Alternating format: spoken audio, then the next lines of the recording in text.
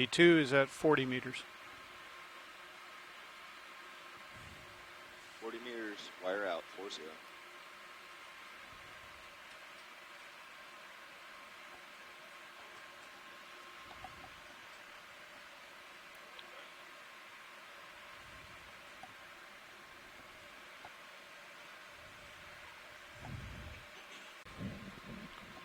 I'm still pushing ahead easy. Is the ship Yeah. steady underway now? Correct, at 0.3 knots. All right. On the surface, that's a little over half a knot. So. Taking my forward way off.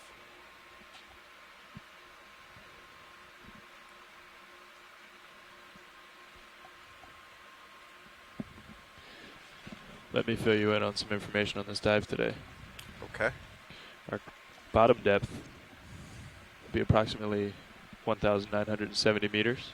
Well, that's the bottom depth you think you're going to now. Right, until waypoints are perhaps changed, but as of this moment, waypoint 1 is approximately at that depth. Is there a double secret waypoint? Okay.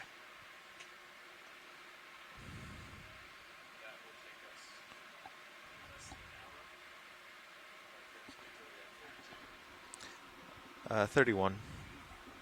I can. Oh, 32. I almost threw the whole day off right there. 32. 31. Hold on.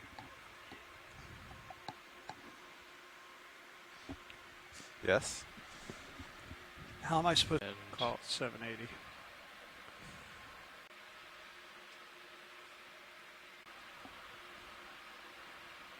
Can I take your mini Zeus? Please do.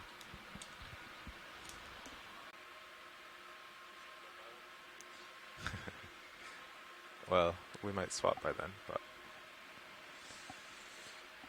and you Yeah. guys will probably swing into about here. yeah, that's Yeah. good. I was saying if the cameras aren't good, we could pause as we are, so we don't have to interrupt it. Oh, okay. I don't have a sense of how bad it is Go ahead, Bridge. relative to a normal day. 0 meters. Yeah, come to an easy stop, please. Thanks.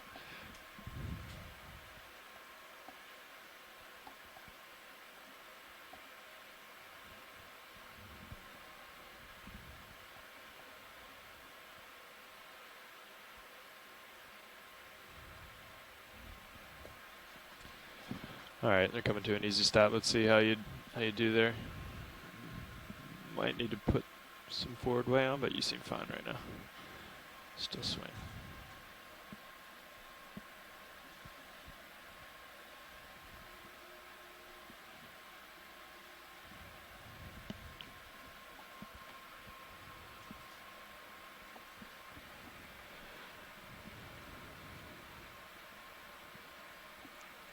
So there's something totally unusual about today?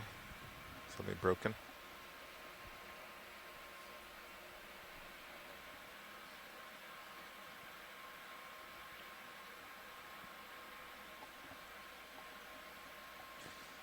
Could you revert back to a preset and then change it from that?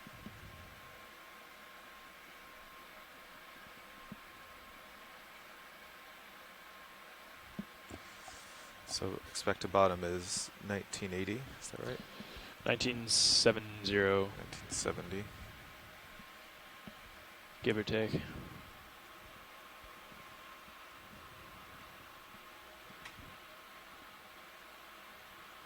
Yeah. 10 minutes. All right. I think we should either stop our descent or take the cameras back, one or the other. It's up to you guys. Do you want to just slow here? Yeah, let's slow to a stop. Okay. Then I can just stow once and be done. Okay. Watch the lead, Nat. Nav's watch lead. Okay. Hey, Scott. Unlike yesterday, I am confident that we were getting you directly over our waypoint. We split the difference yesterday from our new waypoint, but we only have one today, so we're stopping Sirius directly over waypoint 1. I'm holding my and, depth. We're holding depth Okay, here once to you complete stopped. our white balance. and D2 is southwest of Sirius in the ship right now. So we'll swing around and then continue up the ridge once we get set. So Tilt down. when we're in a happy configuration, I'll call you back How's and get the ship underway and start moving up this ridge.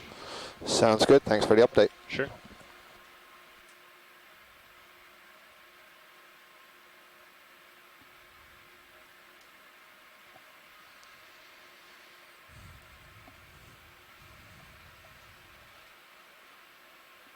All right. Do you want to do mini Zeus real quick?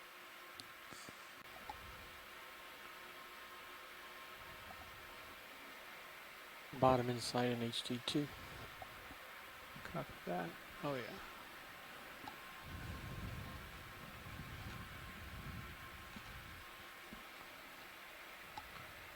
Wow.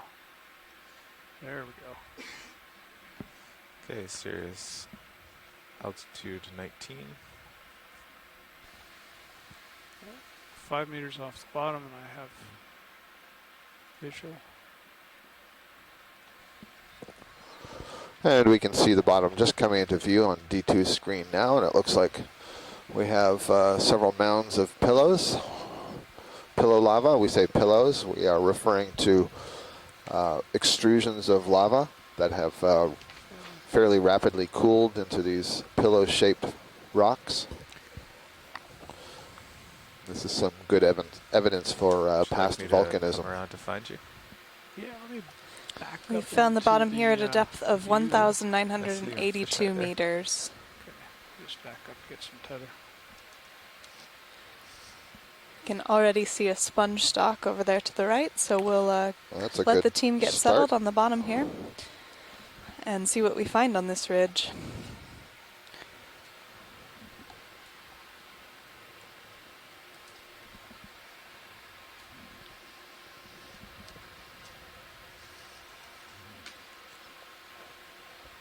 Bridge nav. Hey, Bridge, just letting you know the vehicles have reached the bottom, and let's make our bailout plan southwest. We have 3 different streams of video that are going to shore, and on camera 2 right now, excuse me, on stream 2, you'll see the camera from the Sirius camera sled, and you'll see D2, the ROV, just poking in on the right side of the screen, and you'll see that this is relatively steep where we've just landed, and I wonder if we're just on the side of this ridge axis. That may be the case. Looking at the map that we have, the map of the bathymetry, it's possible that we're on the west side, and so we'll just kind of move up on top of the axis. But there are some sponges and corals down here, so that's interesting to see.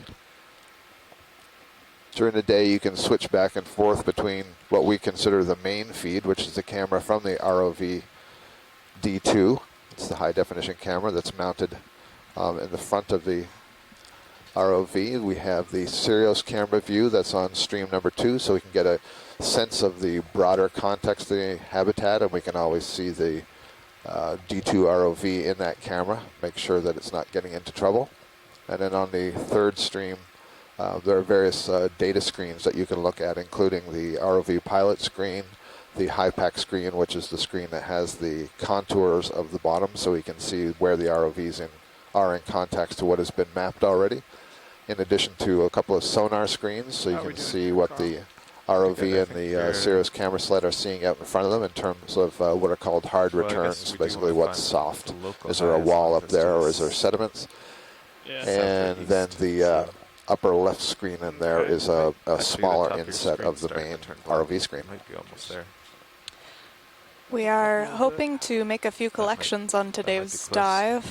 Hopefully we'll be able to grab some rocks to get an idea of the age of this feature, and then if there are interesting biological things we see that we don't recognize, we'll try and take some of those for identification Yeah, through we'll genetic just and morphological Keep going this techniques. direction right here. What you got going on there in sonar, Carl? Oh, they're at the same frequency. And I would say, Mackenzie, one thing we're probably both heartened to not Guys, I see wonder if is we a lot should of sediment try to take accumulated a here, rock and sample here. that's a good indication that indeed we are in an area where there's fairly strong currents that Yeah. sweep Yeah. the sediments off of And the this bottom. sure looks And in like addition, we're nice not rubbly. on a slope below an area with sediments that may be tumbling from that area down below. Would you like me to check with Watch? Those sediments make it hard for things like sponges and corals let's- to attach to these just hard get get up substrate the rocks. hill So further, that's, I 'cause think, why we're Okay. excited not to see now that I get close to it, some of it's those all sediments. cemented. Yeah. Looking Manipicam. So hopefully we'll see some corals does and look sponges, fairly- and there's no also their sharp edges associated anywhere. communities. No, They're it known looked more to rubbery in the house a number of distance. different organisms in quite a lot of diversity.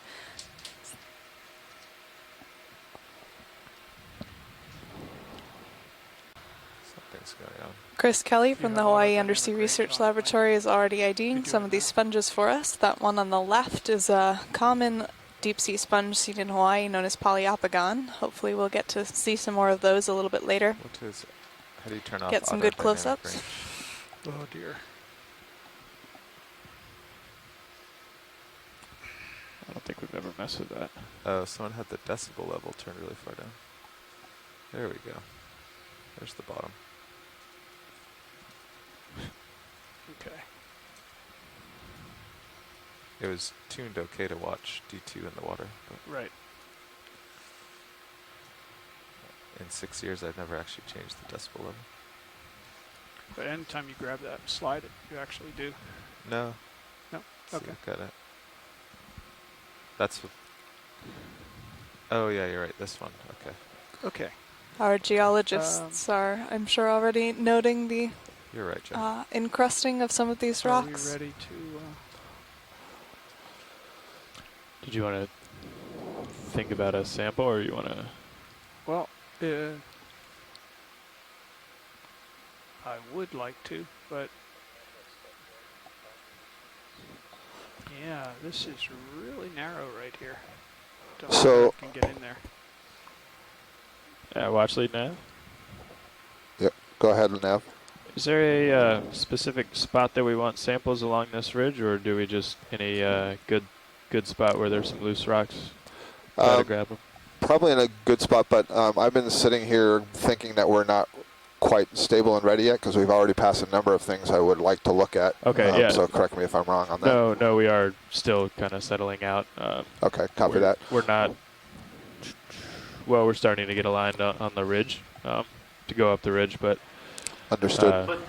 we're saying once we do get stable, is this a good area to take a collection? If Right, so we're going to want 2 rocks during the day, and since we're not really ascending any sort of a cone or anything, I think that if we see one very early, absolutely, Okay. let's get it. It doesn't necessarily have to be right specifically here.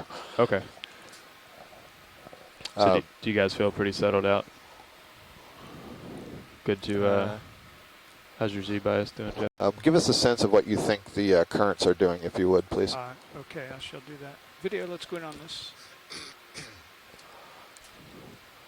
Copilot auto what? See, look at the screen. All right, this looks like a sponge checked. stock with a couple of crinoids on it it, was but I don't responding. believe that sponge is alive. And it doesn't do a very good job. Yeah, it doesn't seem like. So I must have done that yesterday. Okay. That's good to know that is. I can see some possibility. broken sponges behind it. There we go. Crinoids are becoming favorite characters on these dives. They're a member of the Echinoderm phylum. They're a relative of your sea star. These are an unstocked version of crinoid, known as comatulids.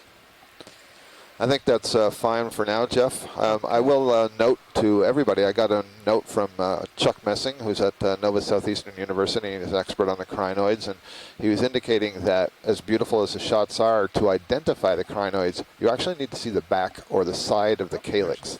So sometimes today, if we have that opportunity, we're in the right position, we'll have a look at that. We've got an eel here. This is a synaphobranchid eel, these kind of robust deep-sea eels that we've been seeing several of. If we can get a look at the dorsal fin, that's how we tell the species. And Drifting back. it looks pretty far back to me, right in the middle. So this is Synaphobranchus brevidorsalis. It's a scavenger and a predator on little fishes and crustaceans that are living in the area. We got to see a juvenile one of these yesterday, which was really a treat. There's a Galatheid crab with its arms up towards this eel as it comes by. These are commonly known as squat lobsters. I think that was another crinoid that the tail hit there. Yeah, you can see some of that kind of sloughed off scales at the back. That's very common on these guys. Yep, that's a crinoid on the left. The Galatheid crab with his, or her, arms raised. Video's clear. Okay, full wide. All right, let's Stock see. we looked at.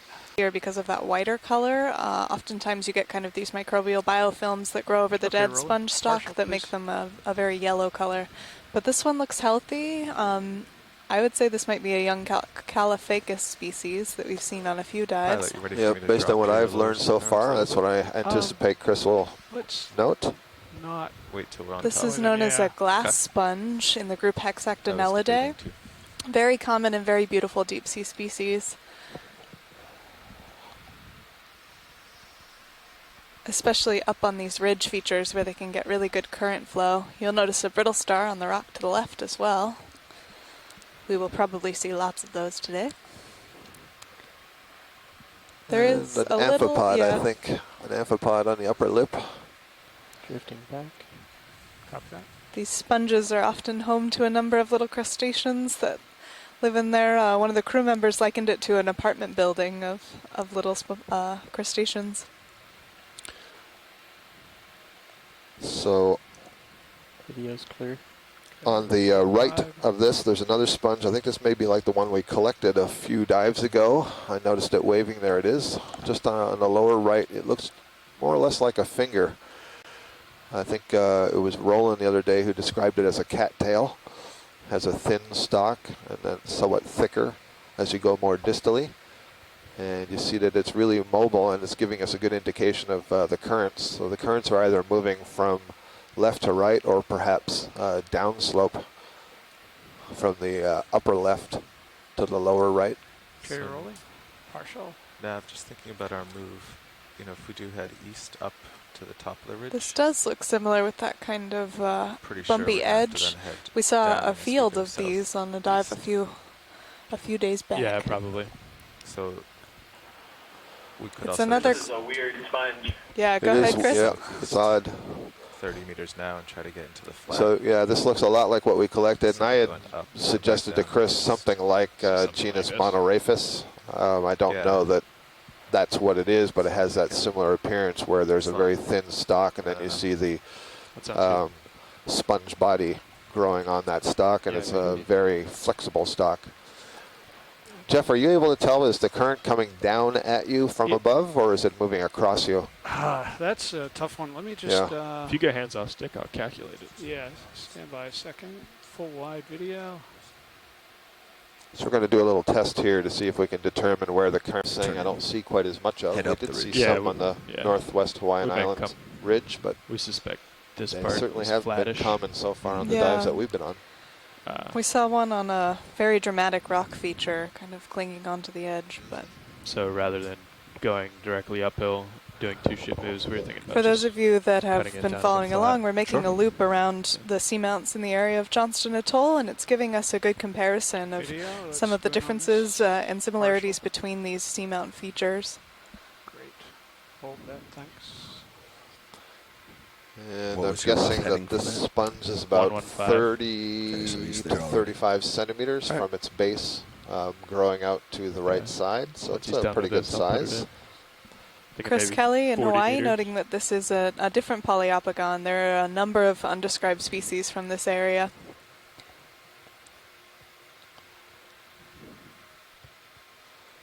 It's fairly massive. You can see that it's holdfast where it's attached to the rock is coming out the face of that rock, so it's actually growing laterally from the side of the rock. And this is not unusual among the sessile suspension feeders we see. That is the attached animals that are getting their food from the water column. You'll notice a little crinoid just below the sponge. We will probably see several more of those today, I'm certain. like Although the there- one on the right. Although there isn't a lot of sedimentation, Is that good on nonetheless the sediments sponge? will Watch that. accumulate more slowly on the sides of rocks and slopes We than they could will on the spin around top. and see So the the sides are backside. often a good place for larvae well, to settle, There's a rock get a in my good way. start on life. I can come up.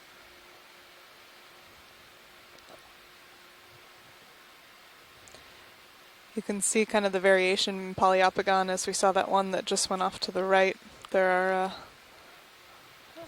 a number of different species and different morphologies around the Hawaiian Islands and Central Pacific area. Chris is predicting that this sponge may have a sort of a concave face on the other side, what he calls the atrial surface. Based on the outer edges, that's what I was just thinking as well. It's going to be concave on the other side. So while this sponge might not look like it's doing much, there are hundreds of thousands of little flagella, little beating tentacles on each of those cells that are filtering water and allowing it to collect different food particles out of the water column.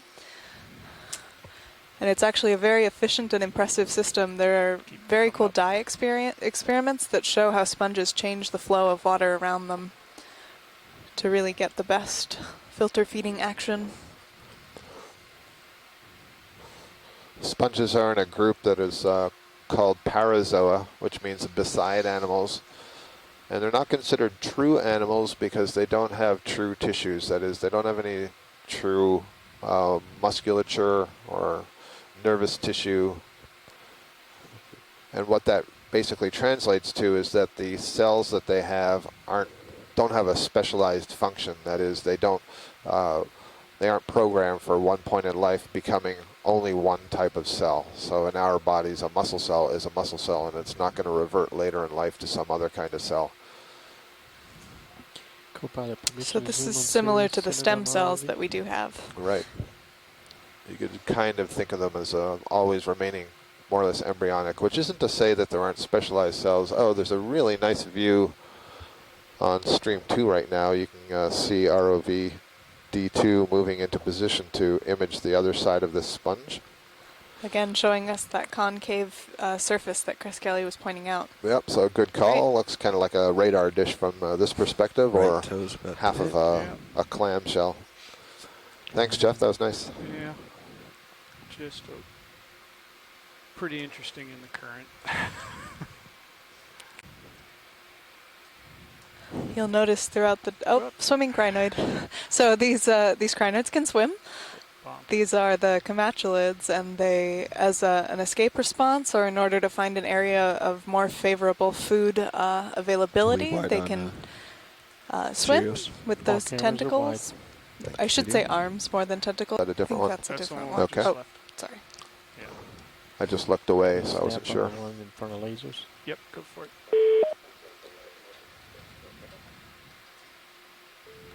This looks like a dead sponge stalk, maybe a farreid. Yep. Let's get you in line, pilot, You can and see make some how tracks. heavily overgrown it is with Okay. different microbial organisms. That was sufficient. So I do believe when we first sat down, I may have seen a colony or two of coral, but otherwise this is so far mostly sponges. Is that a fish that's You guys ready for that move? in the lower left? It's a stock. Are you thinking sponge stock? Thank you, looks Roland. like a sponge stock link. Okay. Yeah, he's Copy gonna get a that. snap on this. I think he can get the move going. Copy that. Go ahead, Rolly. Yep. Another dislodged sponge stock. You can see the holdfast is still on the right side of it and has become loose from a rock. Bridge, Nav. Okay. What's my heading, Bobby? 115. 115I. Ship move, please. We have 40 meters, 115 degrees, 0.2 knots, 2/10. So I'll need you to We have need you to get a little closer uphill to of me say. as we continue. All right. Rolly, let's take a snap zoom on this. If I come by. Oh, there is a fish there. So this is a cusk eel, an ophidioid. Altitude 7.5. These are common deep sea characters, but they're very poorly understood. A lot of them have been described from one or two individuals several decades ago, and then I think in every video library there's a collection of unidentified ophidioid. So we will add this to the list. It is a cusk eel. I hadn't realized that there was that kind of problem with the species identification. Yeah, so for IDing some of these species, a lot of the original descriptions are based on very specific information about the number of fin rays or the pores on the head, which are hard to get from video. So we can kind of get to a morph stage, and the collection is certainly getting better. Bruce Mundy is suggesting that this might be Bassagigas, which You can go back in the video. does look similar. It looks like it might be the same thing. You know, it's a little hard to tell looking at the top. If we had a side view, they have a sort of concave head. But if it is, this is a widespread genus that's found all around the world, but it hasn't been reported from waters of Hawaii or Johnson Atoll until we began this expedition, and then we started seeing what we think 8 meters are altitude. the Bassagigas. So we'll see if we can get a better look at it. Yeah, there's a great look you should see coming in now. Okay, that's enough. You can see those Ship's underway. modified pelvic fins hanging off the bottom that they use for sensing. Thank you, pilot. You bet. Yeah, one of the things that's been characteristic of what we think are the Bassagigas are the head's a slightly different color than the body, and it gives them a very distinctive two-toned look, and it appeared that fish had that color pattern. I just started communications with some of the experts on this group of fish about some of the others that we've been seeing, to find out if they can tell us a little bit more. They're all over in Europe, in Denmark now, so I'm hoping to get some better information in the next few days about identifications of some of these. Okay, thank you. I'm actually pretty close to the microphone. I'm about maybe a foot away from it or so, but is that any better? So shrimp carrying something? This is a different, or there's maybe a parasite on the shrimp? There's definitely something unusual going on here. They have been known to carry away amphipods. We've seen some pretty impressive feeding events with these decapod Off shrimps. it goes. Yep. You can move fast. It was pretty large. He's doing too. He's eating something. Yeah, it looked like it was between his legs eating. Yep. It was fairly large in relation to the shrimp.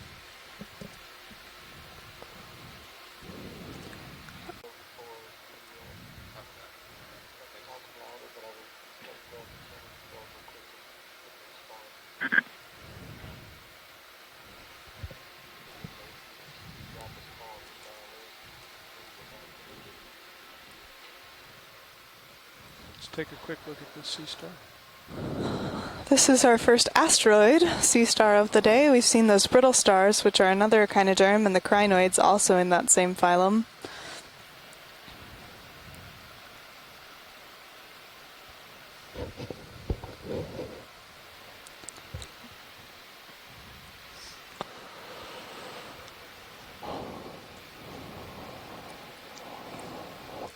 You can see a nice shot of those tube feet hanging off.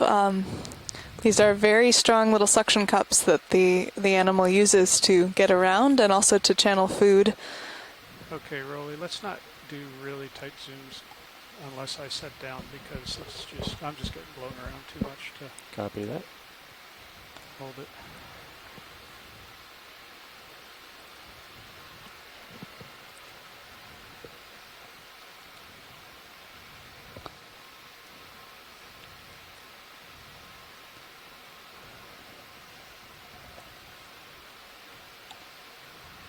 What direction did you guys find the bottom current was coming from? It was setting to 190. So it's coming from 10. So basically Scott, you north noted to that we south. saw a few coral stalks as we landed, but so far it's been mostly sponges. Sponges, some dead sponges, and crinoids on those stalks. And we saw the one sort of mounding that after we have a look at the stalk in the foreground. This is waving kind of like, I was going to say a sponge stalk, but as we get closer I can see that it's a coral. And the brightness of the skeleton, and the orientation of the polyps, it's either a bamboo coral or a primnoid coral. My first instinct is bamboo, which I can see almost already is going to be wrong. I probably just see everything through the eyes of bamboo corals. I think we're all a little biased Yep. to our study area. I actually believe this may be a Candidella gigantea. Oh, So are you looking for the presence of nodes in the stock? That's one Pretty thing, stable but nodes. what I'm looking at right now is kind of the arrangement of the polyps and the relative size of the polyps. That's what's suggesting that it's a primnoid. But normally, yes, if it were bamboo, I would first look for nodes. There's a few other things you just get to recognize overall, but yes, indeed, this is a primnoid octocoral. So this is our first coral of the day. It's a Octocoralia, subclass Octocoralia, and the class Anthozoa, which are the flower animals. And this is in the family Primnoidae, which is a very common deep sea family. It's the most diverse of the deep sea octocoral families, and that appeared to be Candidella gigantea, which we have seen fairly routinely on our dives, both on leg 2 and leg 4. Go ahead, Karin. Nor did it actually sort of bend the way gigantea does. Okay, so do you know of other primnoids that are unbranched and have the whorl structure there? And I see we also have Asako in the okay. chat room, and maybe she can also offer some opinions on that. While we have a look at this other coral here. It could be. Yeah, I think it could be that unbranched Narella that we potentially collected up at the northwestern Hawaiian Islands. Copy that. And speaking of Narella, we may be looking at another Narella right here. So this is our second octocoral. This is in the same family, the Primnoidae. This one you can see obviously is branched, unlike the previous one. And it had the characteristic downward-facing polyps of a Narella.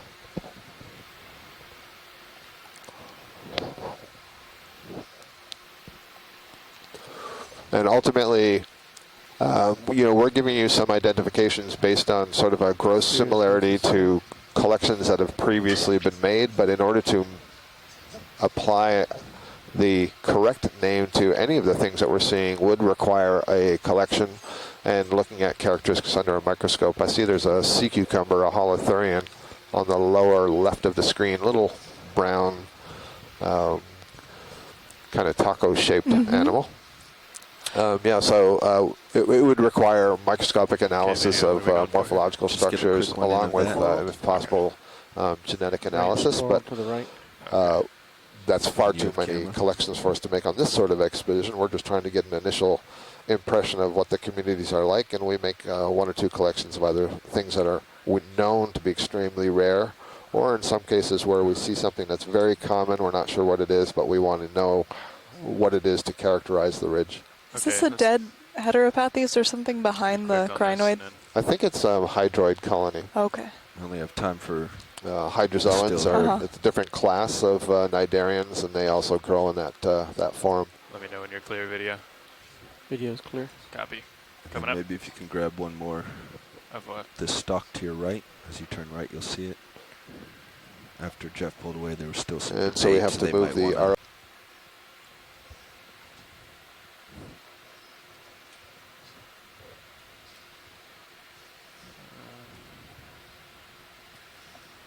Okay, come on in, video. Just hold there.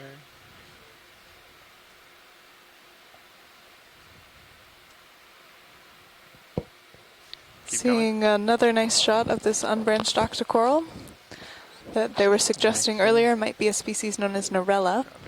Co-pilot, you want to take that? And then wherever video wants to look. Go video. Give him a tilt. Is this full zoom, guys? Yes, max zoom. Thank you. Get in a little closer. You want to do that, Scott? If possible, a little bit. This is something that's a little bit different. Okay, come a little partial video. We are at a depth now of 1,969 meters. Camera's back.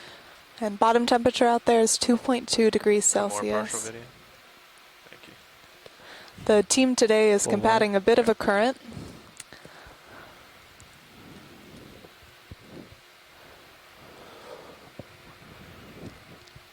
And because this is something that's a little bit different from what we've seen before down here around the dives around Johnson Atoll, we're having a little bit of a closer look. Our onshore scientists, and you heard the voice of Chris Kelly, are suggesting that this might be similar to something that was collected during leg 2, but is as yet unknown So it looks like Just lost whorls one too, of 1, sorry. 2, 3, 4, or 5 polyps.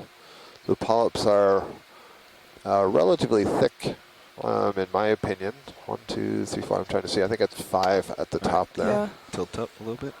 It's definitely a primnolid, and the current is strong enough here that it's a little bit hard to count. Oh, there we go. 1, 2. So it does look like there are 2 rows of large Tilting down. scales, and that is something Find a that could be more stable characteristic location. of Put it down Narella. near the base.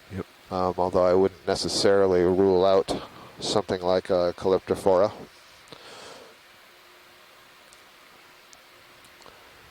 So on shore, the scientists are noting things like how densely set the polyps are. We describe whorls. That means the polyps are coming off in a ring, circling that branch. And then each ring is quite close to one another, the relative size of the polyps. And then ultimately, it would be looking at the scales if we had it on the ship. All right, that's good for science. Thank you. Sure. Okay, Video whenever you're clear. clear. Pulling out slow as you lift off. And over the past week, we've seen really a huge diversity in the morphology and the structure of some of these corals here in the deep water around Johnston Copy that. Atoll. And it's been something very cool to learn from some of our onshore Cameras scientists, just as above well the as Scott toes. France here on the ship. Just sure. Decapod in center low.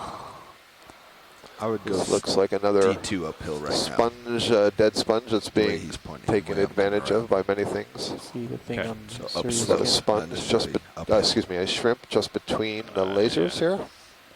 All right, 065. Yeah, come in on this shrimp video. Let's get an idea, and then I'll spin around there.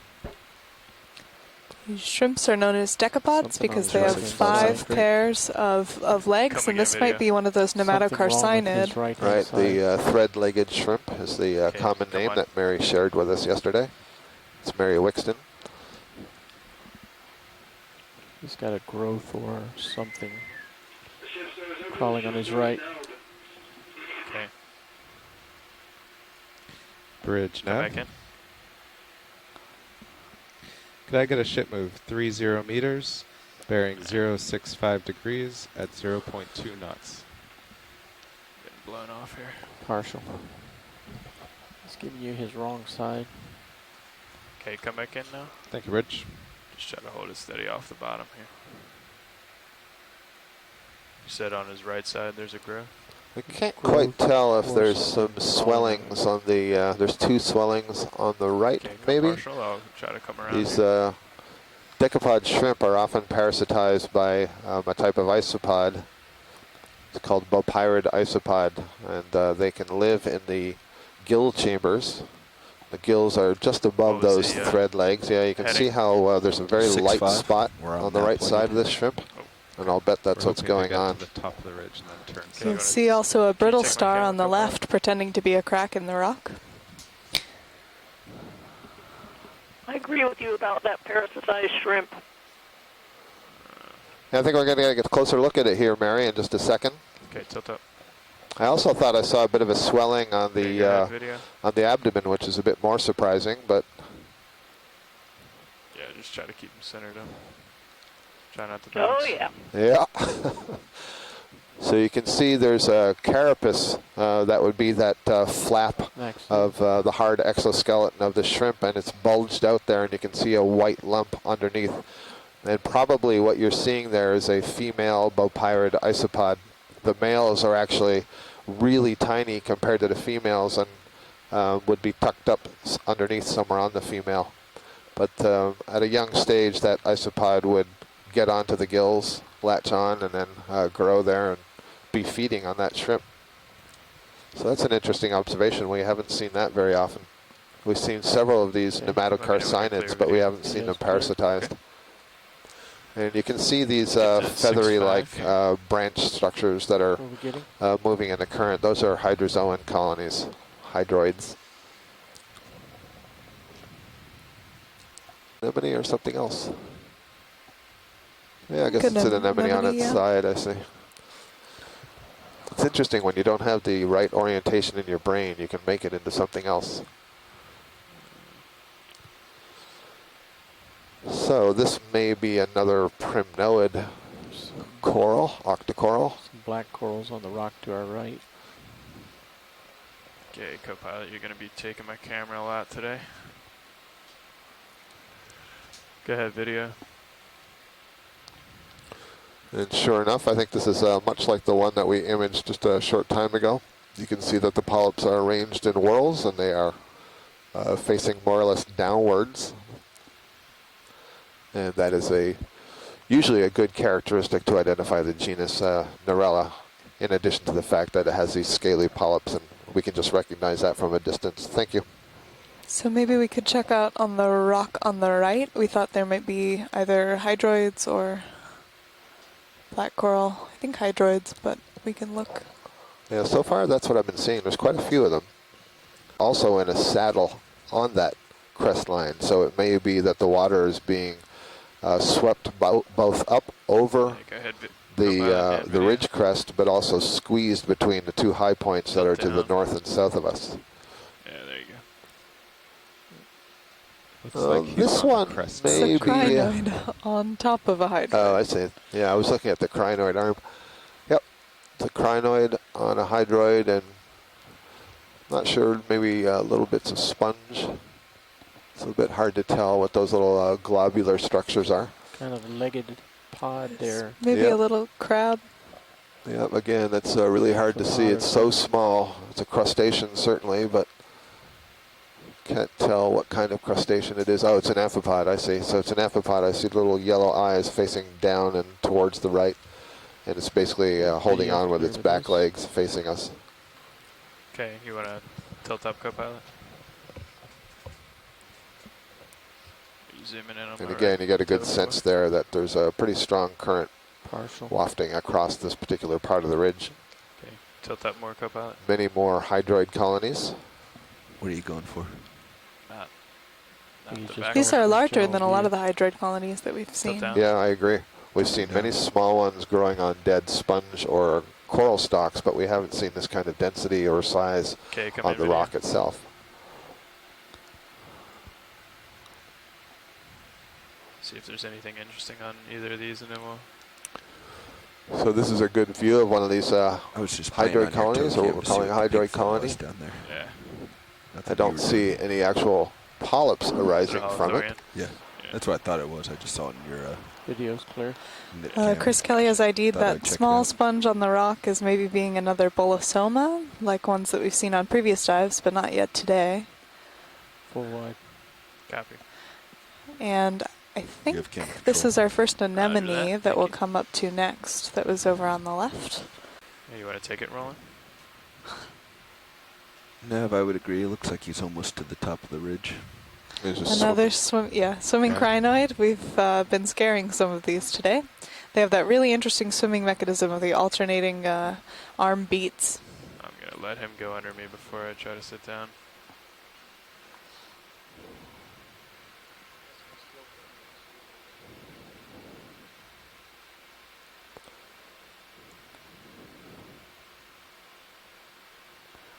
It's not a very good view, is it?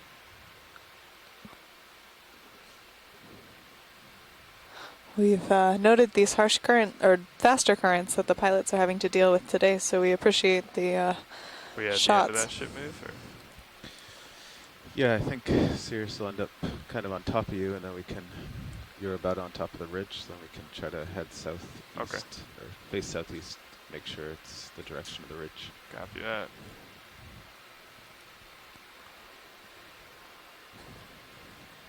Yeah, go ahead, co-pilot.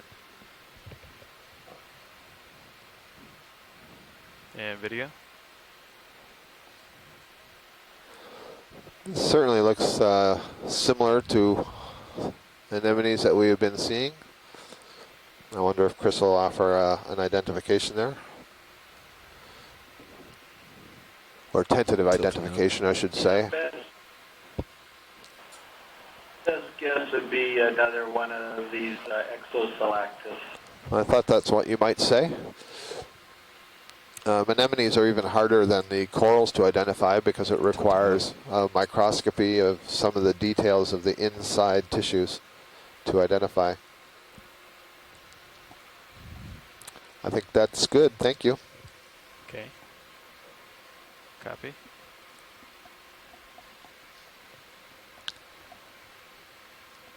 We did see a almost 30 centimeter anemone on You a want me to lift off dive a video? few days ago that was very impressive. So that might be in some of the highlights videos up on the website. Absolutely. About 30 centimeters across in diameter at the column with even wider tentacles.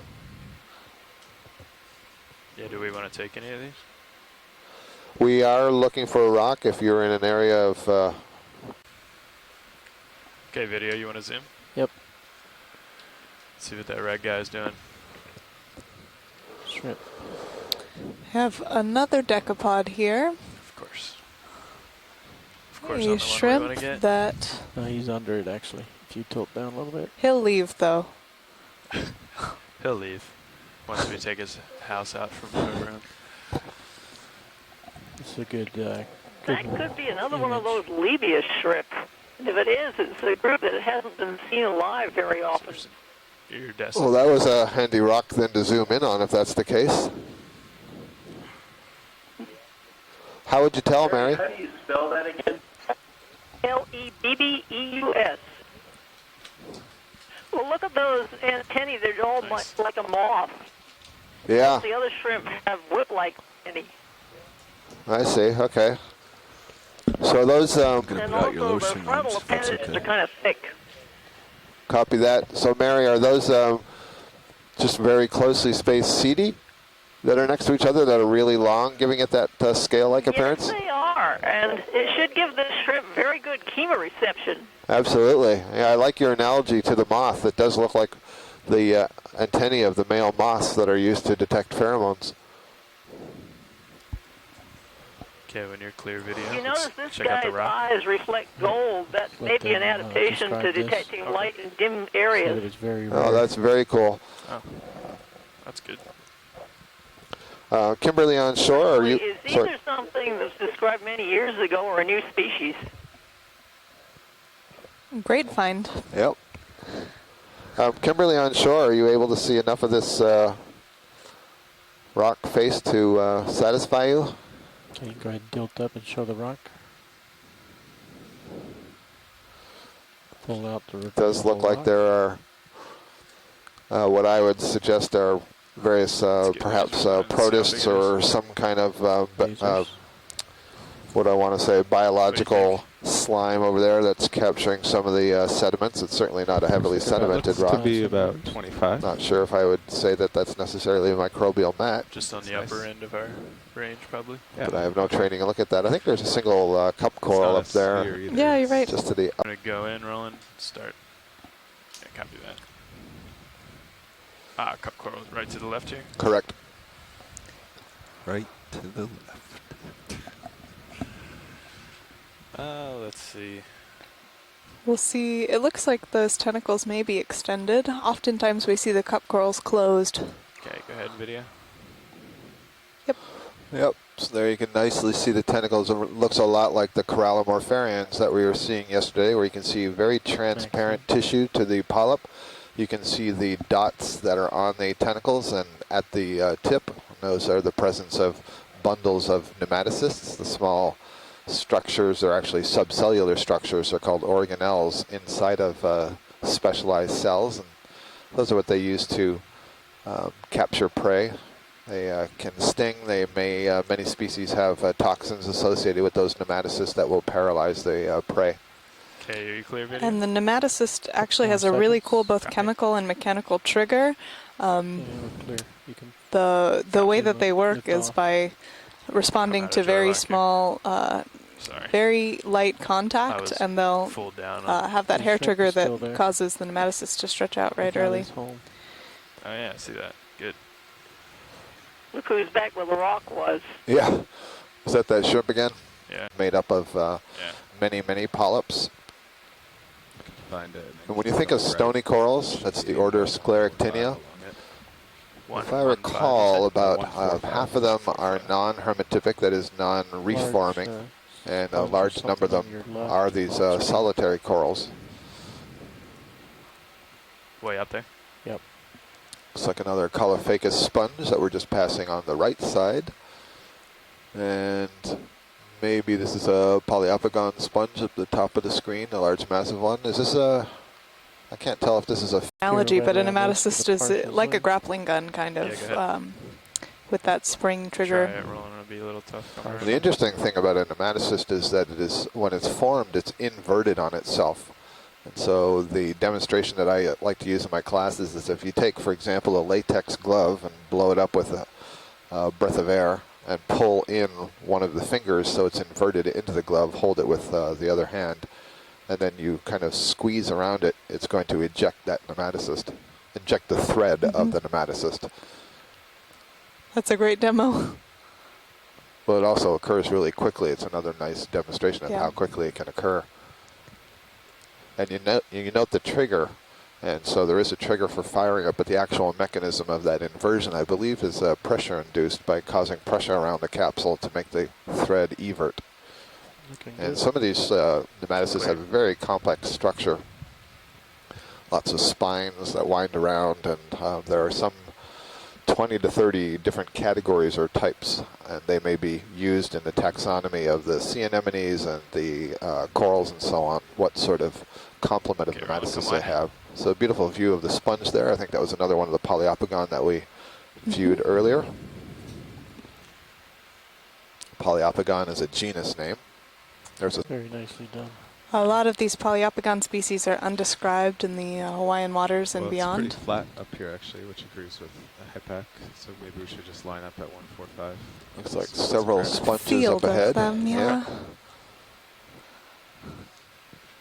So you can see Does that that the bottom agree with here what looks we kind of think like a sort of a consolidated pavement or flow with various areas where it seems to have collapsed. And that's at least my impression, that the rubble we're seeing is where the bottom has collapsed in place. Just whip in your distance. Roger. Seeing also what looks to be a little bit more of that manganese crusting that we were Thinking not seeing where we 145? collected the rock. Looks like on Sirius, the uphill is a little more to port, so maybe it's more Go like partial rolling. 120 or something. What's that little guy doing? Yeah, Amphipod? put me at 120 on that. It's Get us tumbling off the so ridge. fast, it's hard to tell, but it certainly could be. He's I gonna be. do think I noticed some beating legs in there, Yeah. some beating pleopods. It's pretty far out there. I'll do 40 meters. You'll see a number of these little crustaceans in the camera's not water as we responding. fly by, It's and already all the way down. note that they are very important prey items for a number of species down here. Thanks, Roland. Sorry. Bridge nav. No problem. Could I get a ship move? 40. Okay, go ahead. Go pilot.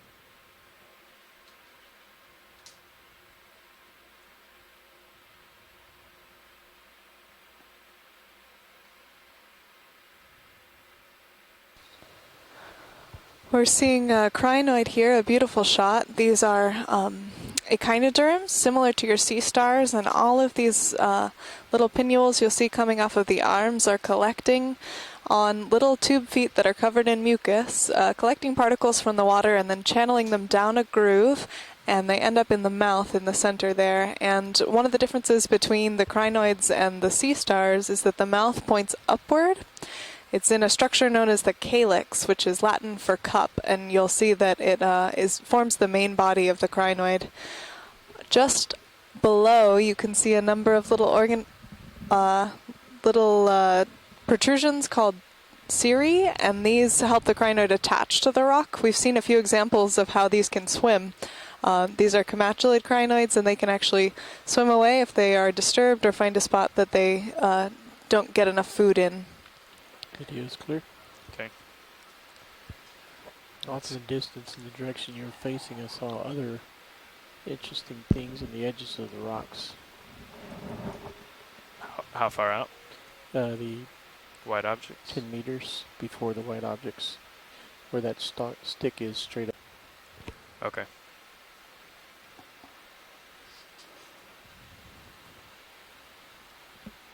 We're gearing up here to look at the side view of that crinoid. We saw a really nice face-on shot, but often to wanna get go the ahead. identification on these, you need to see that calyx structure, that cup body, and as well as the cirri here in the back. So this is a great view for identification. Yeah, It's beige. possible there's either some egg masses just above the crinoid, I'll take or my camera. possibly a tunicate. But yeah, one of the things that they look for on the crinoid is how the arms branch and how they arise from that calyx. It's not giving us the best view of that. Nope, Ah, naturally. That's perfect. But that's okay. I mean, we Feather in see the way. lots of these. So, You can really see the current there. yep.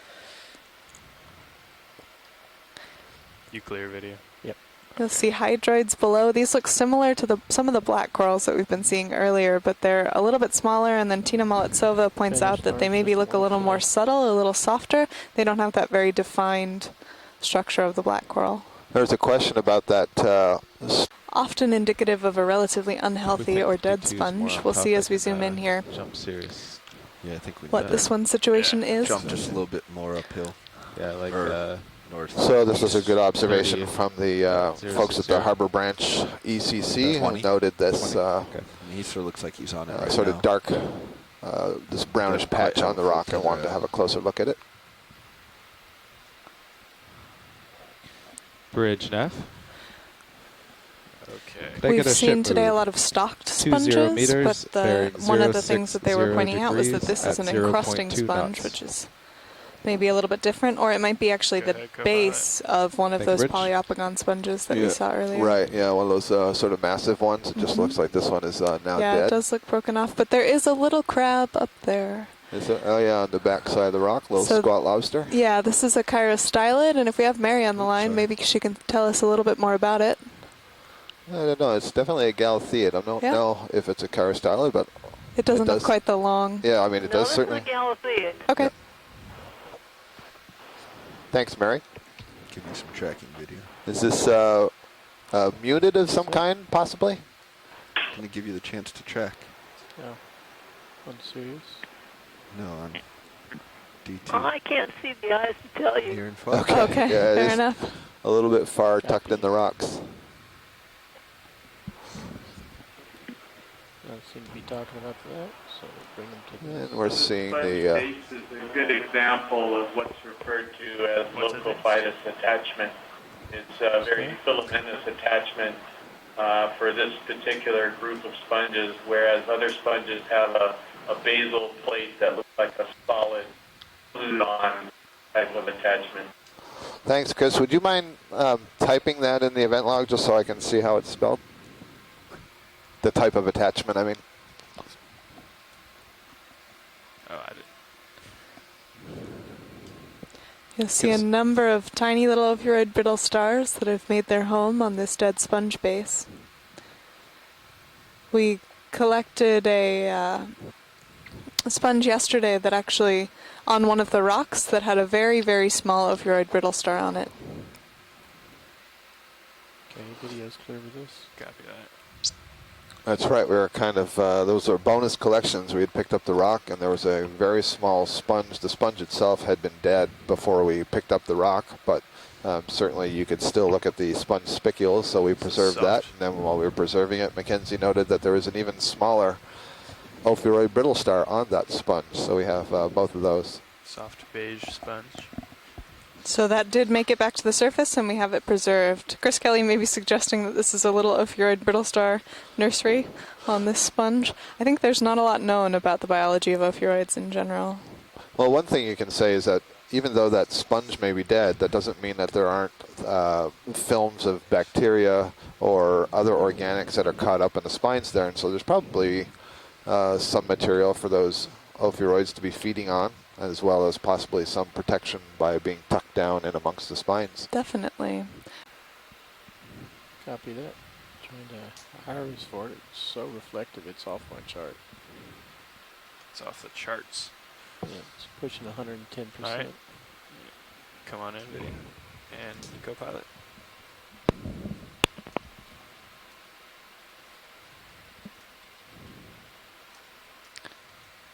A really nice look at the internal architecture of these sponges. Sponges are made up of a collection of tiny little pieces known as spicules, and these are made of silica and form these really complex cages.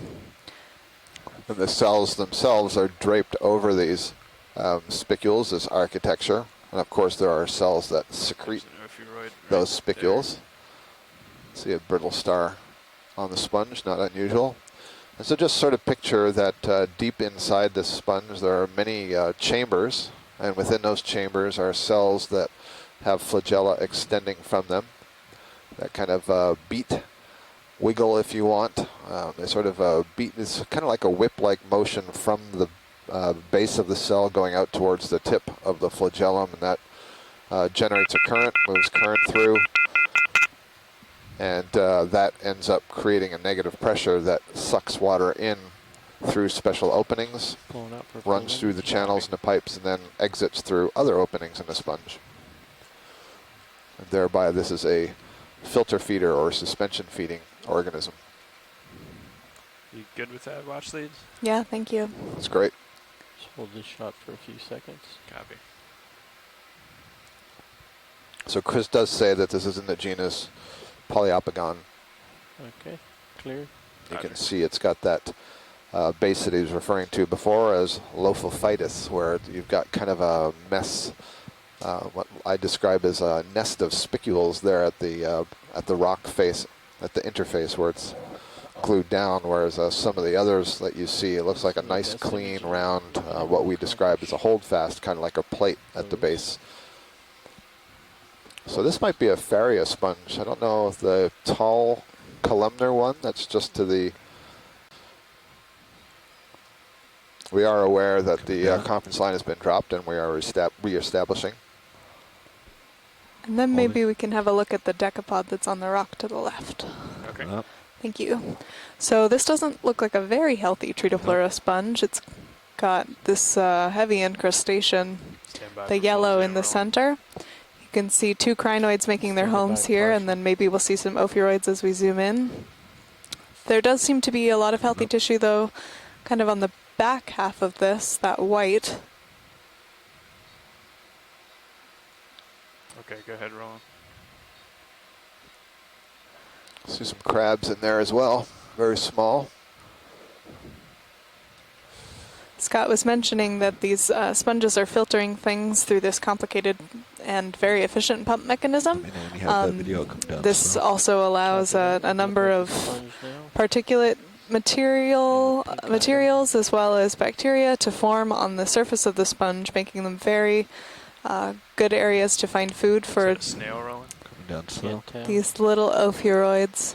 It is just focus on it. Hold that. These little branching tree-like things, I believe, may be foraminifera that you see extending from that the brown part of the sponge where the tissue is brown. Push it tight again. There are snails there on the right. Thank you, Dan. We've talked a little bit about foraminifera, but not today. These are single-celled organisms that form these kind of complex agglutinated structures that can be branching or folding. And they're similar to an amoeba, you can think of them, and they don't have a shorter name than foraminifera, but that's what we call them. And Tina is wondering if there are some bivalves there. I haven't noticed any bivalves. There were two that looked a little bit like gastropods. I wasn't 100% certain they were gastropods. Those are snails, or if those were also foraminifera. There's a little... There's a perfect example of a basophytus attachment point right there. That's what I was talking about. This group of sponges has the glued-on basal plate. Thanks, Chris. Looking at a hydroid now here. I see an amphipod hanging onto that hydroid. Go adventure. Okay. Hydroids are another colonial organism. Potential gastropods. So I apologize. What did Chris say? He was pointing out the attachment point, that this great. is one of these basophytus attachments as Okay. opposed to the right. spiny nest that you were referring to earlier. Cool. Mackenzie, we have to go soon. What did you want to look Okay, at? there was a Not on little the sponge? decapod on the rock to the left, and we're seeing a lot of those different shrimps. Okay, Should we'll have be to get a bright snapshot red. and Yeah, head on out. we won't need too long. Thanks. I don't see it. I don't see it either. It was a little farther out, Okay. but if we don't catch it, that's okay. behind the sponge then? No, on the rock to the left. Oh.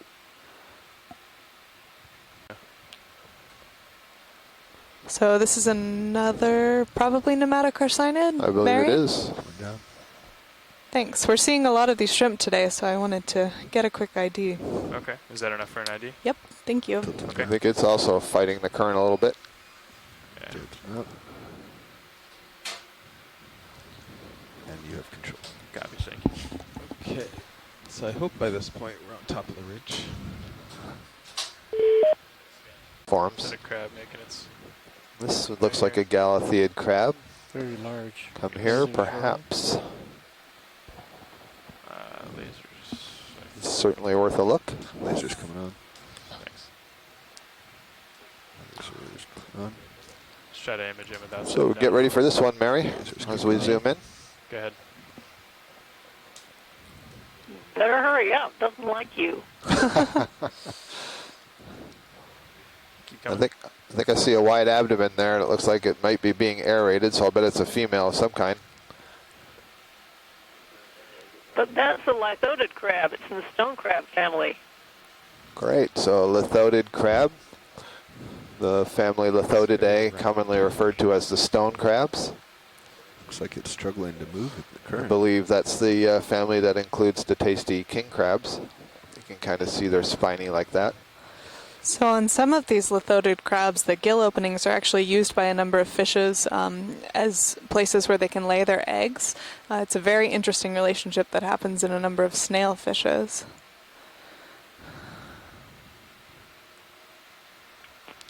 You can see all. That's right, and you're right about it being a female as well. Go ahead, tilt down. So the females carry their eggs in the abdomen, which is that part of the body that's folded up underneath the thorax. All the legs are attaching to the thorax. And I believe that, Copy that. you Thank know, you. one of the ways that Mary's able to identify this is a lithodid in addition to all those spines. You notice there's only 4 pairs of legs. In fact, it looks like one of those legs has been lost from the left side of the body. You see 4 legs on the right side and only 3. So it's lost a leg that it would likely regenerate upon its next molt. But there is a 5th pair of legs, they're just really small and tucked up under that abdomen. But the eggs, the female would carry the eggs of the embryos on the underside of that abdomen, tucked up against the thorax, so very protective. One for lasers. We had it. Mary, is this Ninkotua by any chance?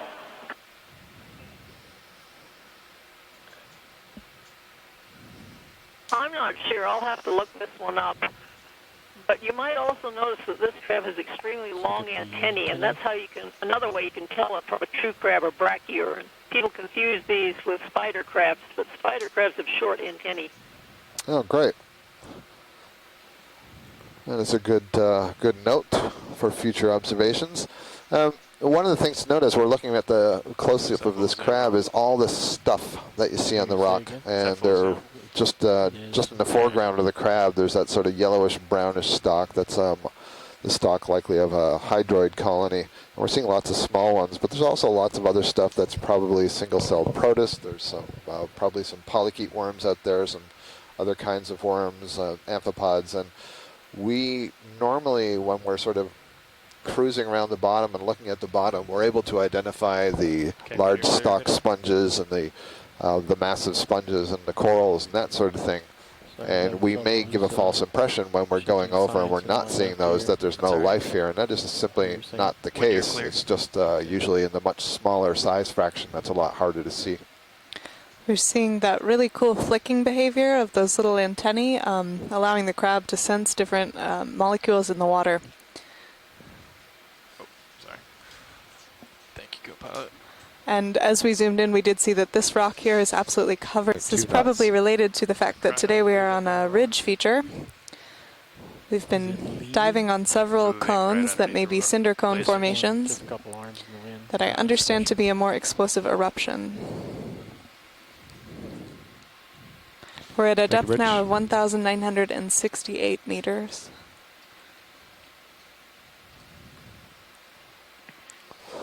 As you look at the edges of these rocks, you can see the small stuff, I'll call it stuff right now, extending off of the rocks, and when we get our close-ups, those usually tend to be hydroid colonies. So I think there's pretty good concentration of hydroids out here. Is that a stalk out there in the distance or a fish? Dead, I think that's a dead stock lying there. down.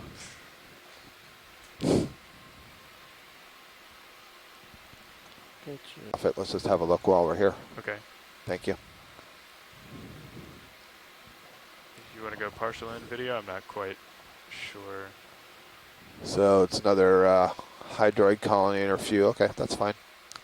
You can see a little sponge on the rock behind, as well as some ophiuroid brittle stars and some of those crinoids, which again are related to those sea stars. Is that enough for an ID there, Scott, or did you want to? Yep. Yeah, no, that's fine. Thank you, Chris. Okay. Also, Scott, as I'm viewing it from my better monitors here, I'm seeing that those hydroids on just about every flat surface. Yeah, I agree with you, Roland. These hydroids they're so small, we're not seeing them as we above. Yep, there we go. Yeah. Oh, Bruce, we have another ophidiid for you. Staying away from your leash. Yeah, go ahead and. So this is another cusk eel. He's coming in towards It's a poser. Current's bringing him. Good. And, oh cool, so this is this Eretmicthes that we saw a few dives ago, and the sighting that we saw down a little bit south of here was a massive range extension. These are not known from the Central Pacific. I think nearest sighting would have to be at least 1,000 nautical miles away. So this is a very cool sighting of this ophidiid cusk eel known as Eretmicthes. Eretmicthes pinnatus, there is only one species in this genus. And if I recall, the way you were able to identify it so quickly is those very long, are those pectoral fins? Indeed, yeah. So the long pectoral fins, and you can see the fin is divided. It has a very long portion below and then a smaller pectoral fin up top. And that's very, very characteristic of this species. So a nice, easy identifier. Thank you. That's nice for a change. Yeah. He doesn't like us. So that's an exciting one to see that they're here too. I don't know if I... See if you can go snap. Go ahead, Bruce. Yep. Yeah, Mackenzie, He seems to be running. I don't know if you can hear me, but in reading about these, it's apparently only the males that have those long extensions on the pectoral fins on the side. Wow. And the females don't. So it may be that some of the fish that we've been calling Basozetus species are the females of this one. It looks like this has a pale area around the eye. And we've seen some things that we call Basozetus that have that color.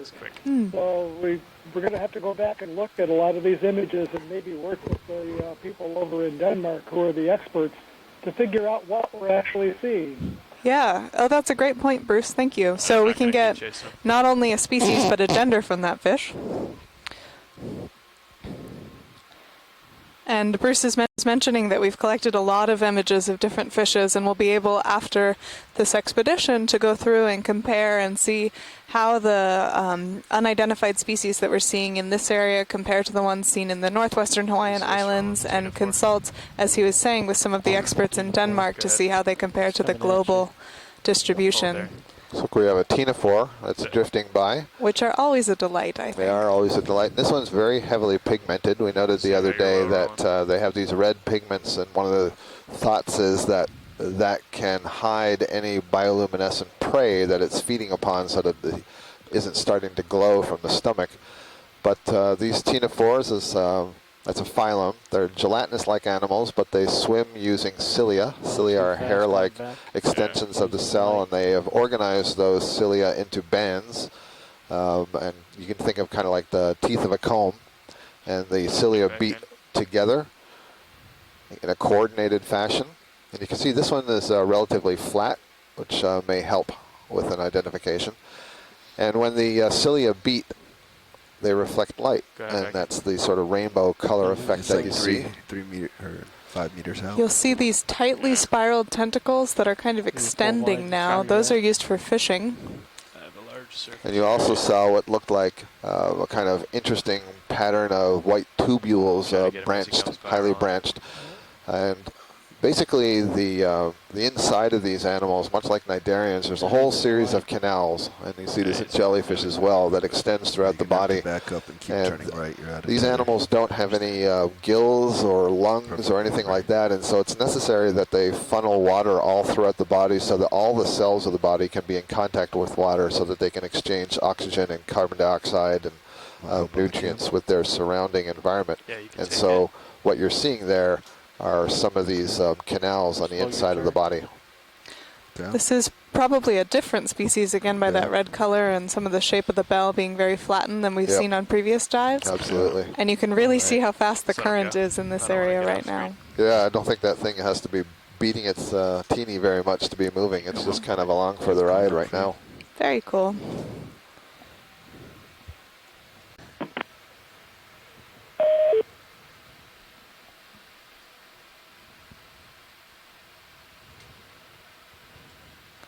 You'll see a lot of both living and dead sponges as we cruise over this field here. A number of sponge stalks, but again, not many corals or coral skeletons.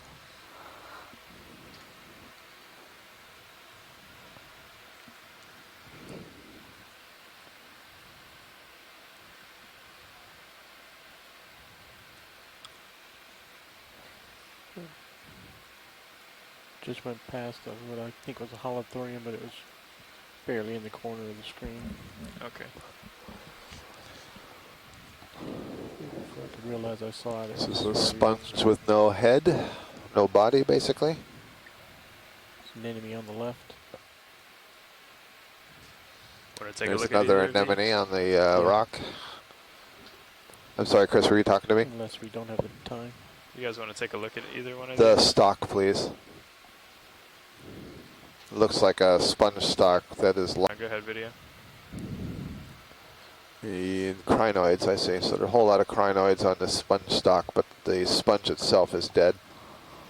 All right, thank you. Sure.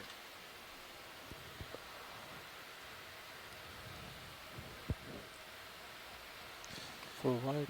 Copy that. What direction do you think, co-pilot? Another 120?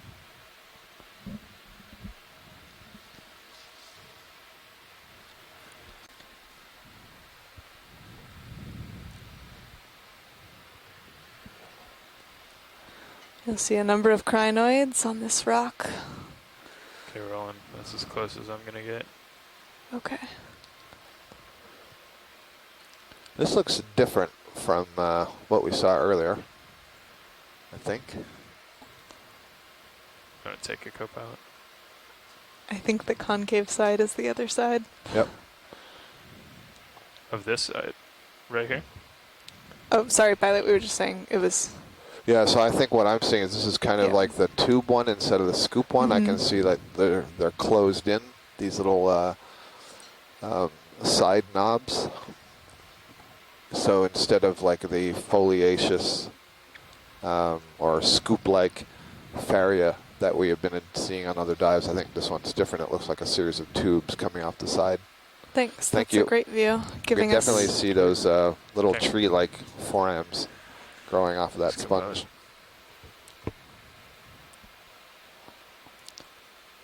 a really good example of succession. The communities that move into some of these locations after an organism has died and take advantage of the structure that it's left or some of the nutrients left from the tissue, as well as the microbial organisms that are growing on the dead tissue.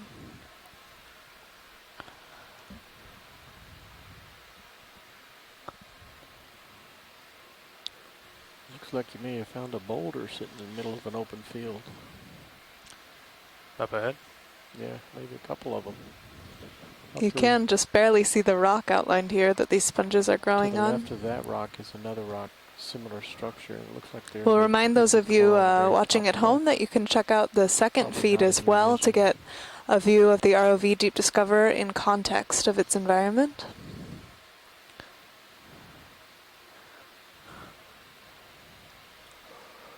So this large boulder that we're approaching seems to be a popular spot for sponges to be settling on and growing. There may be corals in that background, or sponges rather. I'm going to have to wait a couple minutes. What's that look like in your sonar?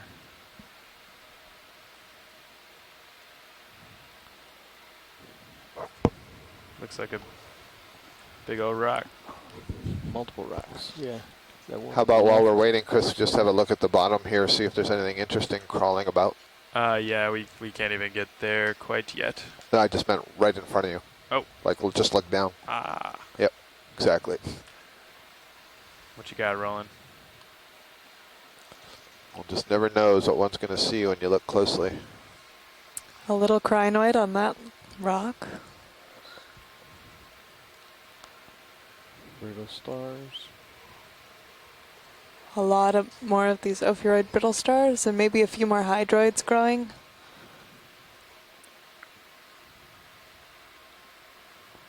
A little bit to your right is a broken up structure.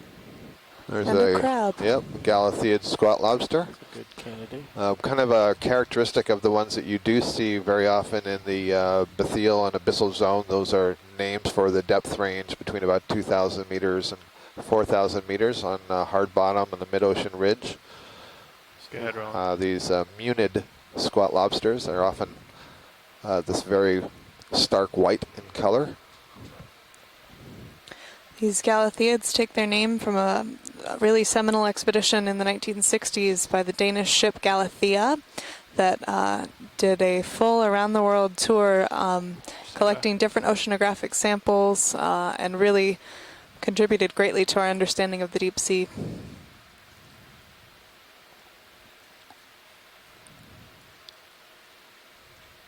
I'm a ways away. Let's let him go. See if we can get to that boulder now. I bet you can. Just did a 40 and a 50 meter move.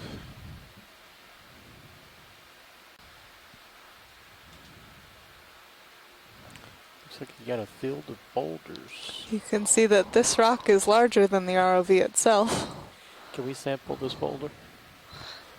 Yeah. So I think, so we certainly see some of these large polyopogon sponges. There's 3 of them there. We kind of described them in general as a radar dish shaped. And then there are some other structures that look to me like they may be the stalks of where sponges were growing and perhaps have broken off, possibly due to currents being too quick. But that's totally conjecture. There's all sorts of reasons why something that was growing may have died. We have no idea how old this feature is. Presumably quite old. And you're right, you mean? So I'd like to hear from the geologist on shore, either if anybody wants to call in or if anybody wants to offer an observation in the chat room about the nature of this really large boulder that, you know, when you look at stream number 2, you see it seems to be just kind of deposited here. But we know that there's nothing really that much higher than us. I suppose we are climbing up to a local topographic high, so I suppose it's something that could have tumbled from that point. But I guess the question is this something that could have had some erosion around it to expose it, or is it some kind of extrusion that now, because of erosion, looks nice and smooth and round? Or is it something that did roll down this slope that we're about to travel up towards the south? Seeing multiples of these in the surrounding area. It's going to be coming in on your left side. Serious view. Yeah, so this is not the only one of these boulders. There's several of these boulders. There's 2 Beautiful boulders to your sponge left. there. I think this is the Tritopleura, perhaps. Arms are out. This kind of branch sponge that you see extending off the right side, the left side of that rock. There you can see some more of these large boulders in this particular area. To get too nestled down I can't tell. Is that a sponge or is that a Belopathes? Those must be 2 sponges. Like 5 meters left. I think so, with the thickness of the stalk. The on previous dives, we'd seen a lot of these tall stalked sponges.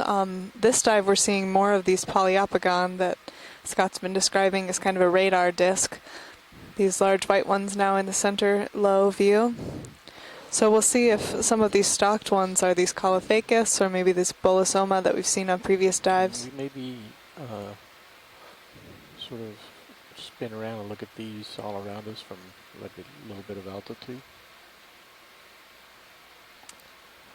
We've entered quite the precarious terrain here with the vast currents. So like this altitude, but the ones So underneath Kimberly it. Galvez, geologist at the University of Miami, is noting that the boulders are interesting and they look like perhaps they're from a larger feature. That is, maybe they're tumbling down from this small cone that we're rising, or maybe I shouldn't call it a cone, but we've been traveling along a ridge crest, and when we landed, we were kind of in a saddle between two topographic highs, one to the north of us and one to the south of us, and we're headed towards the one that's to the south of us, and it extends about 70 meters or so above us, and it's entirely possible that these have rolled down from either this one that's to our south or the high that's to our north. They've come to lie here in this kind of a low point on the ridge crest. So pilot, if possible, I think we'd like to get a closer look at those two tall stalked ones that are on top of that rock. Thank you. We have not seen those on today's dive yet.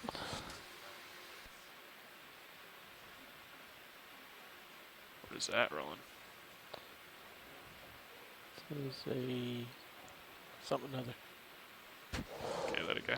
It looks like a siphonophore colony, which is a colonial hydrozoan that lives in the water column.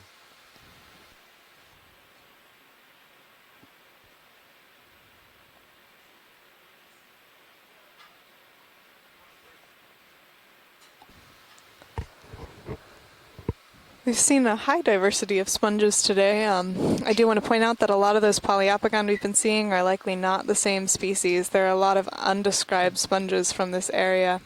And we'll get a look at these. Bright enough for you, Roland? Pilot, I'm afraid we may also want to see the other side with the attachment.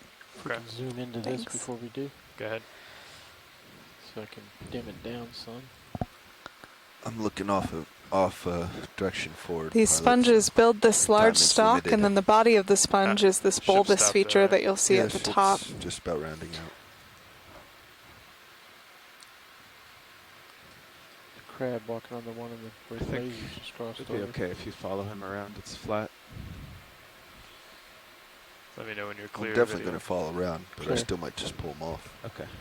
You just pirouette around if that's where you're going to do. Yeah. I'd like to come in a little more. No, not you, sorry. Oh, The sorry. vehicle. Fighting that current then. Full wide. Copy.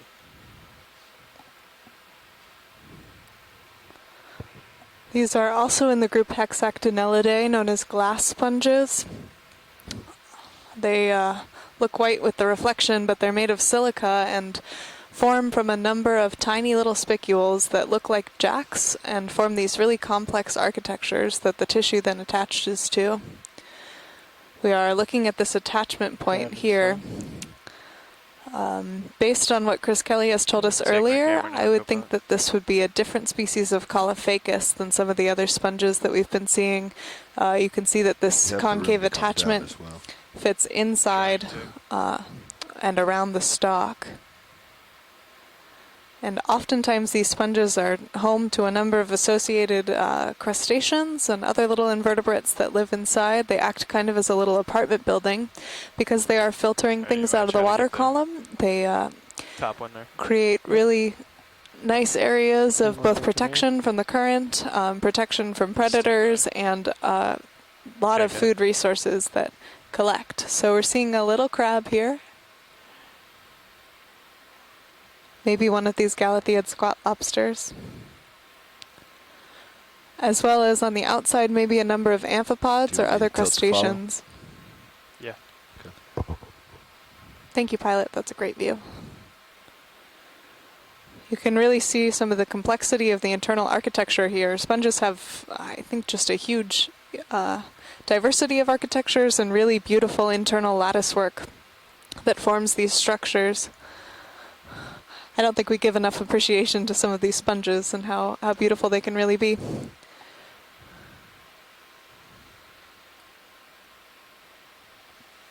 Current keeps pulling me up. That's good for science. Okay. Thanks. Come wide video. Let me just stand by one. Tether's right along your side there. Yeah, I see that. Do you have an idea of feeling of how tall these are, Chris? No. What we can do is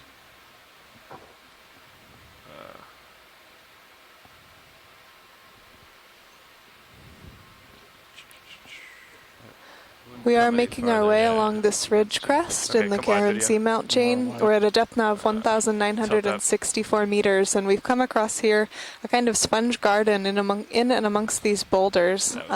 Kimberly Galvez over in Florida at our Exploration Command Center has let us know that these boulders can also form in what's known as mass wasting events, as a very large feature crumbles, and she notes that this is something similar to what she's seen in the Atlantic.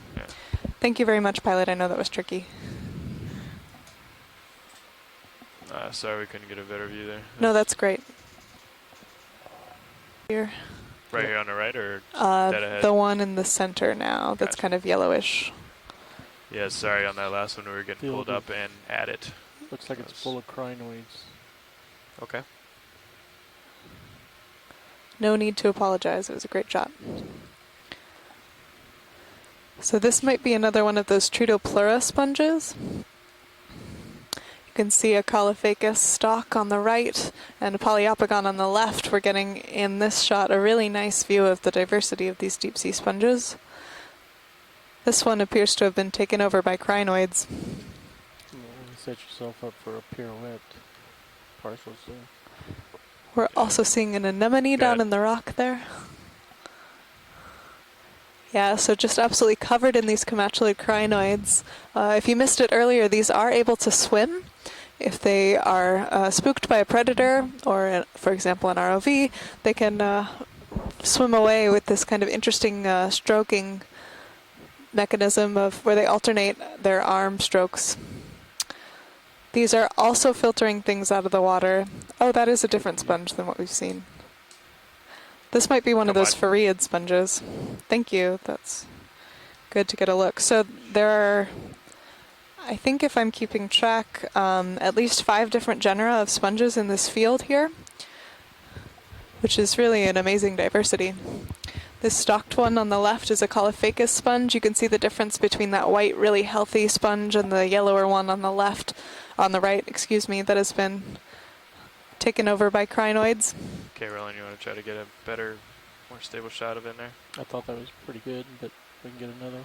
That's good for science. These Phareid sponges have this kind of petal-like structure. Okay, come on. Okay. Yeah, I think the pirouette was perfect. Showed everything. Okay. We have a couple of visitors in our exploration command centers right now, an undergraduate class over at the one in Florida, and then a group of middle schoolers at the Ford Island ECC in Honolulu, Hawaii. So welcome.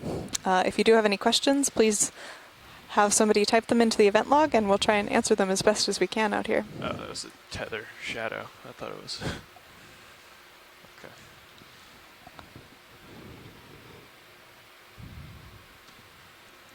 Middle school. Corals here, it's possible that they're getting a little bit of protection from those faster currents that were up on the rock. Okay. You see another impressive Caulophacus sponge stalk in the background, standing well over a meter tall. Okay, go ahead, video. Zooming in. So it is a coral. This is an octocoral. Full zoom. We have a series of polyps that have 8 tentacles, each arranged in a circle, and one of the things that we're looking for identification here is the arrangement of the polyps as well as where they're pointing. So these polyps are oriented downward, and from what I've been learning, I think that this might be Narella with those downward facing polyps. This is in a group known as the primnoid corals. Wherever video wants it. Again, these are collecting small particulates and little crustaceans that are in the water column. Anything you want to look at in particular here, watch lead? I think we have enough for ID, so if we could Okay. go to the one on the left, there's another maybe coral. Thanks, that's great. Sure. You want to come partial video? Zoom out. Tiny crinoid on the Okay. rock. Holding.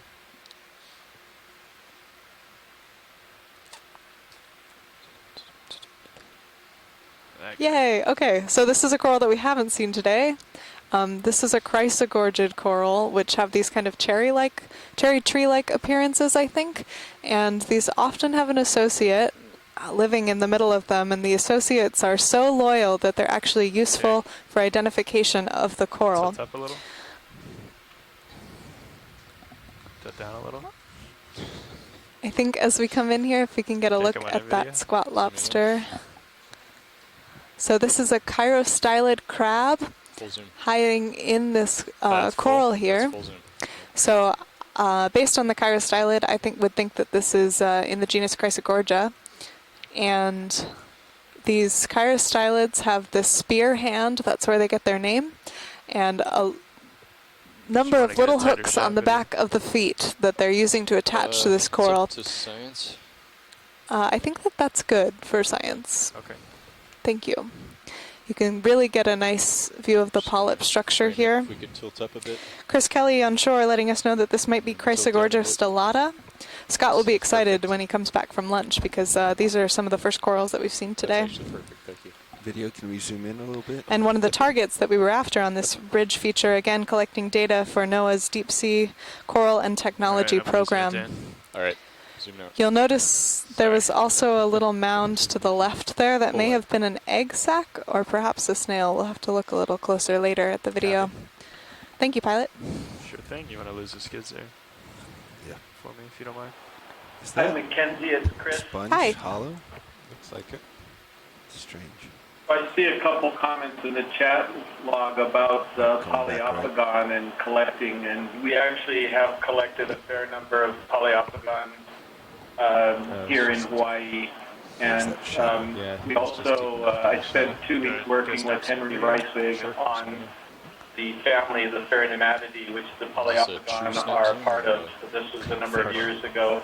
So there's at least 6 different species of Poliopogon that are not yet described, and they still need some work, but yeah, a lot of them have already been collected. Yeah, so Chris, did you get a look at that sponge garden that we were seeing with those really kind of bubbly stalked sponges? Yeah, this is good.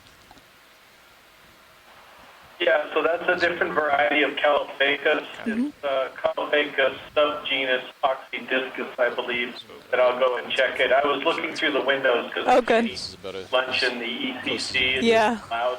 Yeah. Good, I'm glad you got to see those. But it was a Calophacus, the 2 stalk sponges that were together. Great. So if we can maybe move to check out that whip on the right at some point, that would be great. Right, that's out of the. We're starting to head down. If that's out of view right now, that's fine. We can. You're looking at how the sponge is full of species B. It's the Euplectellid.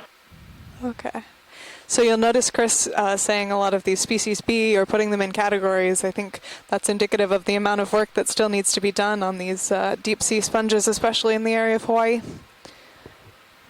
And whenever you guys are clear, we'll get the orientation of the vehicles happier, make nav happy. I feel him glaring at me. You can feel that? Yeah. Again, another great shot of that internal lattice work. Just keep driving downhill. See what you find. So the sponge may not look like it's doing much, but there are hundreds of thousands of little flagella beating to form a current that allow the sponge to keep filter feeding. Full wide. Where to, Nav? Yeah, let's take a look. Thanks. Where am I, co-pilot? You're off left. I'm coming around. Okay. So we're coming in now on what might be a different species of coral That's me, sorry. that form these really tall whips. We saw one unbranched species that was a relative of those Narella primnoids that we were seeing earlier.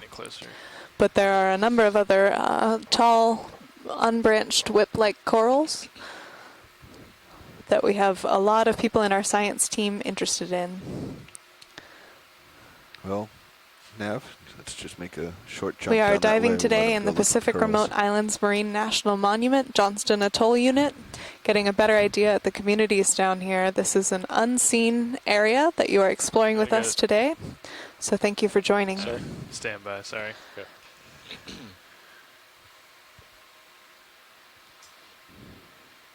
Are there any in the foreground there? I know it's kind of hard to see. I kicked up some sediment. I don't see any. Alright. Let's do a true snap zoom down here video. Okay, we'll do a snap zoom.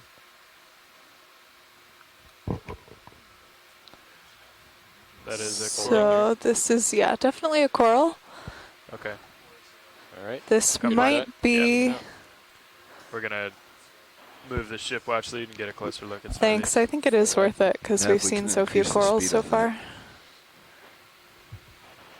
Yeah, so Mackenzie, this is the true Candidella gigantea. Nav, we Oh, can- great. So that is something different than what we we've can seen. increase the speed on that move.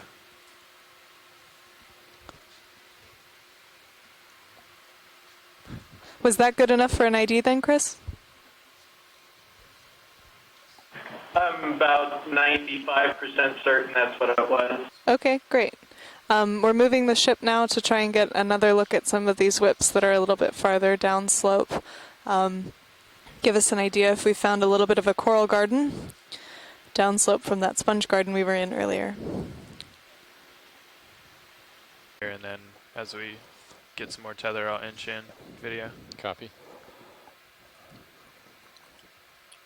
Go ahead and take Standing it. by. Zooming in.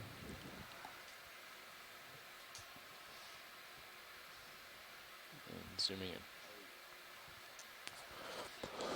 So these are a series of, you see several of these colonies. They're unbranched, extending off into the distance.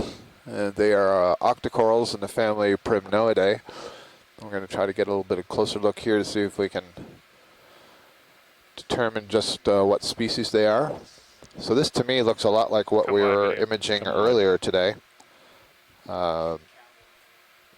We weren't exactly sure what they were. I thought that these might be a Candidella species, but there was some thought that perhaps the polyps are too densely arranged, and so perhaps instead it is a Narella species, an unbranched species of Narella. But we see several of them here. I can see 4 on the right side, and then I see another few down on the lower left. So they're doing pretty well colonizing this particular area. So an unbranched primnode coral, Okay, video. Octocoralia. Come back in? Yeah. Just try to fill frame. I'm getting tugged and bounced around.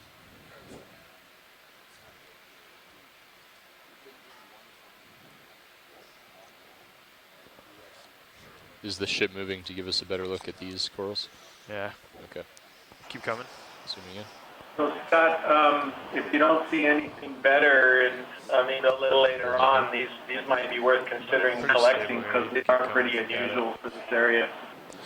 Okay, copy that, Chris. So what I'm seeing, these polyps, at least in this living configuration right now, appear to be I don't like to winch down somewhat when turned going upwards downhill. and not downwards. And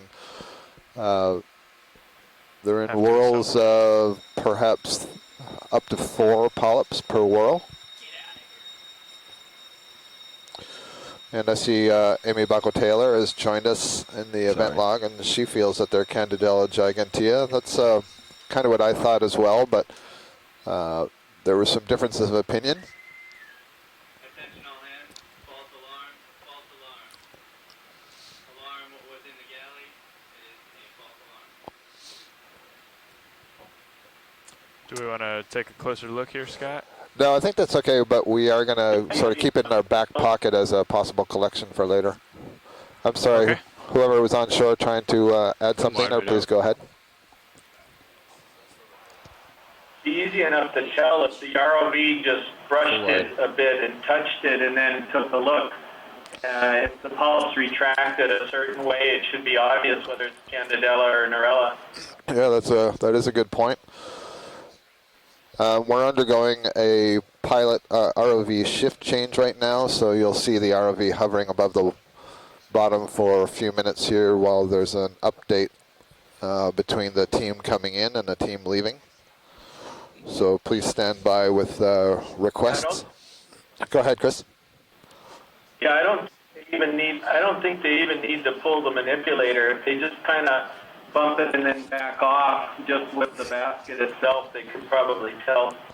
Well, we have Dave about to sit in the chair, and we know that Dave likes to bump into things, so that may be good timing.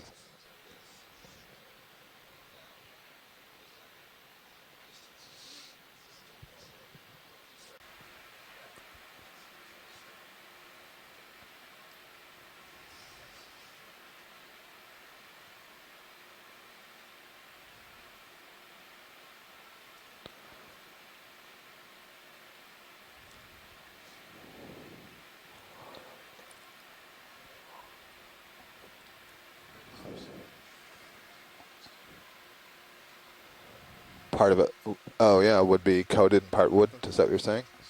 Go ahead. Yep. Right.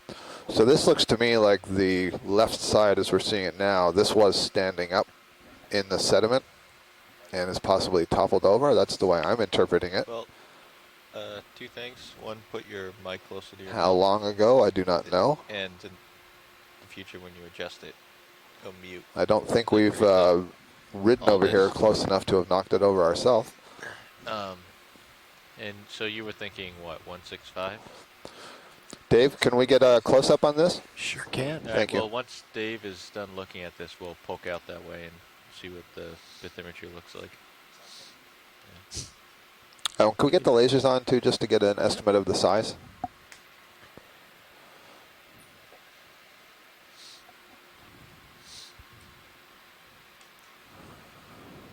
There they are. Okay, video, we can come in a little bit here and get a closer look.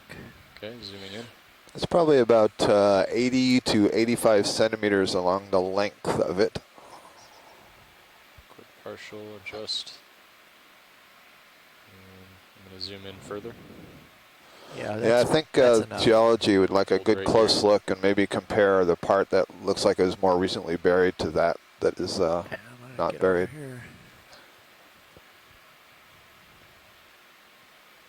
And stabilize.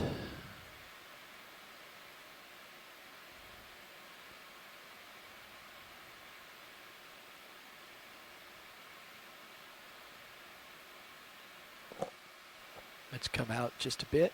Zooming up. That's good. Let me Holding. just get a real macro of the business end here in just a second.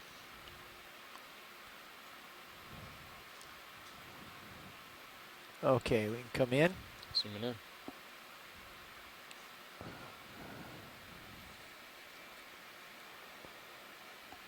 Full zoom. So this is full zoom for those of you on shore who are studying this. Tilting up.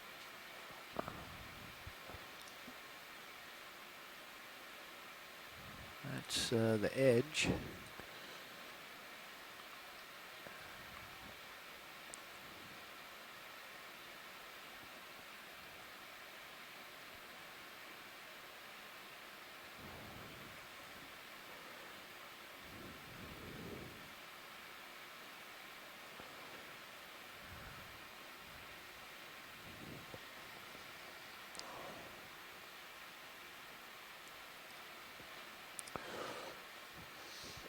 So there's a comment here from the Harbor Branch ECC that they don't believe that we dislodged this. They think there would have been a much larger plume of sediments arising from that pit if it had happened so recently that we knocked it over. Looks like a little tiny crinoid actually.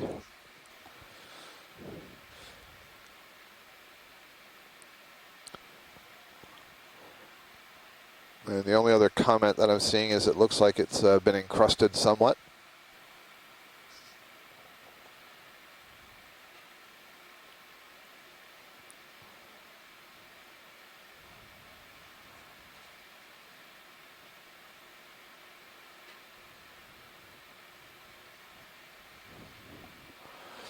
Well, it's interesting then to me that you know, this does look like something that's toppled over, come which over means here. you had this, if this is a pillow, as people seem to think it is, that the pillow was detached on both sides and Zoom out a little standing in the sediment. I don't know at what point it would have cracked off That's from good. being extruded. Here.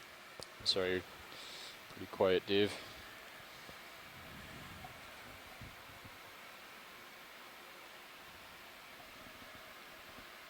All right, Dave, I think that's a pretty good look at that. Wide, please. Thank you. Full wide. I hope it is. I haven't heard any of the geologists call in or. Full wide. Yeah, Josh, that does look a lot better.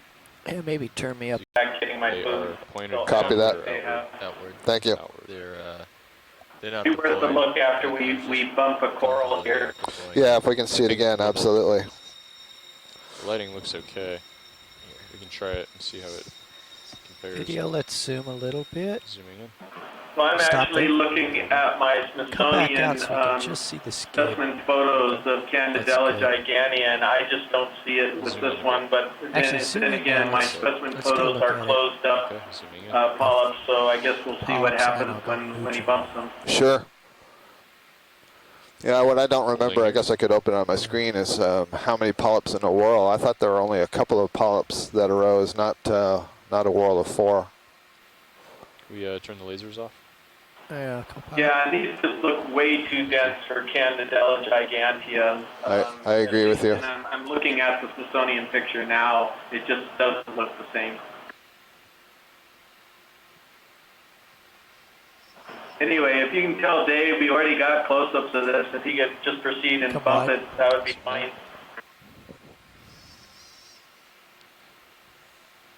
Would you like me to lose the skids or all the full way wide? wide. Full wide.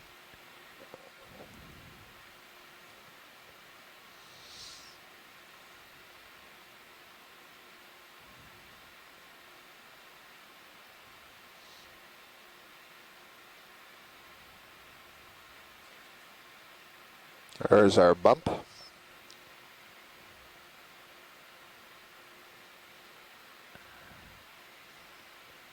And Like they closed up on top. They zoom. do look that they've closed up, and I think I'm seeing them pointing downwards. Holding. Yes. Yep. So they're in a downward pose. Thank you. Zooming in. Keep going. Holding. Yeah, so this doesn't look like Candidella at all to me. Yeah, let's hold that for a second, because a good shot here, I can count the rings of scales. So I do believe there are at least 3 rings of plates. That will be informative. Thank you.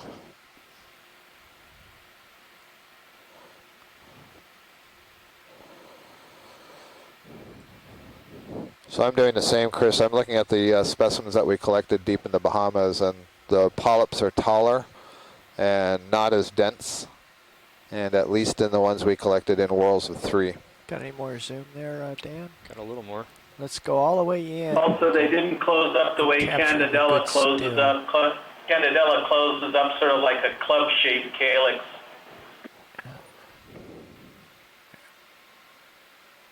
All right, and just it's kind of waving around a little bit. We're coming back. So I guess the main point is that this would be a collection option Yep. if you wanted to. Yep, understood. And also, I think I can see spines on the plates as well, so that's another useful character. The question is whether they're foliaceous or spiny. If they're more foliaceous, then I would say that's closer to Narella. If they're more spiny, then I think I would say that's more close to Let's come wide. Calyptophora. Zoom out. A little cramped up here. You want full wide? Please. That makes Or- it even a better potential collection option. Sure. Full wide. All right, good stuff. Well, let's hope we see some more of those later. Are we finished with this one, or do Yes, we wanna- are. Thank you. Okay, we will harass it no more. So your upper swing arms are deployed, Dave. Okay, see that, and my lowers as well. And where are we going? So we want to try to reacquire this ridge. Okay. So if you, I'm going to bring, Okay, let me come but we come might over want this to away. angle it a little bit more south. I'm headed that way. So what's our goal here? Where are we trying to go? What is that?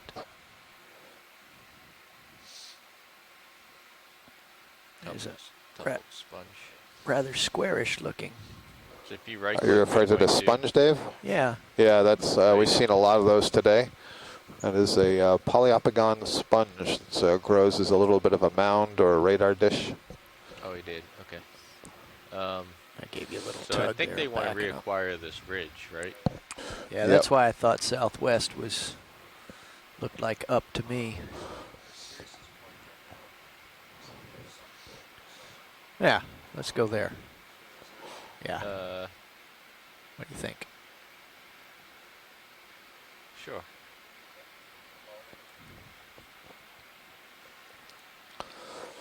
So at this moment we appear to be just a little bit over the edge of the crest of this ridge. And so we're going to move back down towards the southwest to try to get back up on the axis, and then we will proceed our way up to the high point on the axis. And so where we've been, we're kind of in a saddle squeezed between two high points on a ridge, and then the ridge itself is quite narrow. And all the indications are that the current moves through here So how's pretty that quickly. like, Dan? That's with the upper ones deployed. We did a test earlier. I'll have a better The idea current once we're speed was estimated to be down on the lower order of and about looking at 0.2 something in knots, particular. moving to the southwest, a Look heading at of something. 190. And we can see that most of the area is dominated by sponges, some very low-growing Sorry about the hydroids, tug. and only Sorry, recently the have we tether's found being some of blown these forward, so corals, I can't get down too much. these primnoid whip corals, or a couple of Chrysogorgia colonies. There was a large fan that may have been a bamboo coral, but we haven't got a close look at it yet. And prior to that, though, it was pretty much exclusively by, and yep, I think I agree with you, Dave. There's a crinoid in the center, and there's another one off to its left. They've been quite common today as well, as they have been on most of these dives on the south part of this ring of seamounts that we've been traversing. The Oh, and ring I've around Johnson Atoll.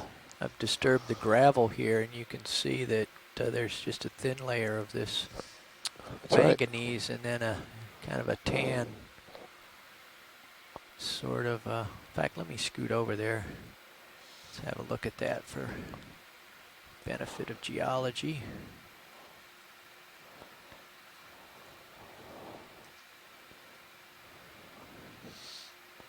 Let's zoom in on that, if you would, please, Dan. Zooming in. That's good. Holding here.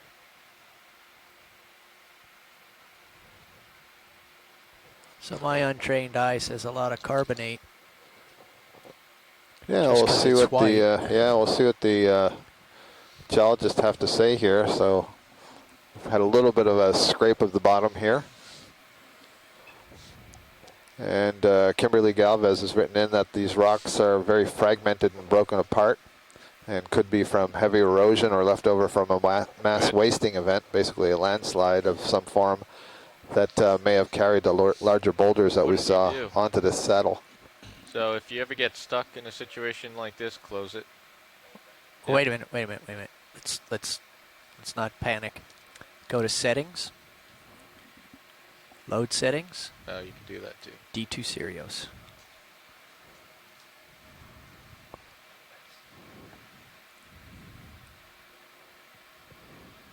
Okay. Do we want a closer look or come wide? Just go on in. I'm still waiting for some tether here, Zoom in. so let's try to make good use of the time. Full zoom. This doesn't excite Scott, but I think somebody. Yeah, we have a number of geologists who are chiming in, so I think, Dave, you're right that they are quite interested and I do appreciate these close-ups of the bottom. There's a little bit of porous rock there. You got any more zoom? That is full zoom. Okay, because there's something porous and volcanic looking center screen.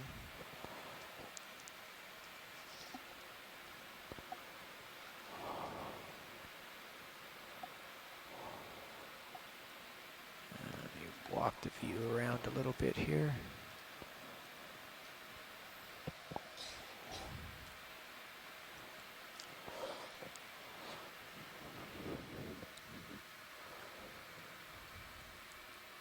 And there's this reddish color that looks like Hawaiian dirt.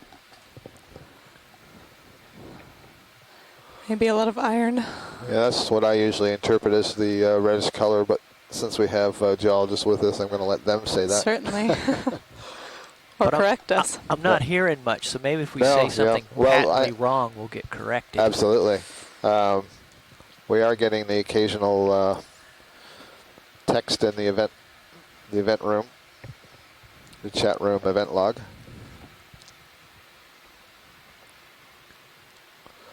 Hi guys, it looks like a breccia. I think you get these when you have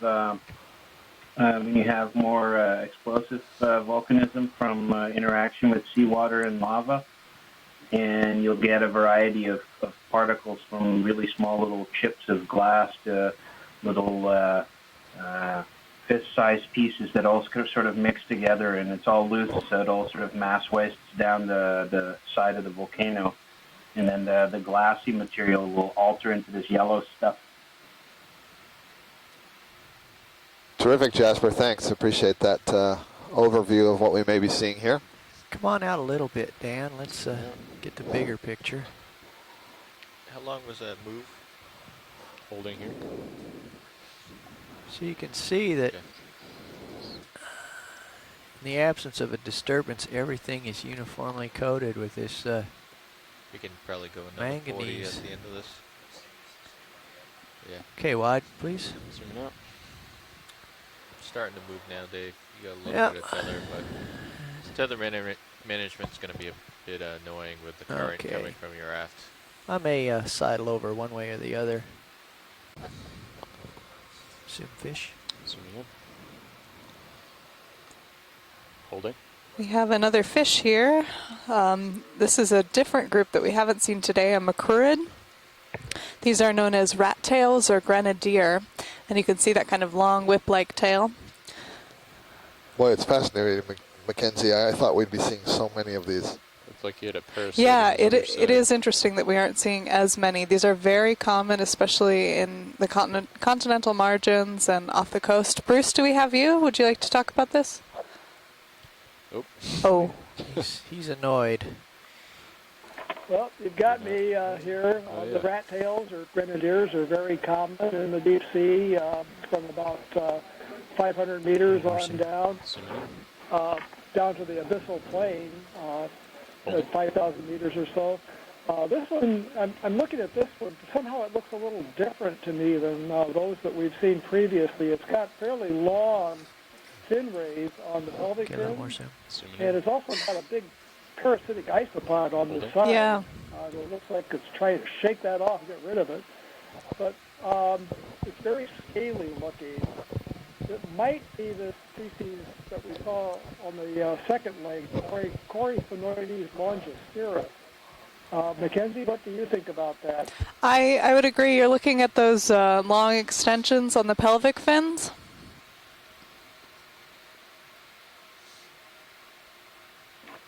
Yeah, and the very scaly appearance and all. It's turned away from it, so I can't see if the snout's pointed or not. But I don't think this is the same thing that we recently identified as the genus Kumba. No, I don't think so. Escaped. Yeah, so I also think Longiceros and Chris is agreeing. We're at a reasonable depth for that.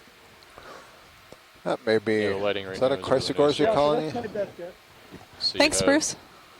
That was Bruce Mundy of NOAA. Dave, if you're in a position, just quickly to the left, lower left, please, off screen. All So the way pink, outboard. right there. Oh yeah. I think that. I want to see if that's Chrysogorgia or Metallogorgia that's curled over.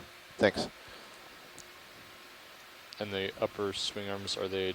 Okay, I think it's going to be the Chrysogorgia. They're all the way down so that they're pointing forward when deployed. Okay.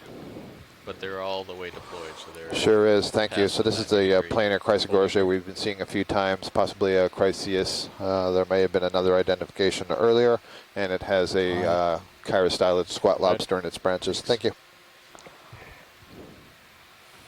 I'm having a hard time telling the angle in the lowers. If you can see the two rail cams, you can get an idea. Again, we're seeing a lot of these hydroid colonies on The starboard every one's surface deployed more almost, than the port one, just because of particularly the traffic. high points of these features, If you look in the colonies next to one another, along with a few, a dead sponge stalk with a crinoid and the base of a sponge that has since fallen over. Quick zoom.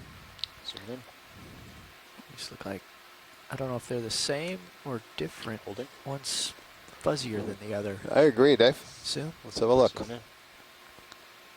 Holding.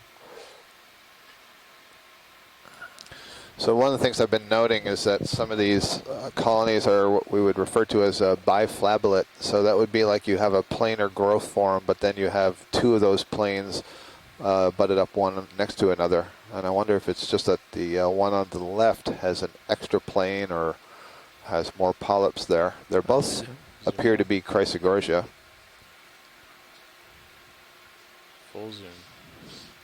Chrysogorgia, these are octocorals in the family Chrysogorgiidae, where chryso means gold. And you can see there on the lower right of the screen how the skeleton itself appears to be gold reflection. Yeah, I can't see, you know, without actually looking at the polyps and the structure of the sclerites and the polyps, whether these are the same or different. And I think we're willing to call them the same for now. And I noticed that there was a squat lobster at the very least in the colony on the left. I didn't notice on the right side. Coming left. Yeah, there's... I just see the arm. There's the darker red of the face. Pretty well hidden inside there. Yeah. Seems like a good hiding spot. You can see why they like those spots. Okay, let's come wide, please. That's good for us, guys. Thank you. And there is... Yeah, there's one or two, I guess, in the other one. Full wide. Very common in the Chrysogorgia colonies to find these chirostylid crabs. So it looks like it's raising up pretty substantially there on the left side. This is the hill we saw from a distance. We've now Right. And this is the direction of the slope moving up towards that topographic high that is some 70 meters above us. But what we're noticing is there seem to be a bunch of very local highs, and then we go back down a bit and then climb a little bit higher. Another Chrysogorgia colony. So at home you can kind of get the feeling that you are climbing this mountain with us under over a mile of water. And seeing this area for the first time. We've seen several of these sort of massive block-like sponges today. I believe that's the genus Poliopogon, that sponge. Chris Kelly, who's the director of the Hawaii Undersea, science director of the Hawaii Undersea Research Lab at the University of Hawaii, has been doing a lot of work learning the sponges around the deep waters of Hawaii in the last several years, and he's been with us throughout this expedition, was on board for the first two ROV legs, and has been in the with certainly not with titles. Although I think I owe Chris a few Louisiana State, University of Louisiana references. Oh, after all of that. Yeah. You do get back. Thanks. What it is. Yeah. I'll do it just that once. Zoom. Wondering whether this could be Narella alata, but I'm not sure, or maybe Dichotoma, I'm not sure. Yeah, it's a bit more three-dimensional than some of the others we have seen. It's definitely an octocoral in the family Primnoidae, and almost certainly in the genus Narella, and so there's a question about what species it is. Could it be Dichotoma, which I think is referring to the dichotomous branching, and you can see clearly the dichotomous branching there, or Alata, which, Chris, you'll have to remind me, I think may be characterized by some of the multiple branching at the base. Yeah, that's kind of the way I know it. It usually has a concretion at the base as well, if I'm not mistaken. So I would lean more toward Dichotoma maybe here. Got it. Okay. Yeah, we can see a very smooth holdfast there where it's attached to the rock, and you can see. And a tiny Poliopogon sponge here in the foreground, as well as some of these hydroid colonies. Yep. Good view of these many hydroid sticks. Ophiuroid brittle star trying to make itself invisible on the right side, or at least squeeze down to the rock.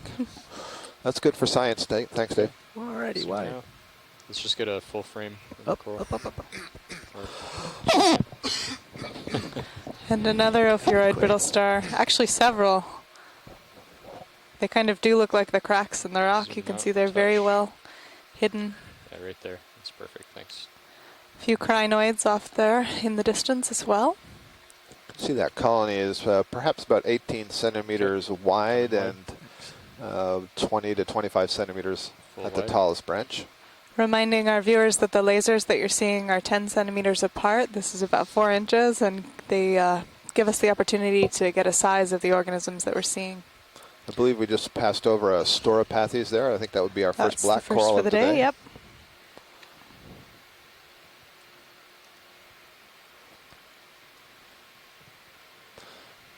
More sponge stalks with crinoids on them with the heads or the bodies dislodged, and then another small, I'm not sure if that was a Caulophacus or what that was.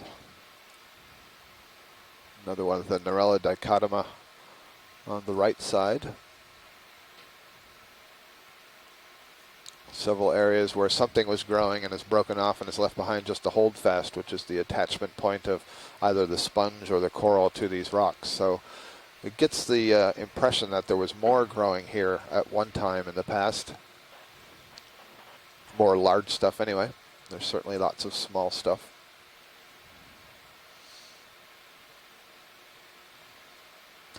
Another impressive specimen of the Poliopogon on the right. Those large sponges. And I have to wonder, as I'm not seeing, so much big, tall sessile suspension feeders, if these more robust, massive forms have a better grip on the surface. They have a wider surface area, and that might be the way to go in this. Is this on the particular left saddle. another Chrysogorgia? I think it is. Zoom. Zooming in. Can't tell if that pink at the base is the Yeah. attachment point or if that's something next to it. I think it is the base of the skeleton. So we're seeing a lot of Little these horsey. crinoids as well. These are much smaller than some of the morphs Hold that it. we were seeing on the cones a little bit farther to the south. So I don't know if that's indicative of current flow.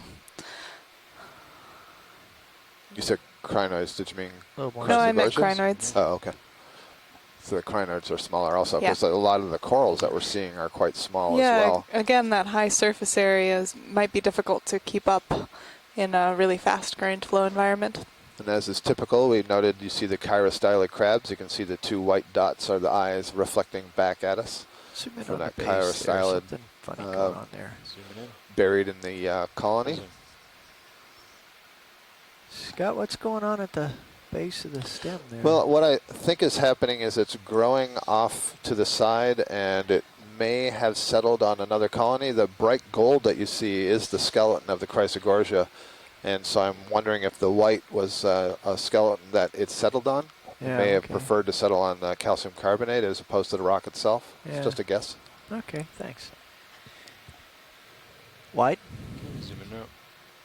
It is a great shot of those eyes. Yep. It's decapod shrimp today, so it'd be nice to see if this is another one of those nematocarcinid shrimps. And we can zoom and we can lose the lasers. He's on the order of 10 centimeters. Or zooming in. It is another nematocarcinid. We can tell this by those kind of Hold it. thread-like legs.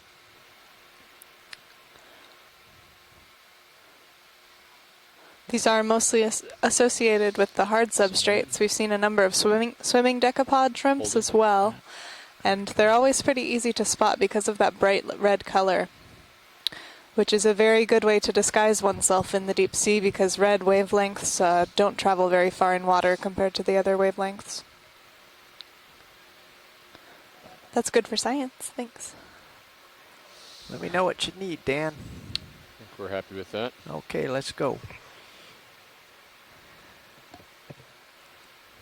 I'm getting sensations Full wide. from my co-pilot. He doesn't even have to speak. I think there was an anemone. Yep. Excuse me, an anemone Between tucked those on the rocks, back. yeah. There was. Excuse me. One of these Variate or Tritopleura sponges. Another anemone.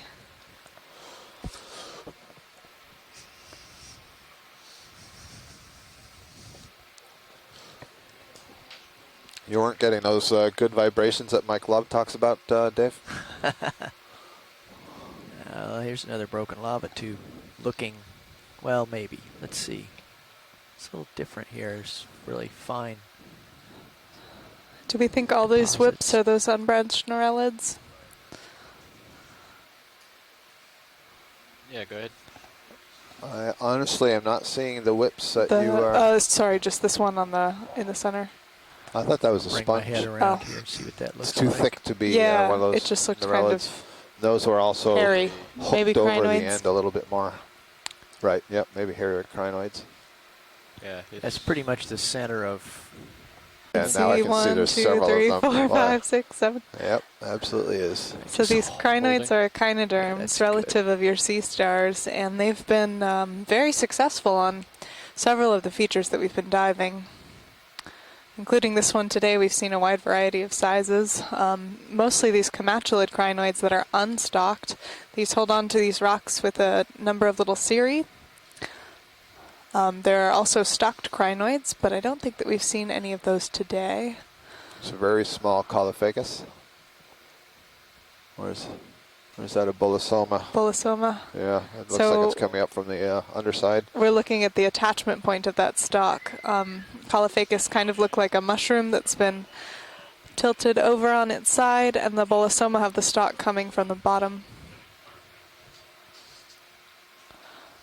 More of these crinoids.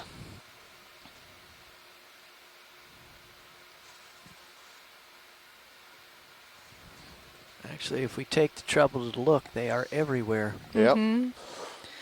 We've been making our way around the seamount chain in the area of Johnston Atoll. We're now 105 nautical miles to the southwest of Johnston. Dave, you made that observation that, when you look closely, you see a lot of these crinoids, and we've been saying earlier, there's a lot of stuff up here. When you get down to the surface and look closely, there are a lot of hydroids, earlier tubes that may be indicative of polychaetes or some other sort of worm. Lots of very small hydroids. But the larger stuff that we've been seeing on some of the other dives does not seem to be doing as well here, except for, again, these massive sponges and a few of the stalked forms.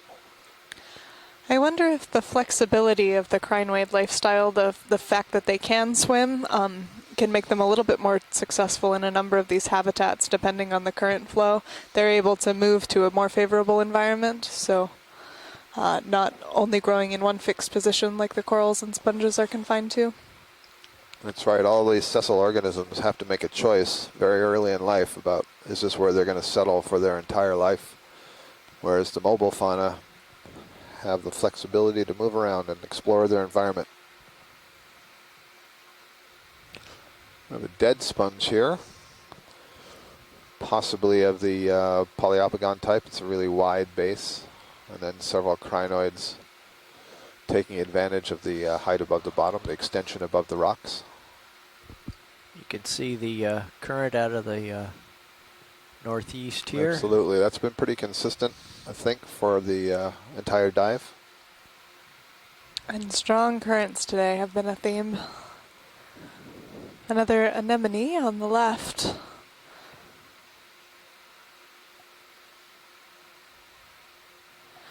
This looks like a similar one to the one that we imaged earlier, these pink morphs that we've been seeing.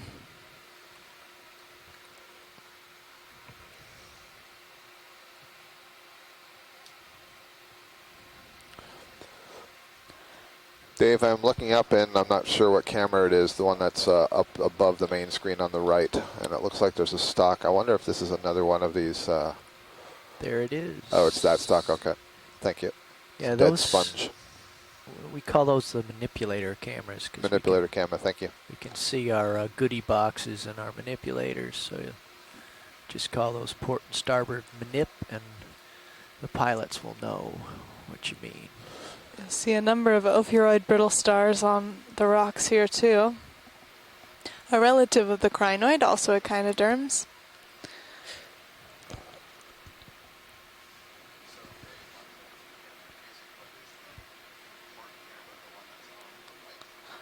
a large polyopogon sponge here in the center.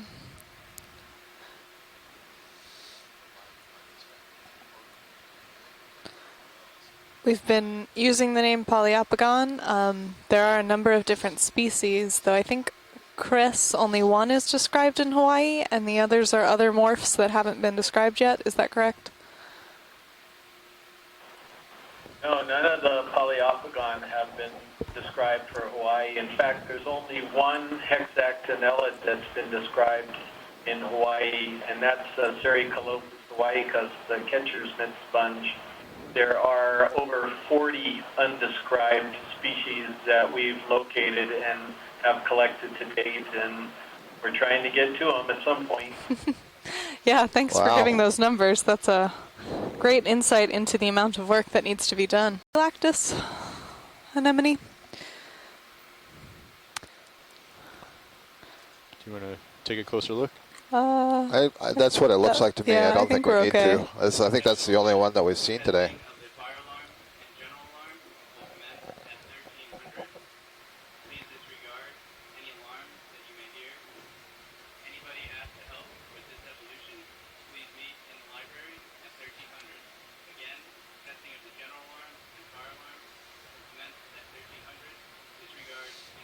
So I've just been wandering around in medium zoom here. Let's come full wide video just to show that how all of that stuff kind of blends into the background.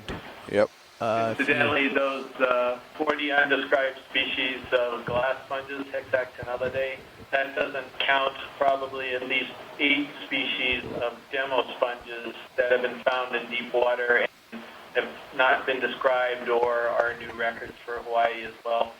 Will you let our viewers know the difference between a hexactinellid and a demosponge? Let's zoom back in. Okay, just want to lose the skids. The difference is in the chemical composition of the spicules, but also the types of spicules. Okay. The hexactinellida, that group of sponges are characterized by having a certain type of spicule or microscopic part called a hexactin. It's a 6-rayed type of microscopic silica structure, whereas the demosponges do not have hexactins.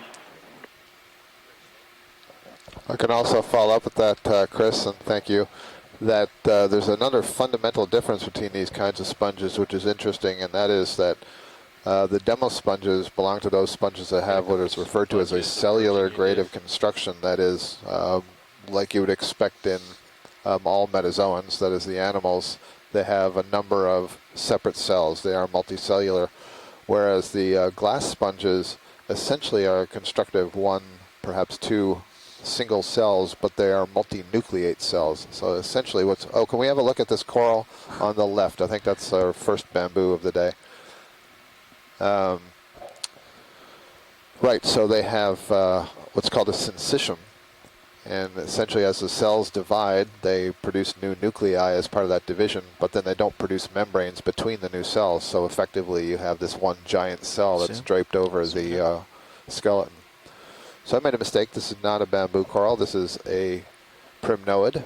And again, you can tell that by when you see the polyps, how ridged and bumpy and scaly they are.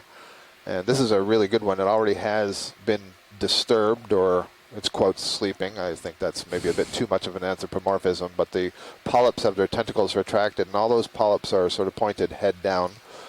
And that feature, along with the number of rows of those scales, is very characteristic of the genus Narella. So we've seen a couple of different, what we believe are a couple of different species of Narella today. And this is definitely one. Thank you, that's good. Wide. Okay, zooming out. Hey, Josh. Yes. Let's swap out. You're not having enough fun over there.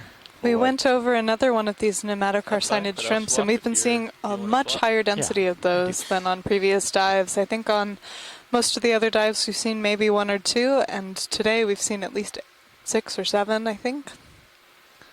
Array of spicules.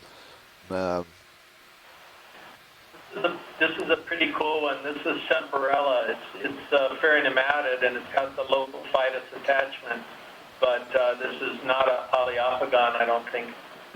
Great, Semperella, thank you. So Lophophytus was where I hesitated there. I was trying to remember the name that you used to describe this sort of pattern of what I was calling a bird's nest of spicules on the base attached to the rock as opposed to a nice clean holdfast. This genus also was described for a specimen that was in the sand. And the spicules tend to sort of ray out a little bit more and anchor into sediments. And that's kind of what this guy looks like he's doing. Back it up and... Yeah, it's absolutely what it looks like it's doing. And Mackenzie was just saying that it looks like there's more sediments here. I think what we're seeing is some sediments with some smaller rocks scattered about. And so this may be a good strategy for getting an anchor, is to put out these long siliceous spicules and bury them into sand for some stabilization. Interesting to know how much more is buried below what we can actually see. Really beautiful lattice work in there. Direction in the Not much, Chris, buried. I see. So this is the one described species, Chris, you think? Or at least in the same genus? No, the genus that's described is called Sericalopus. Oh, okay. And that's the shallower species that's described. This is Semperella. But they're both in the Pheronematidae, so they both have some similarities. And Chris, I noticed at the base there in the spicule mat that's forming the attachment that there are many small ophiuroids again, these brittle stars. And we referred earlier, we saw one that was dead, and it was just the base. And we thought perhaps that was, or somebody referred to it as a ophiuroid nursery, brittle star nursery. And so it may be a good spot for when these ophiuroids are young to kind of hide out, get in amongst some spines and not become a mouthful for some fish, and yet be able to feed on organic particles that are also trapped in there. I would agree, and their arms kind of look like they could pass for some sponge parts. Mm-hmm. Good disguise.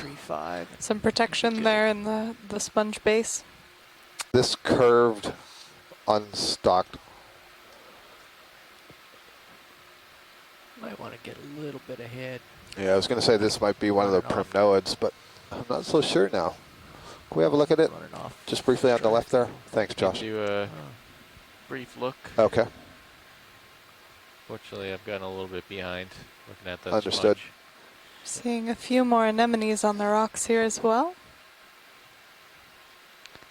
And a swimming crinoid on the left. These comatulid crinoids can swim. Okay, I already got it, Josh. Thanks. That is the coral, yep. Okay, I'll zoom out. Hey. If we don't come into any large mat of, or area, excuse me, not a mat, but an area of higher densities of corals or other interesting sponges, that'll be a collection target. Obviously not that individual. That's look at that white thing. Could we? Yeah, could we just get a quick zoom? We have to move, Chris, but we'll get a quick zoom. I take it you mean the sponge going off the rock? Previous ones. Yeah, but the one that was over in the upper right corner. Oh, upper right. Yeah, okay. That'll be better because we're going that direction. Do you think this yellow one in frame is another bolosoma? Just do a quick zoom. zoom. I think so. The atrial surface is going to be on the other side. Okay, thanks. Oh yeah, those are openings, I see. Okay, we're good, Josh, thank you. Okay. Come on out. Appreciate it. I think the interest was as you turn and go that direction. I think it's that white sponge that's of interest. And we have a... Oh, but that's not the direction we're going, though. Well, he can shoot over there real quick. That looks like a polyopogon. Comes back. But still off to the left. It's not that one. I think our heading is to the right. I don't know. Yeah, it is. We're going to have to... he's got tether to get over there, but he can't linger.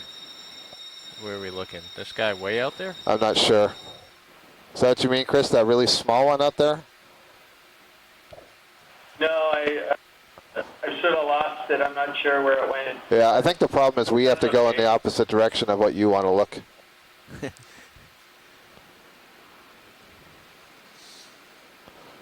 Yeah, no problem. Okay, thanks.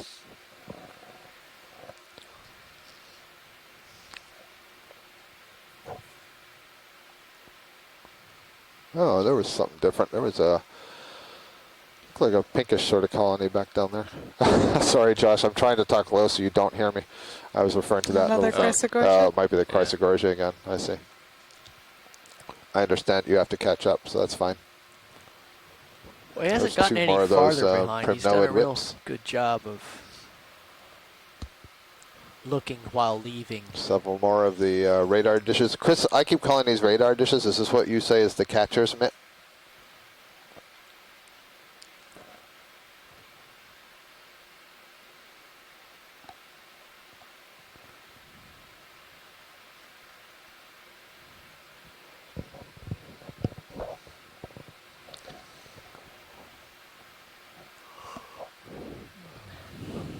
I think this might be the highest abundance of sponge that we've seen on any of our dives. We saw a lot of those Caliphacus sponges on our 3,000 meter dive, but not quite in this abundance. Another Chrysogorgia on the right. Yep.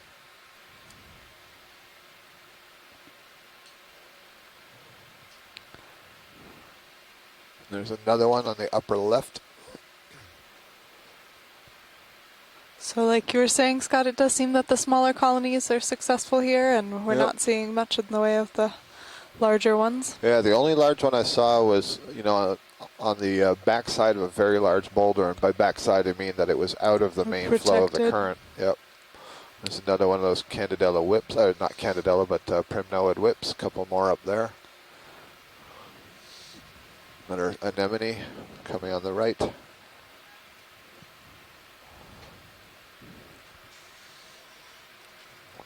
We're at a depth now of 1,947 meters. That's a test. Can somebody who's on the conference line just confirm that you can still hear us?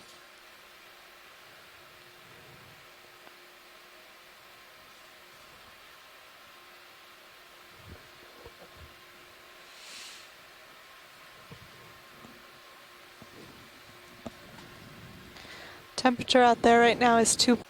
Unbranched whip sooner than later. So when you're in a position you think that all the assets are well positioned to collect one, then find one and collect it. And there's one here, I mean that's fine, but... Is this the guy? Yeah, this is the guy right here. Okay, I'm going to come full wide. Okay. Thank you. This will almost certainly ensure that we see lots of stuff right afterwards. Because if we come to easy stop here, we're just going to blow past you. Okay. Thank you, Bruce Monday, for the update. So I'm getting a report from Shore Dan that they are not hearing us on the phone line, but they can hear us on the video stream. Yeah, there's one. And I have not had any response to the questions on the phone line, so that is kind of suspicious. Let me try redialing the call. Okay, thank you. I'll let you know. So if you're listening to us on the audio stream on the video, we're going to hang up the telecon and reestablish to see if that improves things.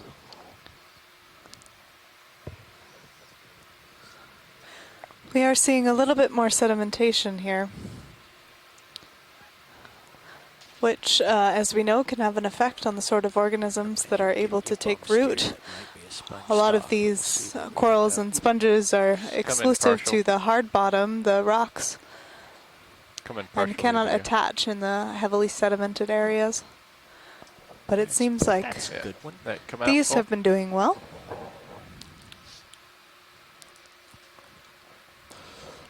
Sorry, Mackenzie, I was typing there. So what are doing well? The which ones? Oh, that there are still some sessile attached fauna, even though this seems to be an area of slightly higher sedimentation. Got it. Well, we're down 1,900. A little bit of a layback. I think we'll be all right. So earlier I said we had zoomed in quickly on a branched colony. I said it was an octocoral, probably Norella elata, and that there was another primnoid that we were seeing as unbranched. That's what you're seeing here on the right.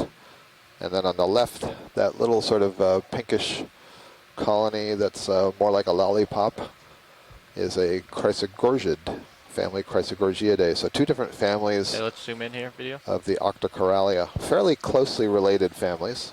And there's another one, the bamboo corals, the Isididae. All three of those seem to have a common ancestor. And they're all common in the deep sea. And it's really fascinating. And what it suggests is that there was, at some time in the past, verify that this is what one they want. ancestor to all of these different deep sea corals that radiated in the deep sea, and has taken on a tremendous amount of morphological diversity, both at the polyp level and at the colony level.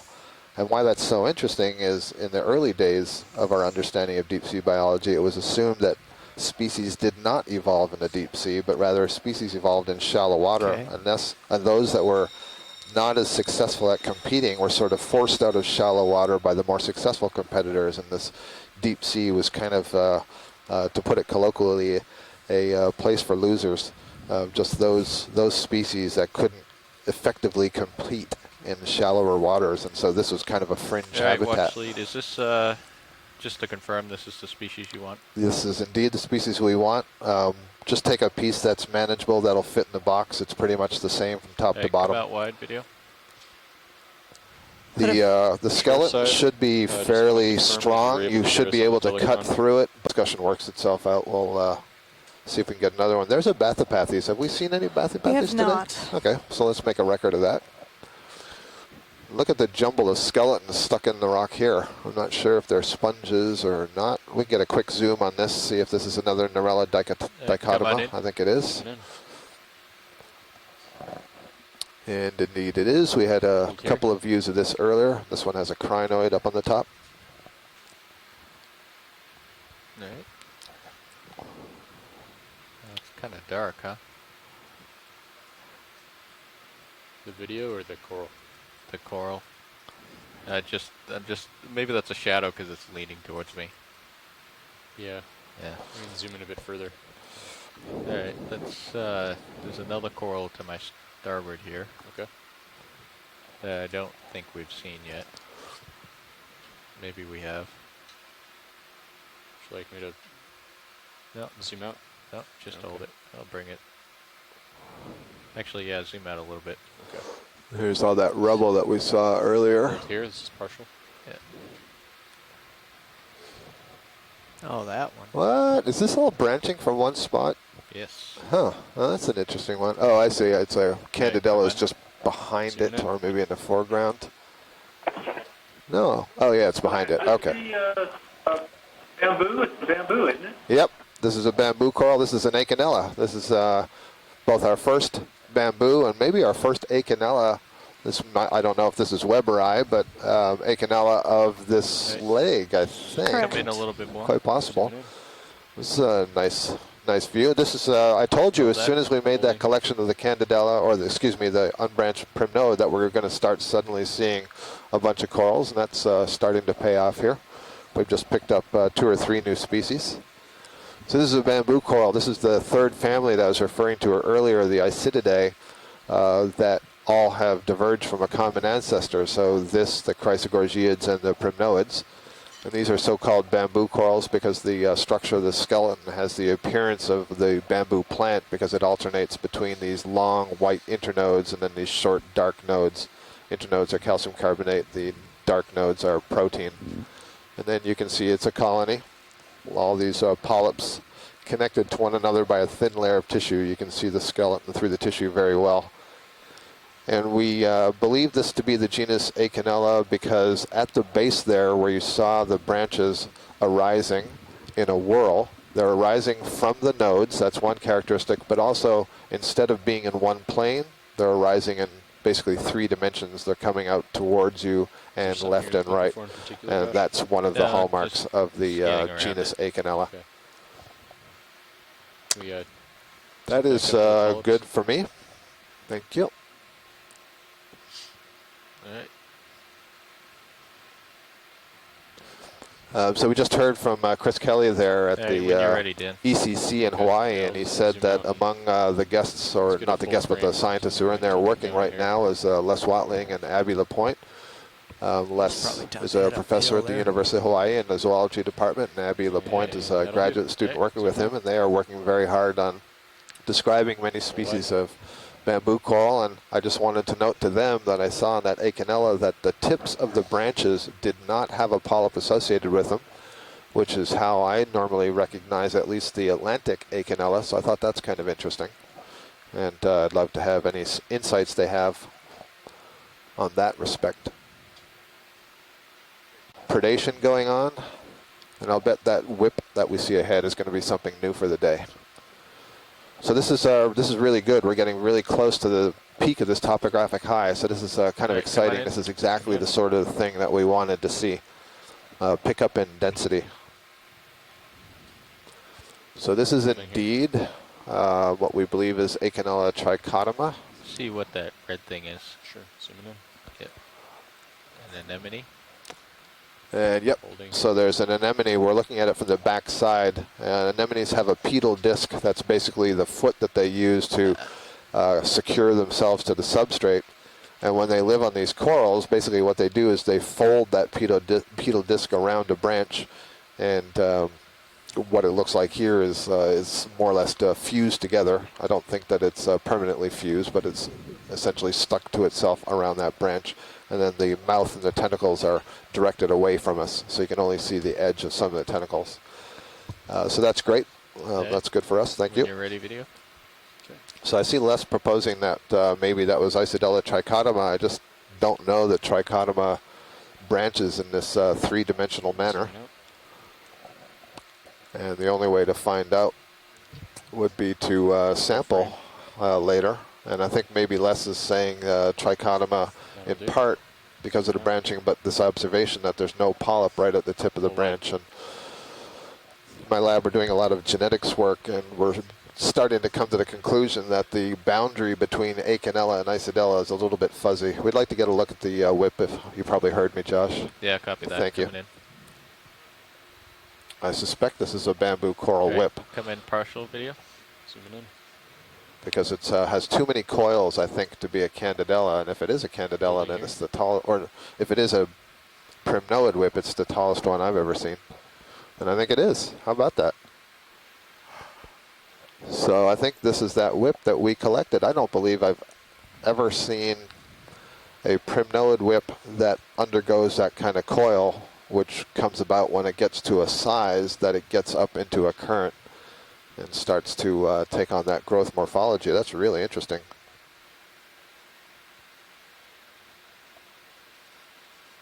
If you want to come in tight for a moment. Zooming in. Yeah.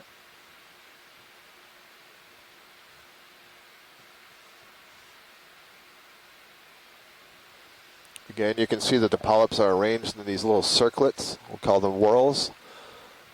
And there's several rings of these whorls as you move down the stem of the main axis.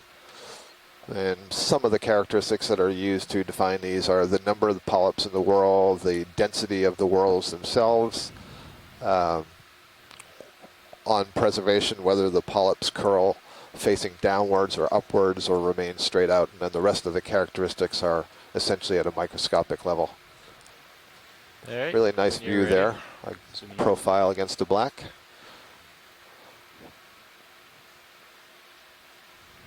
Yeah, just perfect. Hold there.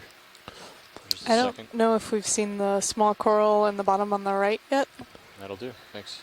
This is the Bathopathes. So it's always dangerous. That's what we just noted with that, which I would have been sure was a bamboo coral whip before we got close to it. So now we're going to have to start being careful about that too. But this is indeed a black coral in the genus Bathopathes. It's got that single primary axis down the center, and then you have branches arising to the right and left. And in the black coral world, those are called pinnules. Those branches are called pinnules, and then you see all the polyps, the tentacles of the polyps sticking off of those branches. Cool. So we're upping our diversity and density here as we approach the top of the peak, and we're really close to the top of this feature. Chris Kelly was noting that many of the Bathopathes that we've seen have this sort of look like the top has been broken off, but Yeah, Nick. is that just the way that they grow, or the triangle fan shape is sort of truncated? Yeah, in fact, a lot of them are squared off. The triangle type, I think, is actually a different, maybe different species and/or different genus. Yeah. Maybe. Actually, it's and. Okay, so it's definitely and. There are some species of Bathopathes that the more distal branches are smaller, so it gives you that triangle appearance. But then there's also a whole other genus called Schizopathes that grows in that triangle frame. An impressive Wow. collection of crinoids that have taken over this sponge here. This might be one of those Tritopleura sponges. Yep, Chris This is Kelly clearly agrees. the place to be if you're a crinoid. And the sponges provide them an easy attachment point with that kind of fibrous material, and then also certain height advantage, able to get up in the water.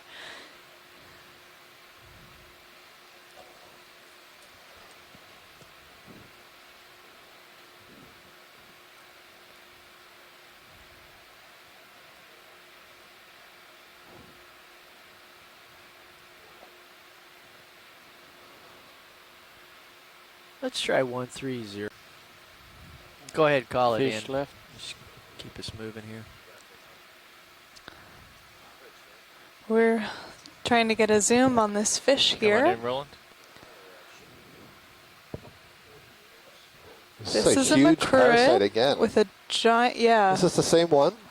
No, I don't think so. I think the one that we saw earlier was a larger fish, but I would Okay. say that this is Coryphaenoides longiceros again, based on those long fibers that are coming out of the pelvic fin down there, and that's a giant isopod parasite for the Right, size so of that's this. a flabelliferan or a Aegeid isopod that's on the side of that fish, and that's exactly the same position and the size of isopod we saw before. So if that's not the same fish, that's a pretty interesting observation. Yeah, I think this is a different one. Okay. Well, we now have the images, and so we can have Go close back looks. and compare. So these are known as rat tails or grenadier, and Bruce was telling us earlier they're very common, especially continental slope, down to abyssal depths. And they feed on squids in the water column as well as scavenging on carrion falls and play a very important role in the ecosystem. Okay, Yeah, Josh, it's time to go. I hope you can hear me, but it's interesting because I think we've seen several of these rat tails with this type of isopod. I know that we saw one on leg 2, and we got a good image of it. I've come left I think that was a different genus, We're but headed that way. they all seem to be in about that same position. So this parasitism by the isopods on the macrurid is an interesting discovery on this expedition as well. And I know in shallow waters from work that I did decades ago in coral reefs that some of the isopods do attach to very site-specific areas on the fish, like under the gill cover, on the inside of the mouth, or on the side of the head. So interesting observations. Thanks, Bruce. Thanks, Bruce. And yeah, exactly. While Bruce is talking, I asked for a zoom of this. I thought it was going to be a corallium, and it's a sponge. Go ahead, Chris. I don't know what's going on here. That's pretty bizarre. I haven't seen that before. So this is a fascinating example of convergent evolution where we have a morphology here that I think anybody from a distance would have said that, oh, that's going to be some kind of a sea fin, some kind of a coral. And yet when you get up close, this is clearly, at least clearly to us, this is a sponge. And so we have a sponge that has taken on the overall morphology of a coral, unless it's overgrowing. Is it possibly overgrowing a coral? If you look down just slightly, I thought maybe I saw a node. Are those nodes? Well, I thought I saw one too, like there, but Yeah. I don't know what that, maybe not. Yeah, I'm not convinced it's a node. It's just some other debris. Huh. Would this be something possible or worth collecting? I'm getting the feeling it's worth collecting, even though right now I'm typing, let's collect the bamboo coral, but I'll bet this is more exciting. Chris, what do you think? Full screen. You're asking the wrong person. I know. As soon as it came out of my mouth, I'm like, why am I asking the cat? Well, how's your position, Josh? Come full wide video. So, Nav, let's just call the easy stop here. Can you get the rock? No, I mean, seriously, if you can pick up that rock with the sponge. We're going to have to back this one It's up. a pretty big rock. Is it a pretty, oh, okay. Not sure the rock would fit in the... That rock will fit in the bio box. Won't? I'm not sure. Okay. I'm gonna. I didn't realize it was that big. It's relatively big. Okay, no worries. About 25 centimeters, 22 to 25. Yeah, I think that would be too big to get into the bio box, so. Yeah, let's do that, because... Josh, do you feel the system is stable enough to make a collection? Yeah. Okay, let's get a collection of that sponge. Looks like you might have your tail on a big rock, but your front looks good. So. Yeah, I gotta come around a little bit. Yeah, okay. It's gonna be too hard to grab it like that. Yeah.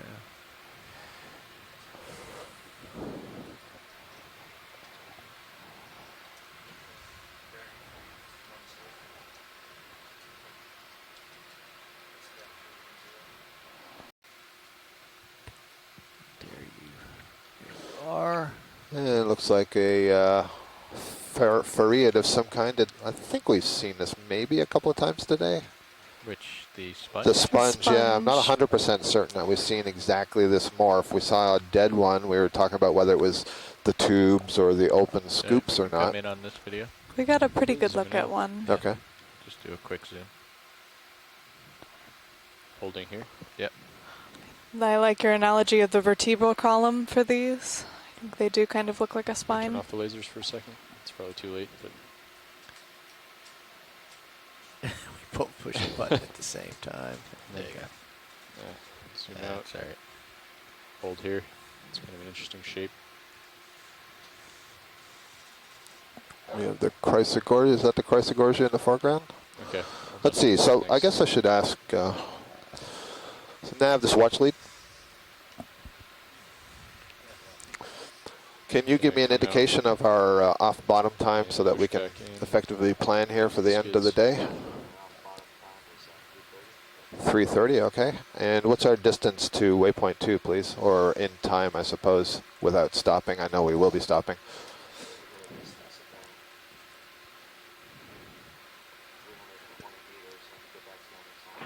Copy that, There's thanks. another weird sponge, but I guess it's just the Fareid from the side. Stand down, Chris, stand down. But I'm not sure that we've seen this coral before. Nope, I don't think we've seen this coral today. This is looking like a Calyptrophora, Paracalyptrophora. I always forget when I'm approaching them which one it is. Let's see here. Looks like there's a couple of crabs in it. Polyps. All right. Unless it's just like a huge Narella dichotoma. That's interesting. So this is in the family Primnoidae. There's no question about that. It's just a matter of what genus and species it is. And we've been having a discussion here amongst us in the chat room about, you know, the difficulty of identifying these as species. So there we have a shrimp and not a chirostylid. So that's a interesting difference. And that is not a nematocarcinid. Much shorter legs, stouter legs.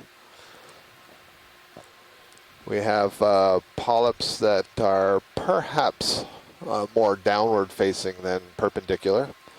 And I'm seeing that the sclerites themselves are large plates. So all of that is consistent with both Narella and Paracalyptrophora. If we can get a view all the way down, thank you. And there's a crinoid, I see. This is what I saw at the base. So there you can see the holdfast. It's a very large skeleton. Just a it's little quite bit. old, I would imagine. We're looking beyond this nice Fareid sponge in the foreground.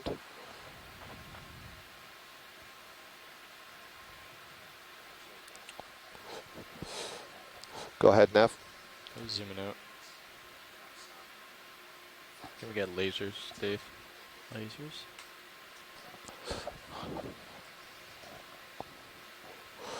All right, so holding here. After we get the shot, as we move around here, Josh, we just want to see if this is sort of planar or if it's bushy. I think it's kind of, it's mostly planar with a few branches coming out in the foreground, so kind of flabolate-like. Chris Kelly is suggesting Narella Bauer's eye. Yeah, this is quite planar. That's a really nice view, thank you.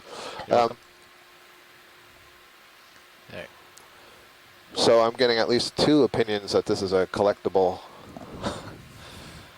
coral. So before you go ahead, Josh, and get ready, but I just want everybody on shore to understand our position.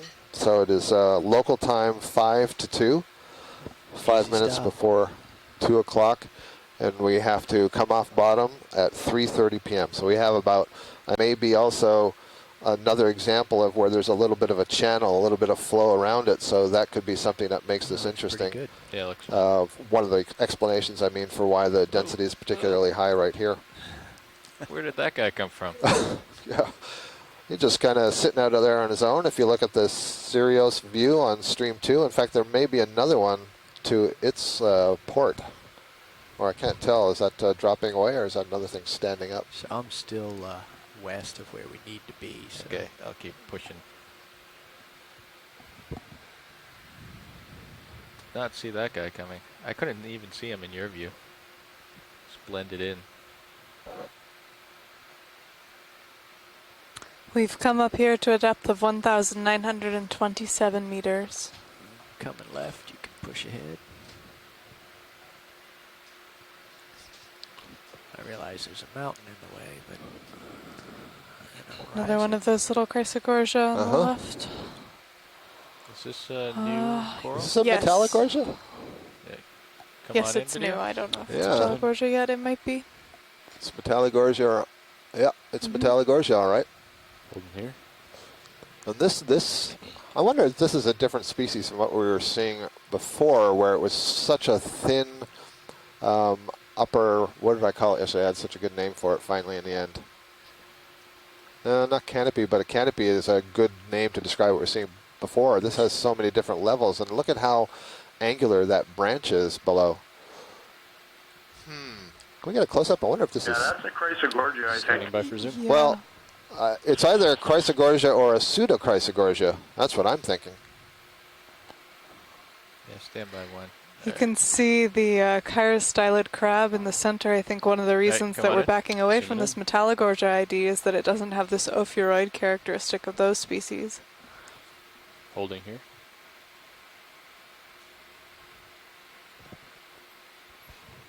Huh. This is like one of the Chrysogorgias that we collected on the New England seamounts that dropped all the branches off the lower part of the colony.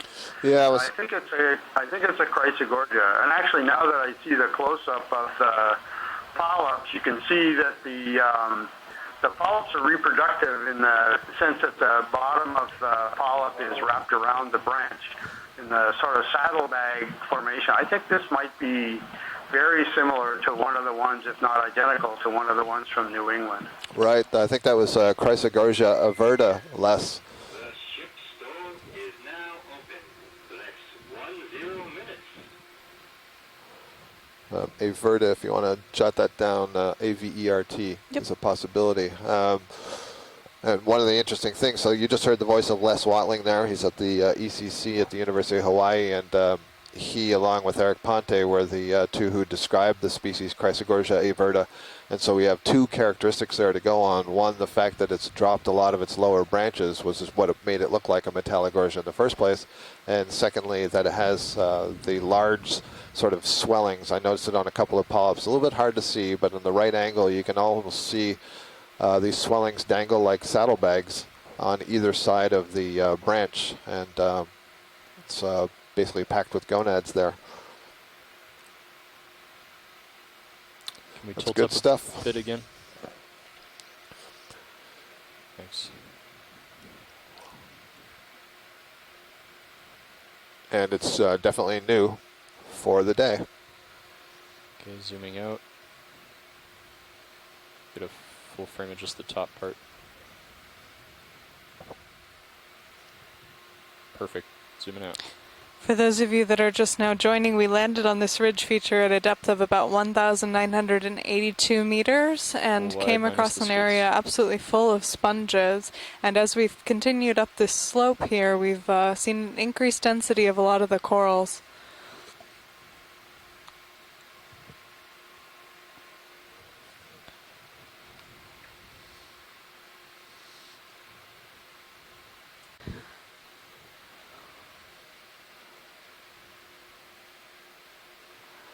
We are seeing a lot of these dead sponges with the crinoids taking advantage of them.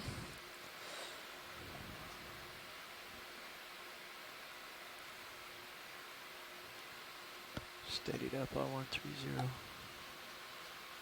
Oh, do I need to come more to port? We haven't seen any of those lepidisis whips. These are those little weird sponges again. Just another one of them. There's two of them in view right now. Yeah, I think you're right, Chris. Yep. I'm glad to see that there's another one. Holding here. And I think, Chris, maybe you were also seeing the one that was in the distance on the upper right. I have absolutely no clue what that is. I'm going to have to do some research here. That's what we like to hear.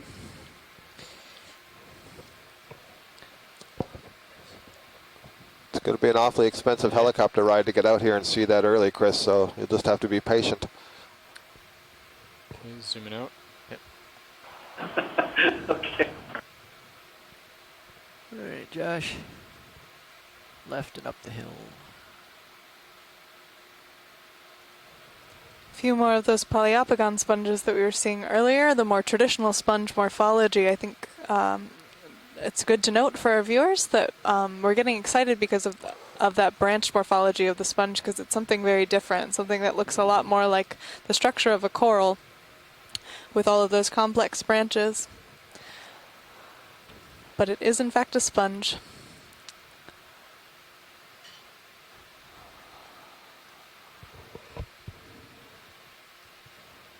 We haven't seen many stalked crinoids today.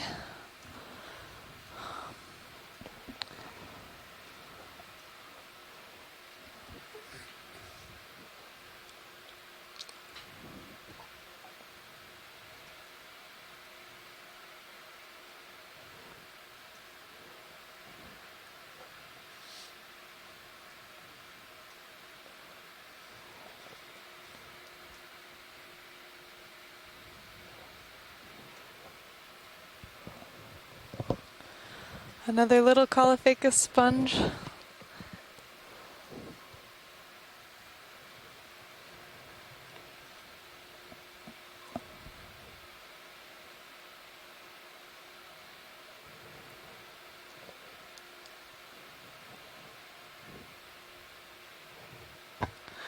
Jasper, would you like to talk a little bit about the geology that we're seeing here? If you're still around.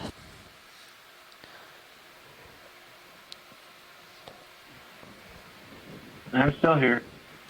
Well, it looks quite covered in manganese. I think the round shape suggests that there still is underneath. There's a couple of big cracks in there. That's kind of interesting. Come on in. I'm not sure what that is. Could be that this is sort of an inflationary little spot, little dome that kind of cracked open after it formed. I'm not sure. Oh, wow. It's a bigger one. We're seeing more and more of these branching sponges. Thanks, Jasper. Come out just a little bit. Zooming out. Yeah. Partial. Okay. Zooming out. Well, that colony back there, that whip, that looked like a more traditional Candidella gigantea. Much more spacing between the polyps. The polyps looked a little bit taller.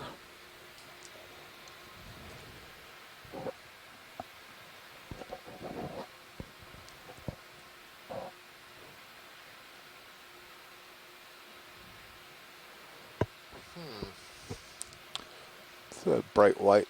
Must be maybe a dead bamboo or something. It's a very big skeleton, or maybe it's like the primnoid we collected. It had a really wide base. I mean, it's definitely dead. That looks like the bamboo Okeanos on the left side in the foreground. All right, come on in. Zooming in.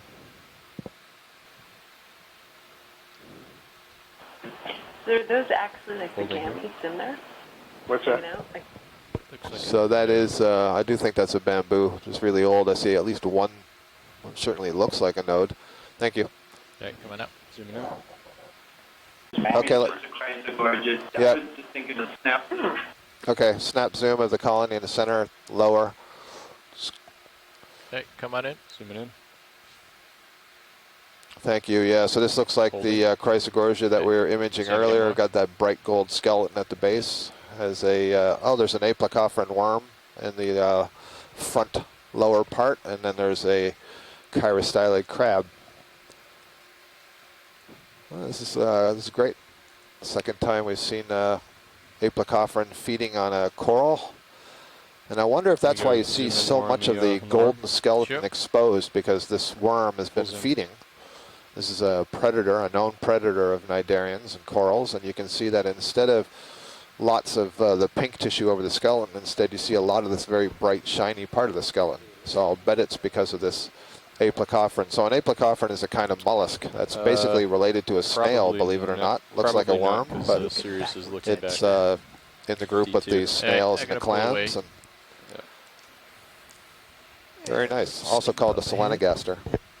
So I think that's the first time we've seen that exposed skeleton of the Chrysogorges on this leg, and you can really see why it gets that chryso name, the gold.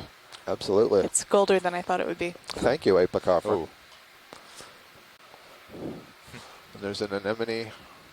We've seen several of these anemones today. I know you noted that earlier. There's one of these Okeanos weberi-like forms that we discussed earlier. We're not sure if it's actually Okeanos or Isidella. Yes, please. But it's a bamboo coral. This is going to be a primnoid, and I think this may be what we just collected.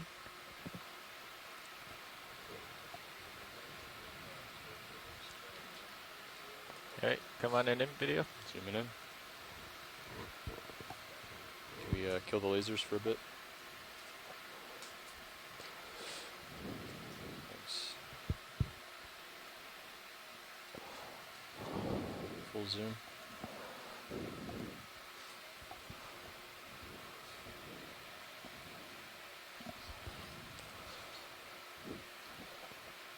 And so to my eyes, an admittedly faulty short-term memory, this looks a lot like what we just took a sample of, except that it is more planar. And I would suggest that that's because perhaps it's just not as old as that other colony that we saw. Amy thinks this is a different one. The other one, she uses the technical term scragglier. Way past you, Josh. All right, I got to push on here. Okay. Thank you. Zooming out. Good view. Full wide. So that is perhaps yet another different primnoid fan. So we're certainly seeing some good stuff up here on the top of this ridge. At least 13 different species of coral so far. Yeah, get lasers. Many of those in different genera. And there's an Acanella that we're just passing over, a sponge stalk, a Bathopathes, several of these unbranched whips. Looks like maybe, I'm not sure if that's just the stalk of a sponge in the background or one of the scoop sponges.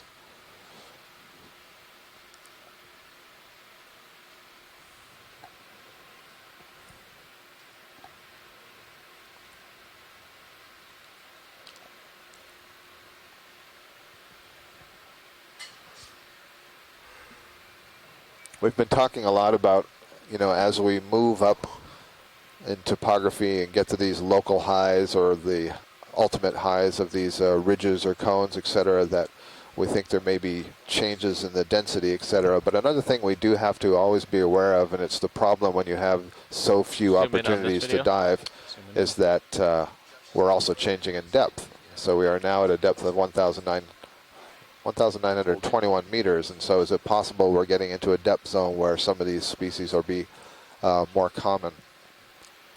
And in order to answer that, what you would have to do is repeated dives within depth ranges on different kinds of topography.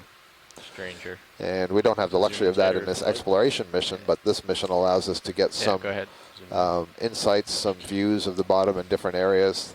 That might allow us to formulate some hypotheses and some more expeditions to study in more detail, take more collections, make more observations than we have on this single trip that's trying to do so many different things. Okay, zooming out.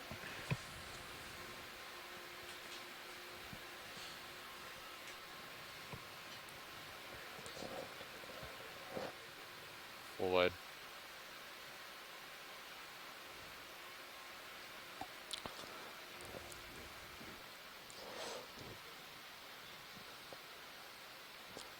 Chris, if you're watching, can you tell us about this sponge? I'm not sure if this is a complete sort of scoop sponge. It does look like it has kind of the Lopophytus nest. Is that what it was?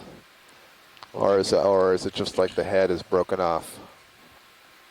More Caliphacus with their heads broken. I'm not sure. Maybe as he rotates around it, you can get a better view. So very little. Was that a little crab on the top? Mm-hmm. I think the pilots have already solved it. Maybe we'll find another one. But there's one whip there, and I saw. Yeah, there it is.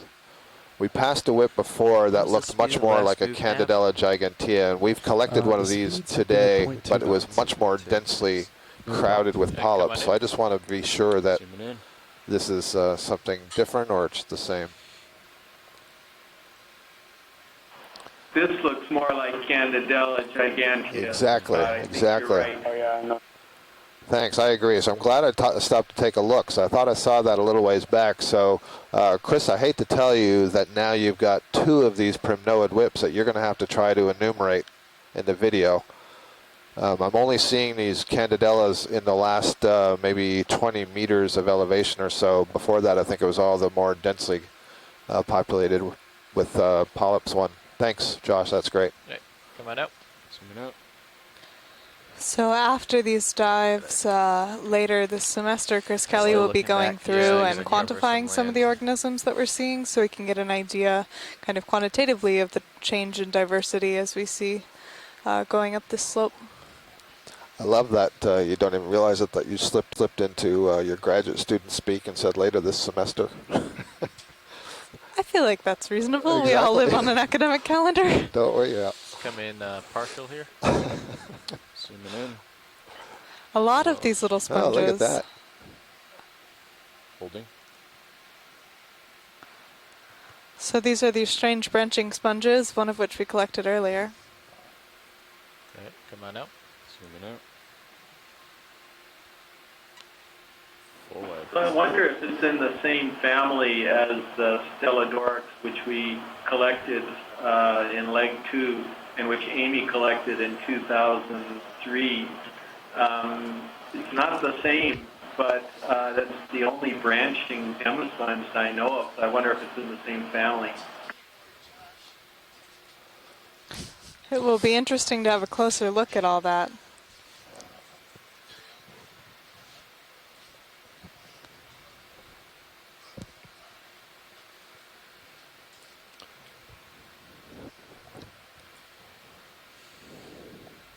Ship's underway. I'm looking back at you, and you're off to We the are left. at a depth now of 1,919 Don't have a lot of meters. time. You don't have much Working time our at way all up the here. ridge. Ship's moving. Interesting observation here from Kimberly Galvez, who says that the large, we just passed over a pretty wide slab, looks like this large flow, and she said that the large crack in between the blocks of that flow looked like perhaps the slab fractured all at once, either from its own weight or some other factor. So it's kind of interesting. Thank you. Do we want to stop and do anything, or are we pushing on for waypoint 2? Certainly seen lots of sponge skeletons, haven't we, Mackenzie? We have, yeah. Hi, can I put in a And shipment, we've please? seen those skeletons being well taken 40 advantage meters of at by a number of different 120 organisms, degrees at especially 0.2 these knots. unstocked comatulate crinoids. Yep, thank you. Have another sponge here. Perhaps this is one of those Bolosoma.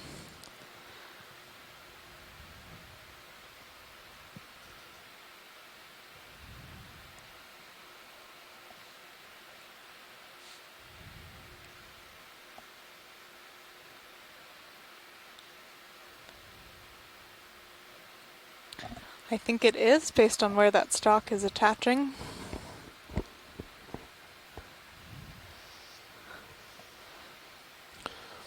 It's got that Wall-E appearance. I love it. I like this sponge. Every time I see one of these, I think of the Jetsons.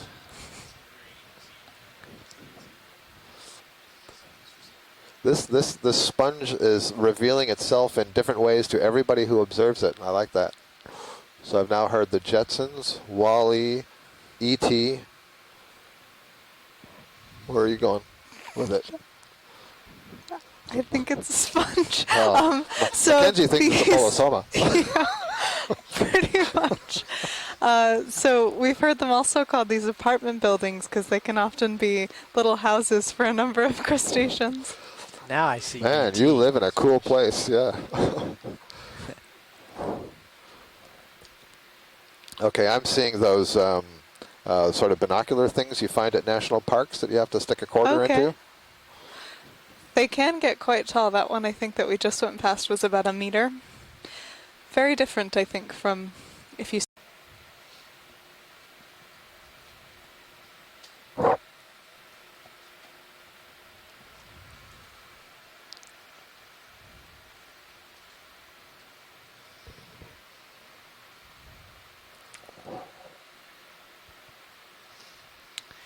So I am looking northeast, and that has been the direction from which the prevailing current comes. And I noticed that the large opening of all of these is pointed downstream. So it's kind of like they have a nose cone pointed upstream. It seems to be hydrodynamically efficient. Jam delays, check and see the good ones and watch out for it. We've decided that this sponge looks like the female robot Wally. Yeah, I called the Wally already. You have to come up with something else. No, he's saying it looks like the other robot. Oh, the other one. Oh, you did? Oh, sorry. Eve. Yeah. We were trying to go with the Hawaiian Menahuni, but that didn't quite work looking at images. We're trying to figure out what's the best name for it. So send us an email and let us know what you think. That's right, all of you participating. Eve, Casey Cantwell is saying it looks like Eve. So maybe I'm getting it all screwed up. I keep saying Wally, and what I really mean is Eve. I apologize. We have another decapod here on this rock. Whatever, I'm calling that movie. Oh, one sorry, of these red things on this rock. Is this another pneumatic arsenid? We've seen more today than we have on any other dive. Quick zoom. Zooming in. Holding here. And a bit more. Zooming in. Yep. Yep. Holding. Yep. The Maverick Arsenid. This is our own version of zooming, Jared. Oh, okay, wide. Thank you. Shrimp named for those thread-like legs. We've seen a lot of those today. It's been a good day for crustaceans. A lot of these galatheid crabs and a number of decapods such as Plesiopenaeus and Nematocarcinus.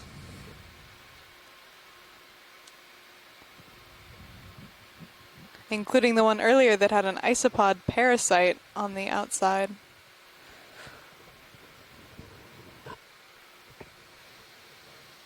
Now, right after I said that all of the sponges were pointed northeast, this one is pointed in exactly the opposite direction. Didn't we see that the other day, Dave? Same sort of thing on I think two sides of a ridge or something?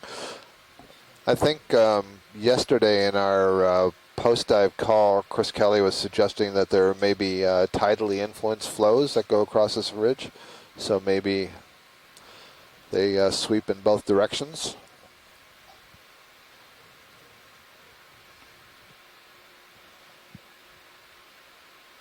You figure at some point, you know, there's a larva that settles on a rock and it begins to grow and metamorphose into these taller structures that you're seeing. And at some point, if you're as rigid as these sponges are, there has to be some commitment into the direction that the body is going to face. And so it might have to do with, you know, what are the currents at the time of growth. Our substrate here has changed quite a bit. When we landed, it was kind of this pillow lava, basalt flow, and then a little bit more manganese crust as we went up. But now we're seeing a lot more sediments and a lot smaller rubble. And we're in this saddle between these topographic highs, so this might be a place where you'd expect this material to accumulate. And Kimberly has made another interesting observation here that we passed a very large slab of rock that didn't look like the previous boulders, and she suggests that perhaps it has slid down from that topographic high rather than tumbled down or rolled down. Kimberly got 40 meters at 120 degrees at 0.2 knots. I don't think that we've seen this sea star yet. Yep, thank you, Bridge.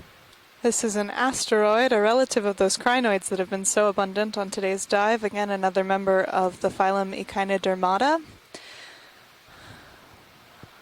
which translates to spiky skin and refers to these ossicles that are present in the skin of all of these echinoderms. The sea cucumbers I was just mentioning, also a member of this group. Good to zoom. Zooming in. We have not seen this yet today. Holding here.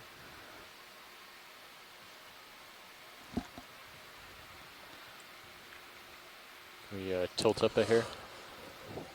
My fuzzy memory, this is, I thought these sort of plain ones were like Henricia-like. We'll see what is being offered in the chat room. And boy, I Chris wonder. Kelly agrees with that Henricia ID. Good memory. Oh, thanks. So it's interesting to see that the tube feet are actually literally on that sponge.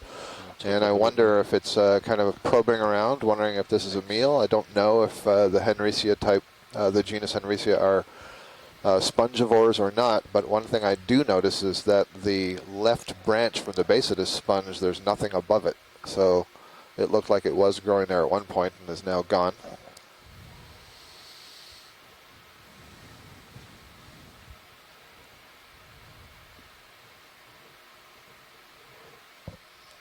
Chris offers that it may be Henricia paparima.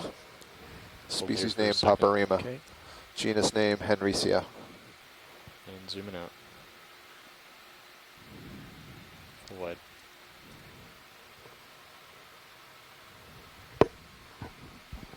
Kind of a different morph of the polyopogon sponge on the right than those that we've been seeing. And then an amazing example of the crinoids taking over these dead sponge stalks here.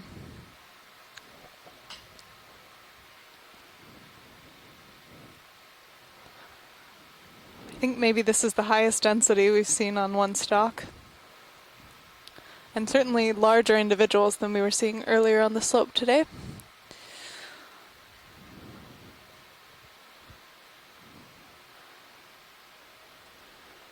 As we've seen a number of times on these dives, these crinoids are capable of swimming if disturbed. Holding here. These are in the group Comachelina, and they collect particles and small crustaceans and things out of the water column and channel them down through grooves in each of those arms to the mouth, which is situated in that central calyx portion. And the mouth points upward, as opposed to those asteroid starfish that we were seeing earlier, where the mouth is pointing down.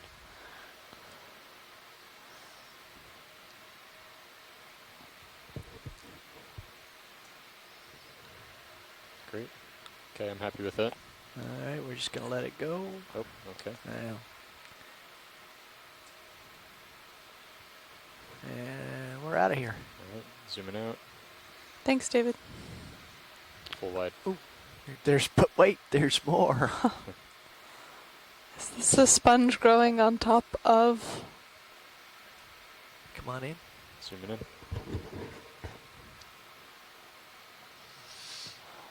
So this looks like a three-headed sponge stalk where two of the heads are broken off with a collection of crinoids. Huh. But I'm open to other interpretations here. That is certainly what it looks like. Pitchfork sponge.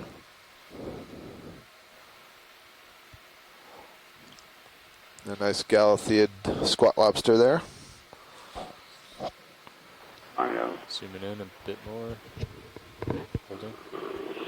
So I think this is a variety of Calophacus, and it might be one of these multi-headed varieties, which only one head is remaining. The other two have been knocked off. Yeah, didn't we see some of these in Lake 2, Chris? I seem to recall a multi-headed sponge. Yeah, I believe so. They're not that common, but there is the multi-headed. We just call it Calophacus, probable new genus. Okay, zooming out. Thank you, Dan. Holding there. And coming full A number of hydroids, it looks like, growing on that stalk as well. Interesting. That's Jasper Contour at the University of Hawaii pointing out that a lot of these features have, Bathyes. Okay. Too big, Dave. Too big. I know. Just checking the cement. I should have said too big, Jasper. Too big. And Kimberly. I'm sure their eyes, they all jumped out of their seat when they saw that one.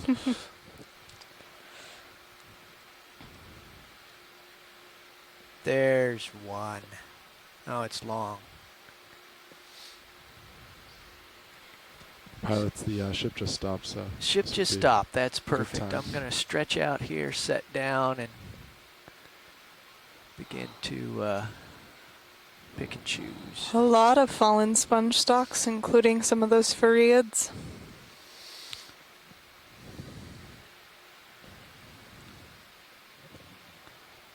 That one looks loose.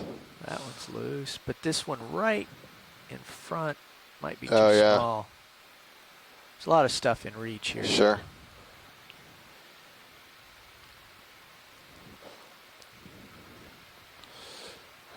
We are seeing more of the manganese incrustation, that precipitate that forms out of the seawater, than the site where we previously collected a rock, so maybe that'll be an interesting comparison.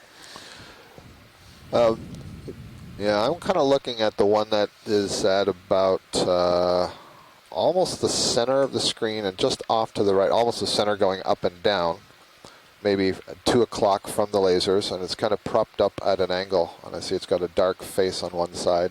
Up or down with the lasers? To about 2 o'clock of the lasers. So up and to the right? Yep, and it's the darker one. Oh, yeah. What do you think? It might be bigger than we think, but Oh, I'll okay. reach out Then I have a bad habit of doing that. and see. So Kimberly and Jasper are a couple of the geologists that are watching right now. I think JR may also be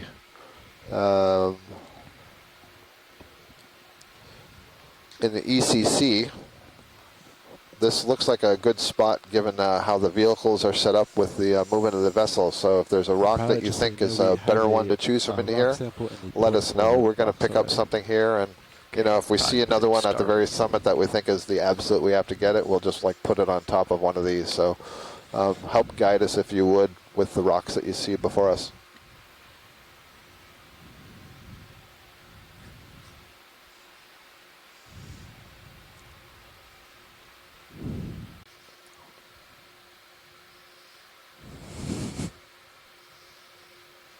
Nice sponge. Yeah, I'm stopping here, and I'm going to look, come around this way. And A little bit of a diversity of sponges right here on this local high. Now here's a live farreid sponge that Yep. also has a high abundance of those crinoids on it. That's interesting.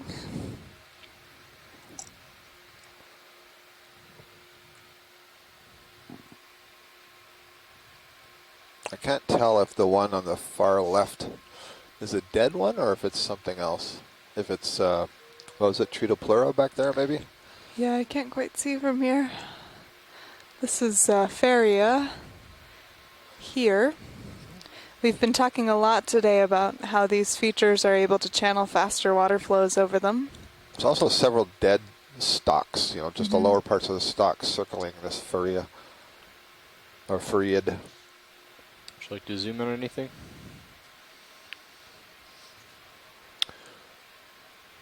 There's nothing specific here that we haven't ID'd, I don't think, but feel free if you want to get a shot of something since we're here.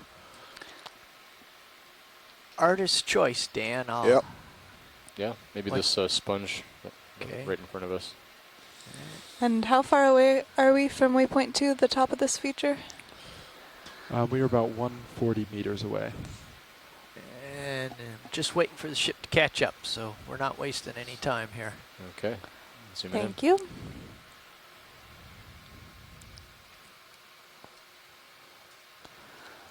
So Mine this is panning another right just a bit. hexactinellid. These are glass sponges, again there. made up of those tiny little silica structures known as spicules.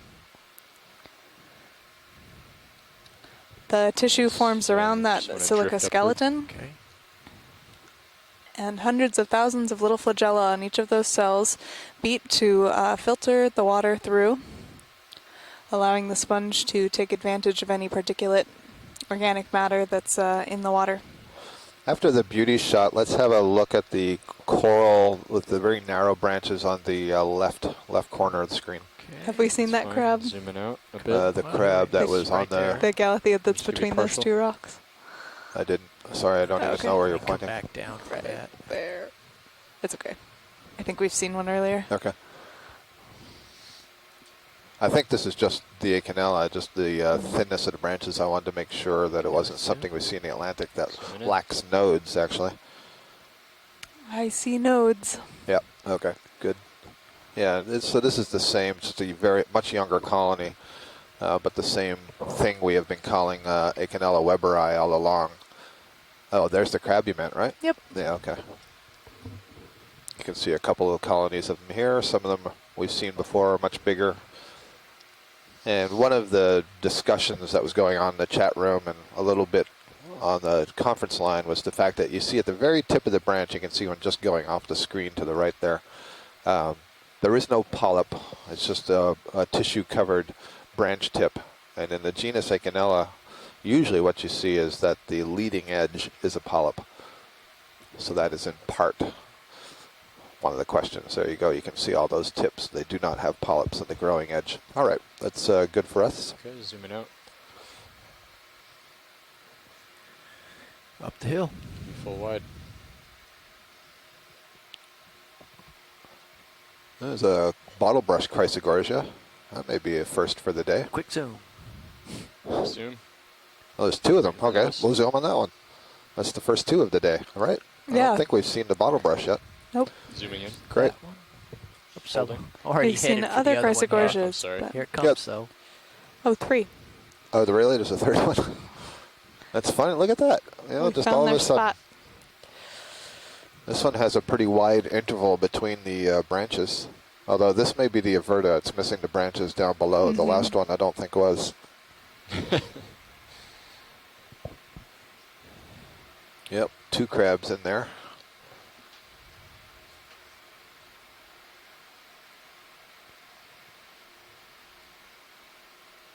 Good stuff. Okay, wide, please. Zooming out. Thank you. Full wide. The ROV heading right now is 115 degrees approximately. That's another primnoid, or if this is a icidid. We have not seen any Advise the isidids ship to today. stop, Right. keep it moving. Well, we've seen the Yes. Okeanos, it's the same family. We haven't seen Oh, any okay. unbranched ones. And that's We why I haven't want, seen this any has that isidid weird whips. growth. Right, exactly. Bridge, this is Nav. Hi, Once can again, put a I ship think nose I up? see nodes, but then 40 as we get meters closer, I realize at those are 120 nodes. Those are just degrees spaces at between 0.2 polyps, you know? I believe you from here, but we'll see as we get closer. Right. Soon. The thing is, Zooming in. Yep, the, thank the you. primnodes I'm used to shouldn't bend like that at the bottom. Yeah, okay, so this one's a bamboo. Holding here. Excellent. Excellent. Next. And I'm seeing pretty long internodes, I believe. Not so bad, but if there's any possibility of getting a slightly tighter shot, that would be helpful, but I understand that you have to move. Yeah. Come on in. Zooming in. Wow. So this is, check with the folks on shore, but I think a surprisingly scaly,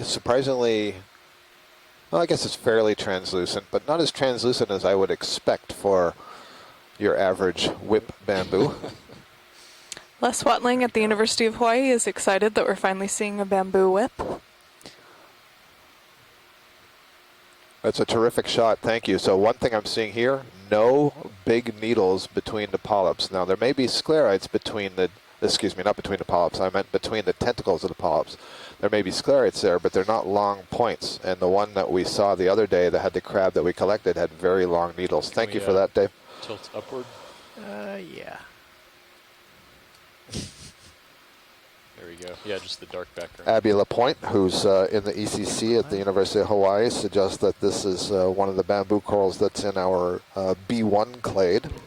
And when we refer to these letters, we're referring to genetic analyses that have been done by one of my PhD students, Esprit Histan Sassier, And we have subdivided the tree up into a bunch of lineages or clades, and then Abby has been working on the morphology and seeing how the morphology goes along with the genetics, and a lot of these are matching up very nicely. And so she's describing now some of those species, and this looks to us like it might be in that B1 clade based on some of the morphology. Great stuff.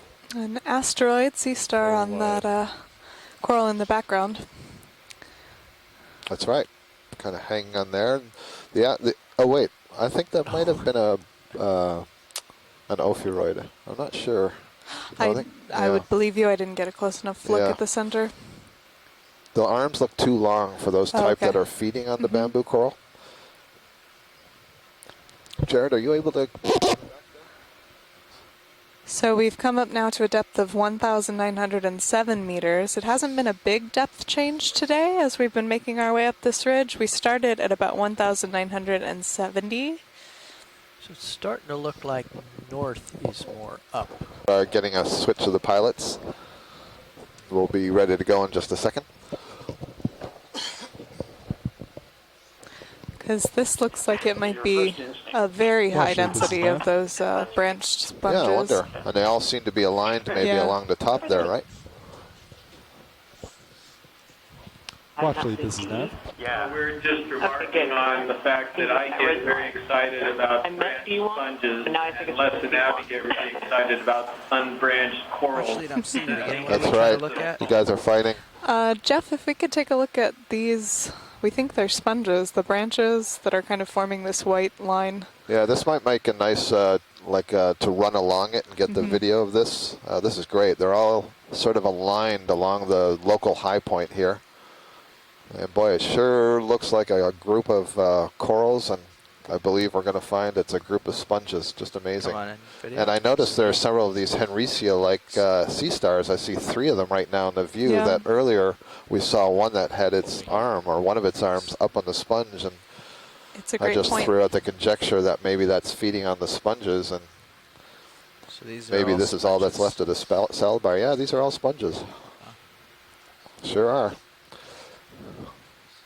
I wonder if there's a skeleton of a coral and it's just sponge growing on it. No, we collected one, and when we went to collect it, it was very brittle, kind of shattered, but we can all look at it because it's going to be in the bio box when we get it up on the deck. If you are just joining us, this is a very strange and unusual observation that we're pretty excited about because these sponges have a very different shape, this branching pattern, than anything that our experts have seen before. You know, as we're going along this and I'm looking at it from this angle, and Les Watling is listening, I'm starting to think that we saw something maybe like this in the Atlantic, and Dave Wright's up in the front row. He may remember it as well. I have this memory. I'm going to have to dig back in the files of something like this. It was, I thought it was somewhat yellow in color. We never collected it, and we only saw one. Yeah, we're talking like 2005 back. Yep.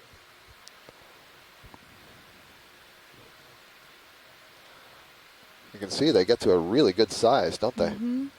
Very interesting. Watch lead, this is Nav. Nav, this is watch lead?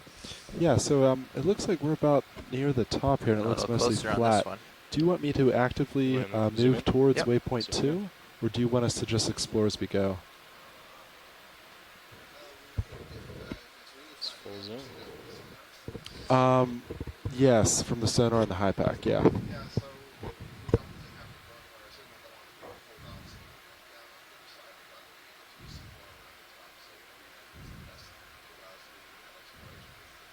Okay, sounds good. Thank you. And also, we have about 25 minutes of bottom time left. Thanks, video. Okay, zooming out. If there's any shot you want to get, just let me know. Full shot of Sounds it, good. or a partial. Okay. Tilt down a hair. Thanks. Great, that'll do. All right, thanks. You want me to come full wide or stay in partial? Let's see if there's any more along here. Just 1 or 2 more. Once we up cover that a way. wall, then can come out. Looks like that's about it. Come on out. Okay, zooming out. Thanks. Full wide. Great. Thanks a lot.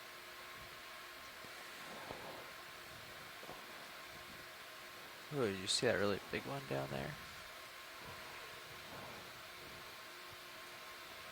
There's a Quarter Chrysogorgia meters at averta on the 120 side. degrees at 0.2 knots.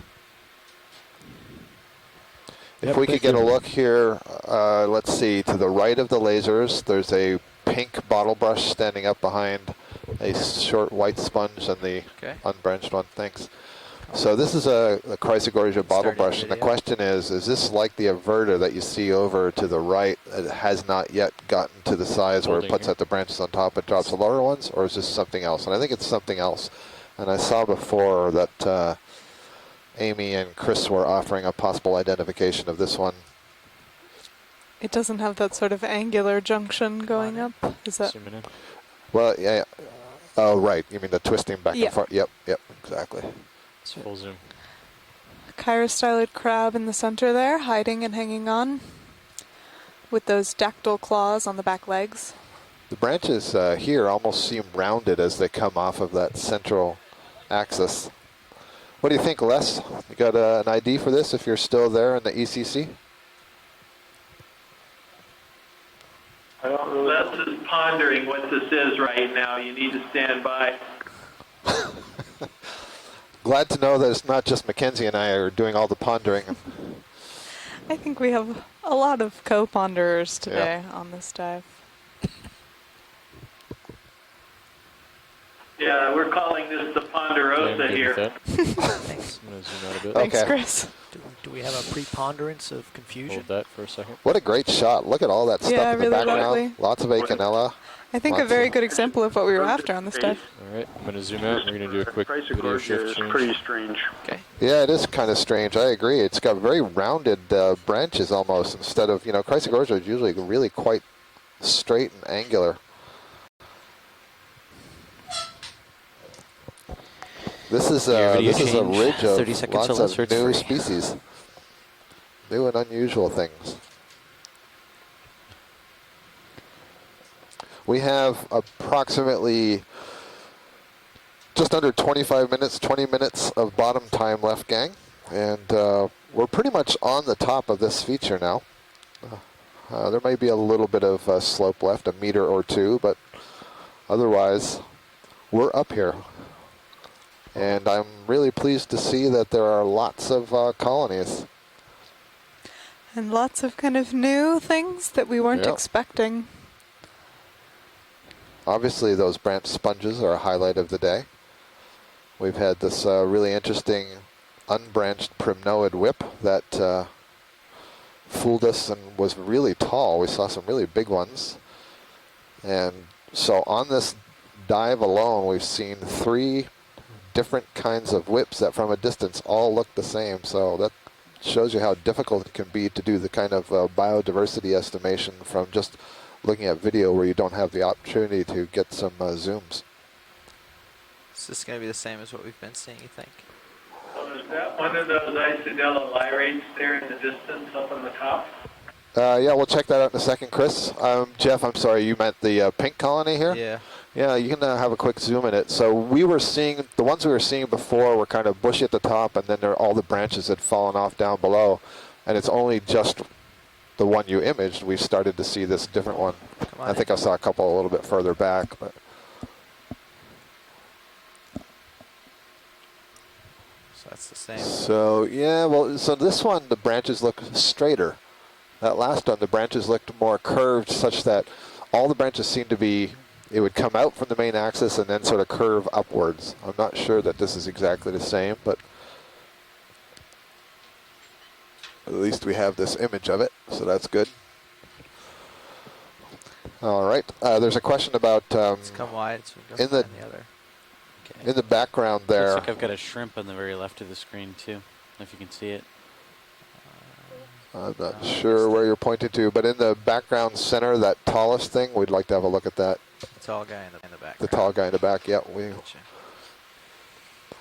Oh, and here's this is a Paragorgia, isn't it? That's the first Paragorgia of the day. This pink fan. We better have a look at that on the way. Okay, I already can see that Chris Kelly was correct. He asked if that was the lyrate bamboo coral, and wow, look at the size of it.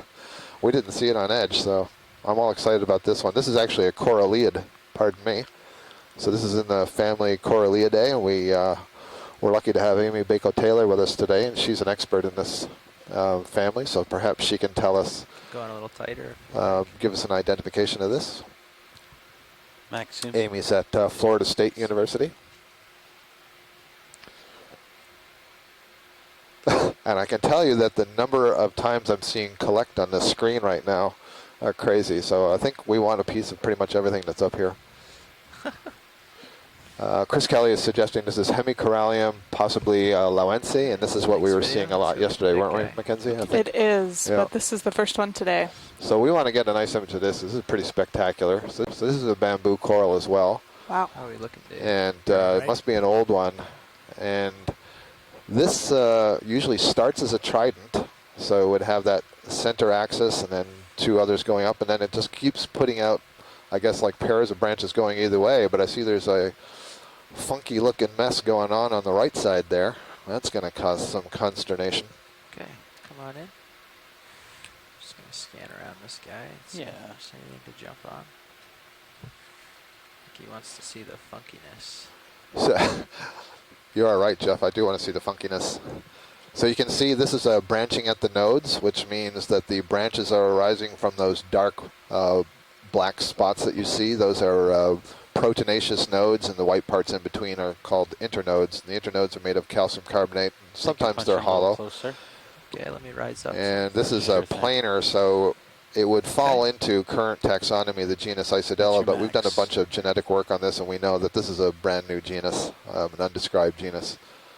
And the weird thing is, why is this branch growing out of plane? It's come out of the plane of the candelabra, and it's obviously not growing in the candelabra form, except I guess locally it is. Let's see if we can see how this is coming off the skeleton. I think it raises interesting questions about the cues that these organisms are taking for growth. Obviously, they want to be higher up in the current, but whether that's current flow or... So they're Go ahead, branching Scott. off between nodes. Oh, I was going to say, I wasn't going to say anything. The tentacles are retracted. I saw some eggs in the base of some of the small polyps on the right side of the screen. You see the white dots right near the skeleton. So that's interesting. Here you can see very nicely those white rods that are arising between the tentacle bases. I saw it again low on the screen. Yeah, the one that's just the lower part of center. So these do have those needles, what we call intertentacular needles. So all of this is telling me that this is clade E. But it's this weird branching thing that's going on that is what is of particular interest on this one. So where are they coming out? I guess I can't even tell where it's arising. Is it arising on the upper right? No, I guess it's arising there. I see. So it's right behind this branch that's curled up towards us. It's coming down and out. Just come over to it. You can see I think it's branching off in between nodes rather than at a node. No, these are definitely at the nodes. Well, I just mean the little weird section that's I see. down. Yeah, the origin looks like it's up further. See that right there? Come in a little closer. Is that Yeah, more branches? yeah, I definitely see what you mean. So Jeff the pilot is pointing out that this weird stuff that shouldn't be here is actually coming off of a point where there is no node. Does that mean that a larva settled on here? Does that mean that one of the embryos produced by this colony just didn't go anywhere? Or does that just mean there's some kind of a mutation? Because Jeff is absolutely right. There is no node there where that is coming off down below. Good eye, Jeff. That's great. Right, I gotta run. Okay, wow. Coming out. That was fantastic. That's just going to add a lot more questions than getting any answers. Okay. A couple of days ago, we were on a site that was really making me scratch my head because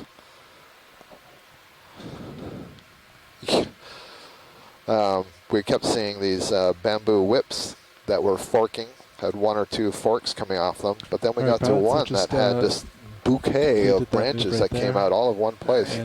This looks like Isidella trichotoma. So if we right here. You can see it's We spent so planar. much time at the last one. Yeah, I no gotta problem. keep No running. problem.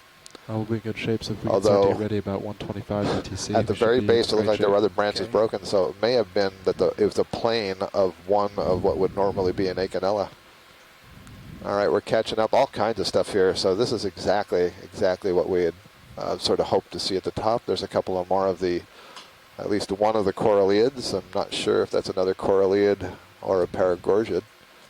Pilots, we have to catch up with the serials right now. Yeah, it looks like there's still But some it's up giving here. us I'm kind of gonna a great get a little flyover bit view further of Sure really is. some of the diversity Sounds and good. abundance that we're seeing in this coral garden of Bathypathes off to the right. Yeah, well said, Mackenzie. Looking straight down. And a Bathypathes in the but center. right about 120. Should be coming Here's up a to whip. you. I'm almost not willing to call the whips in advance anymore. If they're Still looks like up in front of you, doesn't it? that's a bamboo whip. Okay. There's a Chrysogorgia down below. Several of the Acanella type bamboo corals. I'm almost in a safe spot. We can almost start stopping and zooming again. Just All right. Thanks, Jeff. a few more meters here. Spent a lot of time on those two and got left in the dust. Well, I'm glad you did. I think it was worth it for both of them. We were seeing a lot of... Oh, there's an Iridogorgia. Oh, yeah, great. First We haven't Iridogorgia seen of the that day. yet. Looks like a Magnospiralis. Look at some of the size of these bamboo corals up here. And so I was again, just going to say, we'd been seeing Yeah. the smaller morphs a little Are we bit slower moving? down and Stop. There we a go. little bit farther down the slope. Yeah, they should And now we've stop really about, found 2 minutes some ago. spectacular areas. and I don't think I'm crazy, but my sense is the current is weaker here than it was down below. I mean, that Iridogorgia doesn't seem to be really moving at all, unless the current's coming directly towards us, and I just don't notice stuff moving. Well, I heard the previous pilots saying that it was difficult and awfully current, a lot of heavy current, and I'm not feeling the same thing. So Yeah, it Yeah. must have that's- dropped considerably. I think so. Yeah, I can Yeah, they just were this fighting a looking lot. at it, Yeah. Is there a Metallogorgia maybe on the nothing left going side? on now. Do you want this, or do you want Yeah, well, I would like to look at the one that's on the right Yeah. side that's kind of plainer. the big planar one? Not the big one. Yes, the big one behind, The but pink first one. the pink one right in the foreground. They may be the same thing. Because I think I'm seeing that is an internodal brancher, which would make this a new coral for the I day. think I'm missing it. I think it's Sorry. right in front of you. It's right the smack in pink front of you. one? Oh, this. Yeah. Yeah. Oh, okay. Didn't look that planar. So There's a lot Sorry. of corals So to few choose branches. from. Go My ahead. bad. Come on in, video. Yeah. Yeah, this is an internodal brancher. You see the branches are coming just above that black node. The tissue is really, really thin. So thin that it doesn't look like there's tissue at all, but you can see all the polyps are arising, and the polyps arise from the tissue. I think also the polyps are relatively small for the size of the skeleton Max, compared to some of the others that we've been seeing. So tiny little excellent. polyps. Another new species, and I wonder if that giant one in behind is the same thing.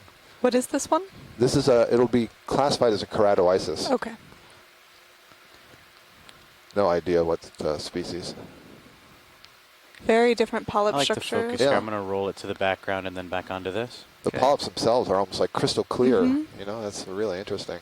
There we go. Yeah, nice work, video. So that looks the same thing. You see that the branches are arising just above the node, like this one. So that's just a very big version of what we're And I'm seeing all here. set when you are. On the left side, you see the branch on the left, about Yeah, okay. halfway down the screen. It transitions from tissue to no tissue, so you can get a sense of how thick the Just gonna tissue tilt is up and and that it touch. has color. The This is skeleton funny. itself is much whiter. Is that what a that polyp little? Yeah, there's something weird, huh? like? Yeah. It's inflated or something. And the tentacles, I don't see the tentacles. Could that just be a mucus bubble after some sort of stress response? I see a lot of the polyps are missing in that area. Yeah, I don't know. Or is it... I don't know. Yeah, it could be. Scooching it a little. I was going to suggest that, you know, one of those little hydromedusae, one of those little jellyfish are feeding on it, but I can't quite turn that into a jellyfish.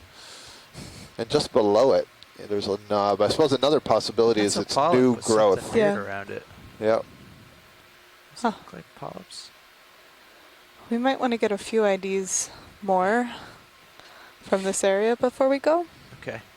Come on out, video. Cool.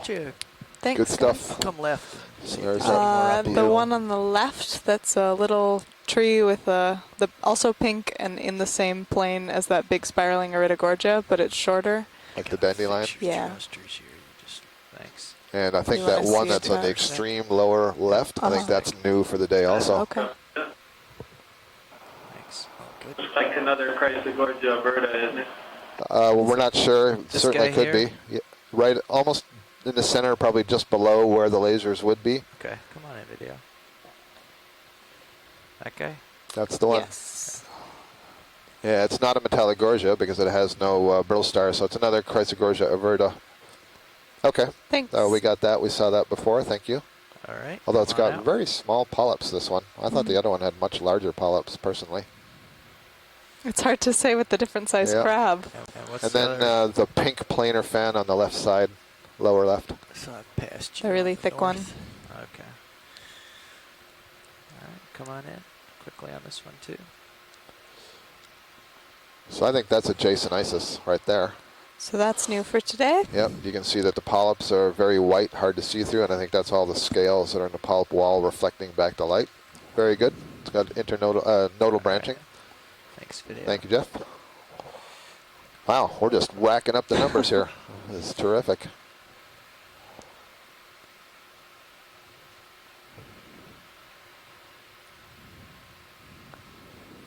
Another exocoelactid anemone. And a decapod on the rock. So some of the familiar faces from earlier on the slope, but again, shifting dominance to these coral communities. You can see the bases of some of these Yeah. really large, whether they Poliopogon sponges, I think, are dead. So this particular high is reminding me more of some of the ridges that Chris Kelly and Daniel Wagner went over during leg 2, where it was this sort of thing for hundreds of meters, where you saw just dense communities of these really large we look Keratoisis. Go ahead. In the rock, is this one of those different sponges on the right? Yeah, workshop. Tucked in? Yeah. Yeah, I'm not sure. Yeah, sure. Let me get off the other channels. It might just be another Poliopogon, but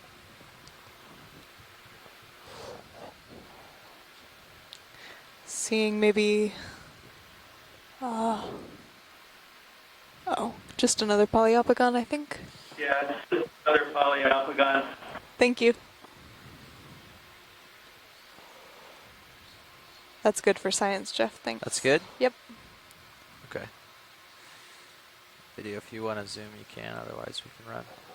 Just take a quick snap for identification. Sponge, rock, not sponge. Okay. All set, thanks.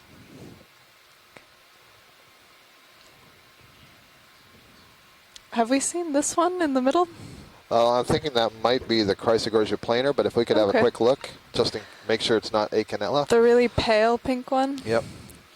We're being the needy, right? Jeff. Yes. Thank you. Yeah, you're not being needy. It's all right.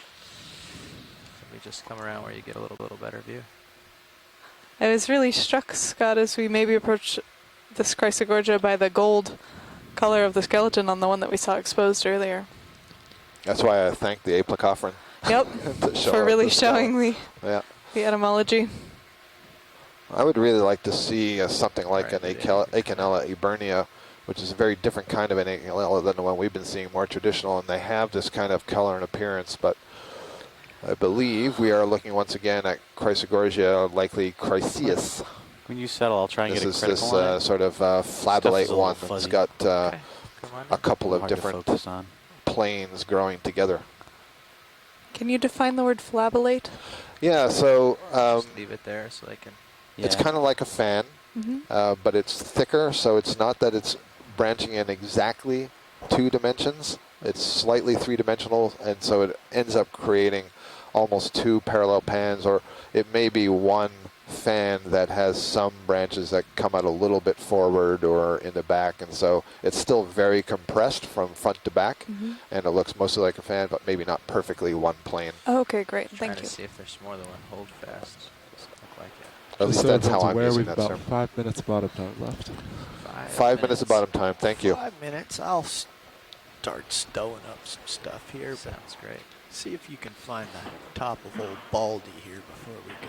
Okay. Video, when you're ready. We've come up Coming now out. to a depth of 1,895 meters. So we think we're right here near the second peak here, so we're gonna push up and I am only 10 meters away from waypoint 2, but anywhere in here could be the top.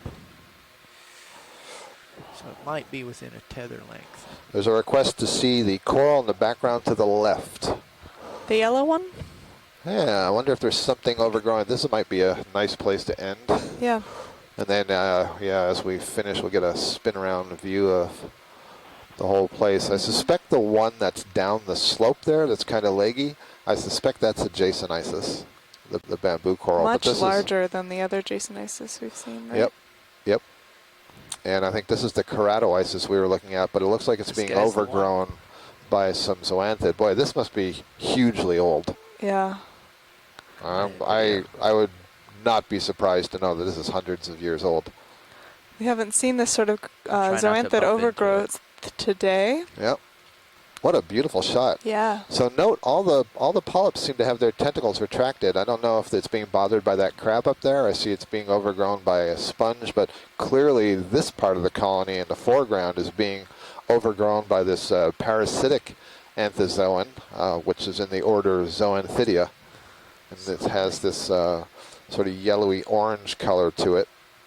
So this, you can think of it as a colonial anemone. All those different polyps are attached. Go ahead, Jeff. Fluorescent yellow versus yeah, I do. Orangey. Right, and I can't tell you that that's different species or it has something to do with its diet, what it's eaten recently, how much mud or grains it's embedded in its body wall. I really don't know. It does look though like, as you zoom in, you see there's a disjunction between the lower orangey stuff and the upper yellowy stuff, so maybe it is two different ones. So we have all kinds I just talked about competition earlier. There does seem to be quite a bit of competition for these branches. Great view. Yep. Just gonna scan around video. Sounds good. You can see some of the polyps are open in the background. See if we see any other anomalies. So I wonder if on one of those branches there's like a sea star or something, because there's, the branches all on one side in the background have the polyps closed. Very much in that defensive position. Yeah, exactly. But on the other there's parts an of the colony, anemone growing on the back of the. Yeah, some of those on the right side the too. Coral behind this one. Oh, I didn't see it. Oh yeah, back there. Right towards the left. There you go. So interesting how small the polyps are relative to the skeleton. Could we spend the last... yeah, Chris Kelly, that's what I was thinking too. As we lift off, we'll kind of slowly maybe spin around and just get a sense of the number of colonies. So we'll certainly look at that. I think that will video will like that too, to get those sort of beauty shots. These are just some really nice shots. Yeah, these are gorgeous. I mean, the juxtaposition of the background black with the pinks and the whites and the yellow in the front. How could anybody not be interested in deep sea animals when you see this? And there's something interesting orange on that back. If we could zoom in, on the back, I wonder. Coral as well. Look how transparent those polyps are. Yeah. It's amazing. It may have been a polychaete. Yep. Ease off here. It's like there's a few polyps missing in the back there.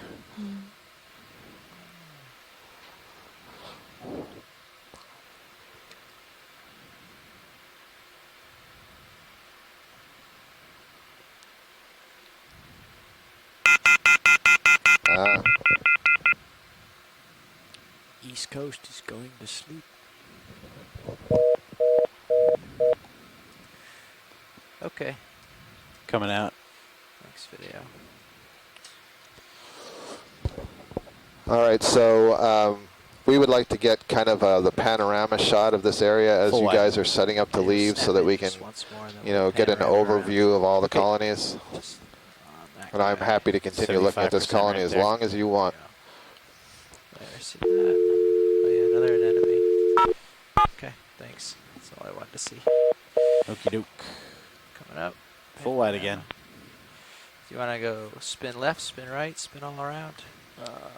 For your departure, you need to come right to. No, I knew that. 270. Watch lead was asking for something. Okay. Yeah, I was saying that we'd like to get flare on. We'd like to get kind of a panorama view of all the corals and this dense community as we're lifting off.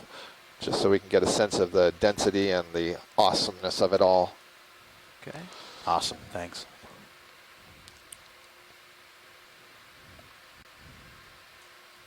We've come up now to a depth of 1,893 meters.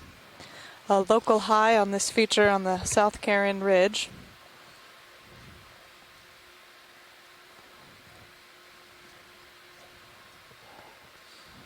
Okay, swing arms all put away. And you at home are seeing with us for the first time this really amazing density and diversity of deep sea corals, as well as sponges and decapods, anemones, a number of organisms down here.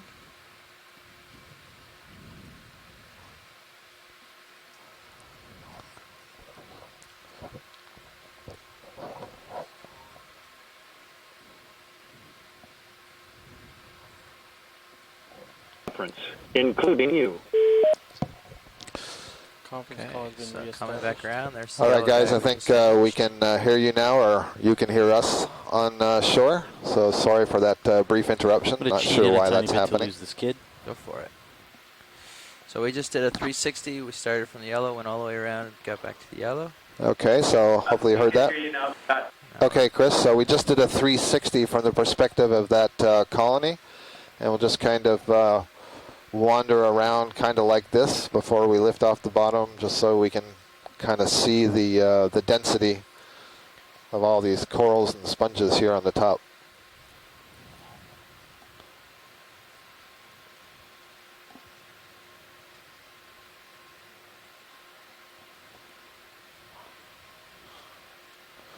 Looks like two very very large Faria type sponges, Fariids. You can see several colonies going down there off to the left. These Tretopleura sponges. Yeah, the extensiveness of this forest going beyond our light range right now. We saw a lot of that coming up. Sorry. Right now our heading is almost due north. So you're looking north, which is off this cone, or off this topographic high, not on the axis of the ridge that we've been traversing. And we're turning around towards the south. Okay. Sorry, the east. All right, how are we doing, Nav? It's about time. Yep. Okay. It is that time. And off we go. Thanks, Watch Lead. It's fun. All right, so that was a spectacular end, I think, to this dive. We got to the top of this summit, and sure enough, we saw a very high density and diversity of corals and sponges. We're just kind of spinning around here, getting set in the water column so that we can begin the return to the surface on the recovery of the vehicles. And we're at 1,894 meters right now, so I want to thank everybody who, all the scientists who contributed to us today in the chat room. And those of you who were calling in and offering observations on the conference line, much appreciated. Thank you also to our ROV team and video team for bringing these images to you, as well as those working on the ship. And the data team who are going to get all the data together so that you guys can look at them on shore later. And let's see, it is about half past the hour. Maybe you could give us about 10 minutes just to relax, stretch our legs a bit, get something to drink. And we'll start our conference call at 20 minutes before the hour. Does that sound reasonable to everybody? And let me also say to the public, we'll be diving again tomorrow. And we're going to be again on the Karin Ridge. That's the larger feature that we are on now. But we're going to move further towards the north. So if you enjoyed what you saw today, then I hope that we can get some more great stuff tomorrow. I know we're all excited about what we'll see. We're never quite sure what we're going to see, but it's always fun. Thank you all for listening. Talk to the rest of you in 10 minutes. Nav, everything looks good from our point of view. You can get the ship going. I can toggle on some other layers, slope, backscatter, just let me know what you want. I'll just throw out there at the beginning that probably shorter is a little bit better. It was starting to get kind of anxious today between, the desire to look at all the really cool stuff and the desire to get to the top.